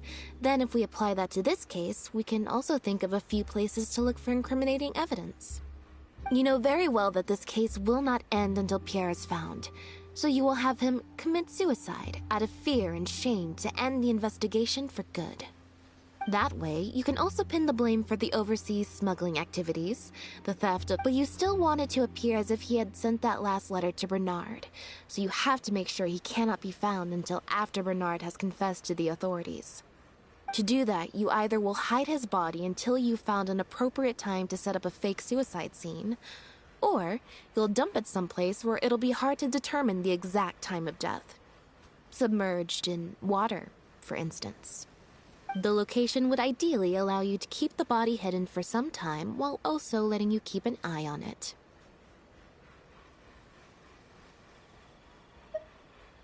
There are only so many options to hide a person's time of death, after all. As long as the Phantom investigates each of the possibilities in turn, they'll surely find Pierre's remains. Especially since, as the prime suspect who will now be taken into custody, you will no longer have the time to move him or set up a fake suicide scene to cover up the murder. How absurd. And on what grounds will you order my arrest? Don't think for a second that your spouts of nonsense will amount to any kind of real argument. After all, I'm... Elodie Lefebvre! As the captain of the Special Security and Surveillance Patrol, I hereby declare you as a suspect in the case. If you have any objections, you may raise them later during interrogation. That's right. We received a message from Lumiduce Harbor that you were going to investigate the Humane Society. We didn't expect to run into you at such a critical moment. While at the harbor, we noticed something else extremely interesting. Apparently, you often used all kinds of excuses to swap your shifts. And if one were to match the times of your shifts to the activities of the Humane Society and those of certain foreign ships, they'd find them to be an exact match. That's just a coincidence. Yes, I'm sure you have already thought of a dozen different ways to explain away the suspicious activities. But as far as evidence goes, that should be enough to warrant taking you into custody. Don't worry. If it turns out that the guards are still unable to find any evidence after all this, Lynette and I will do everything in our power to clear your name. Although judging by her reaction, I assume no follow-up from us will be needed. The Lefebvres were infamous for using disguise and infiltration to achieve their goals. Who would have thought that they would have planted someone within the guards? Judging from the timeline, they likely arranged for you to enter the guards before the fall of the clan. But they probably didn't expect you to turn it to your advantage and use your job to save yourself during the purge. Not only that, but you actively participated in the interrogation, arrest, and judgment of the Lefebvres during their fall, thus clearing yourself of suspicion.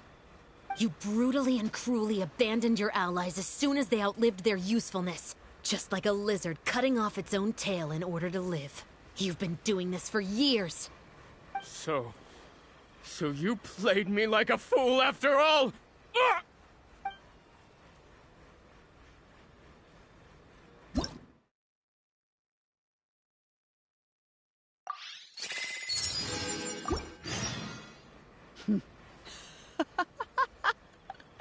What was that word you used? Ally?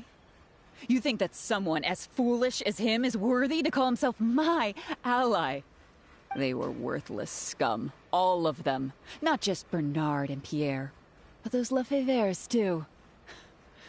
They always just saw me as a tool. I lost all my chances of a normal life just because I was born into their lot. Not only that, but because they wanted me to become an undercover agent, they stripped me of my name, too. I had to live in constant fear of them while they were alive. And even once they were gone, I had to continue to bury my heritage and my name. Always worrying that their enemies would come knocking at the door. Do you know anything about what I've been through over all these years? My life as the last Lefebvre? I don't. And neither do I care. Are you for real? Aren't you a Lefebvre victim too? Elodie, you're the only one still living under the shadow of a name. That's enough. Keep your hands where I can see them and do not resist arrest. If you have more to say, save it for the interrogation room. What a joke. What a joke! Hey! Don't come any closer! What's that? Know what this is? I've secretly planted loads of explosives in the Humane Society. Just one step closer and... whether they're cats, dogs, or just unlucky human employees, they'll all be blown up into smithereens. Surely you bunch of goody two-shoes won't let that happen, right?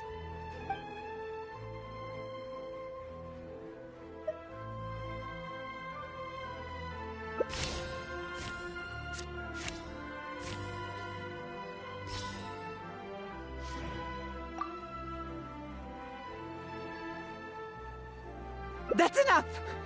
I have nothing left to say to any of you! Gardamex, get him!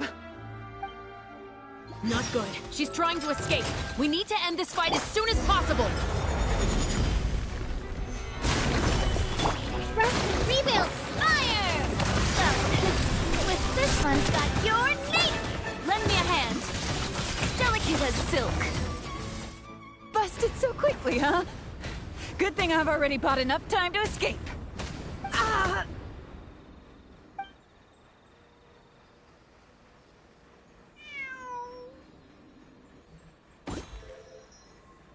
Phew. So I was right after all. It's easier to deal with the person causing the problem than the problem itself. This is it. Looks like it's just a toy.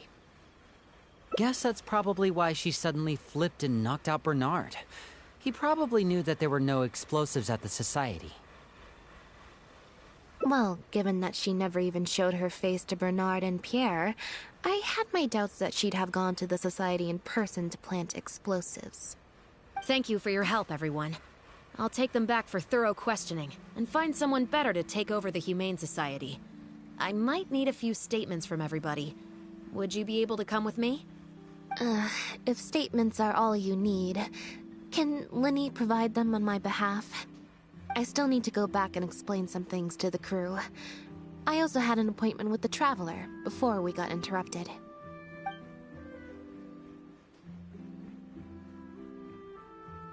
Ah, so you do remember. Yes, I invited you to come over to our place. Once I'm done talking with the troupe, I'll make a nice cup of tea and bring Bonnie to wait for you outside of my door.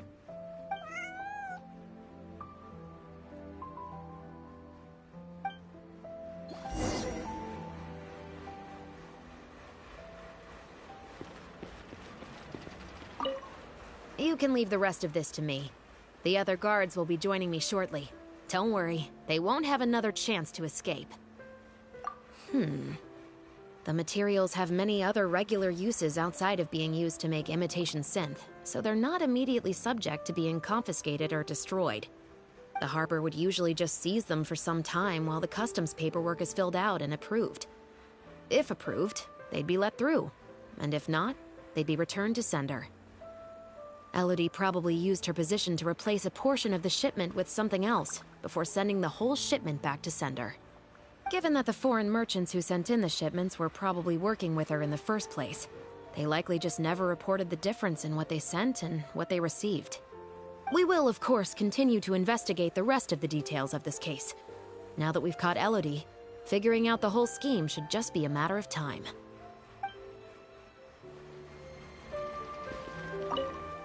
You must have spent a record-breaking amount of time in serious mode today. I can't remember the last time I've seen you like this. Is it because of a special someone? Based on information that we found before, imitation synth was first circulated on a small scale in Fontaine before becoming a large-scale smuggling scheme. I'd assume that the first offerings of imitation synth came from what Pierre made in his early days. But since he was not experienced with running a clandestine operation, he was soon discovered by guard Elodie.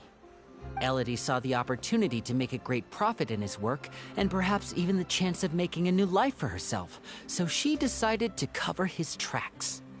She started writing to him in Bernard's name, using what evidence she had compiled and the promise of enormous profits to blackmail him into cooperating with her.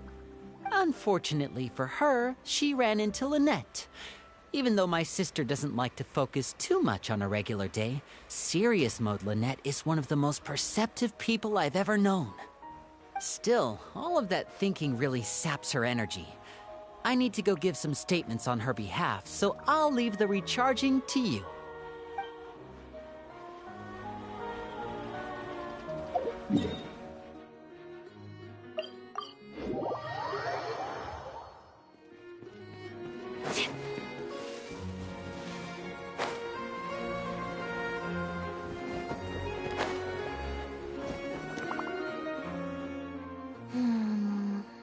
Black tea and a cute kitty.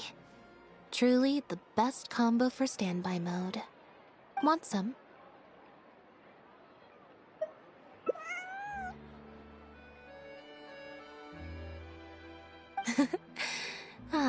I see she's already starting to snuggle up to you. Not at all. Information is indeed very important, but if you were to try to collect every piece of information you come across, your efficiency would actually decrease. Plus, if you just think about it, what sounds more fun? Writing a statement or enjoying a tea party? Great answer. That'd be my pick too. Had we not run into that case, we could have spent the entire day like this. But now I'm running low on both time and energy. You're right. I can sense it. I'm recharging very quickly at the moment.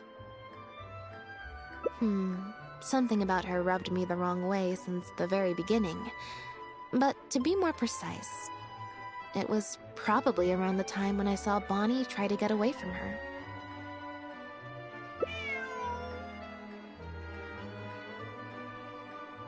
Elodie tried to get close, but Bonnie deliberately dodged her. Maybe Bonnie had tried to evade her before at Pierre's base. Or perhaps Bonnie just instinctively knew that she wasn't a good person. Not everyone who likes cats is a good person. But if cats like you, you're probably alright. Humans tend to overthink things, but cats rely on their instincts, and they're pretty sharp. I mean, just look at Bonnie. She took a liking to you the moment you met.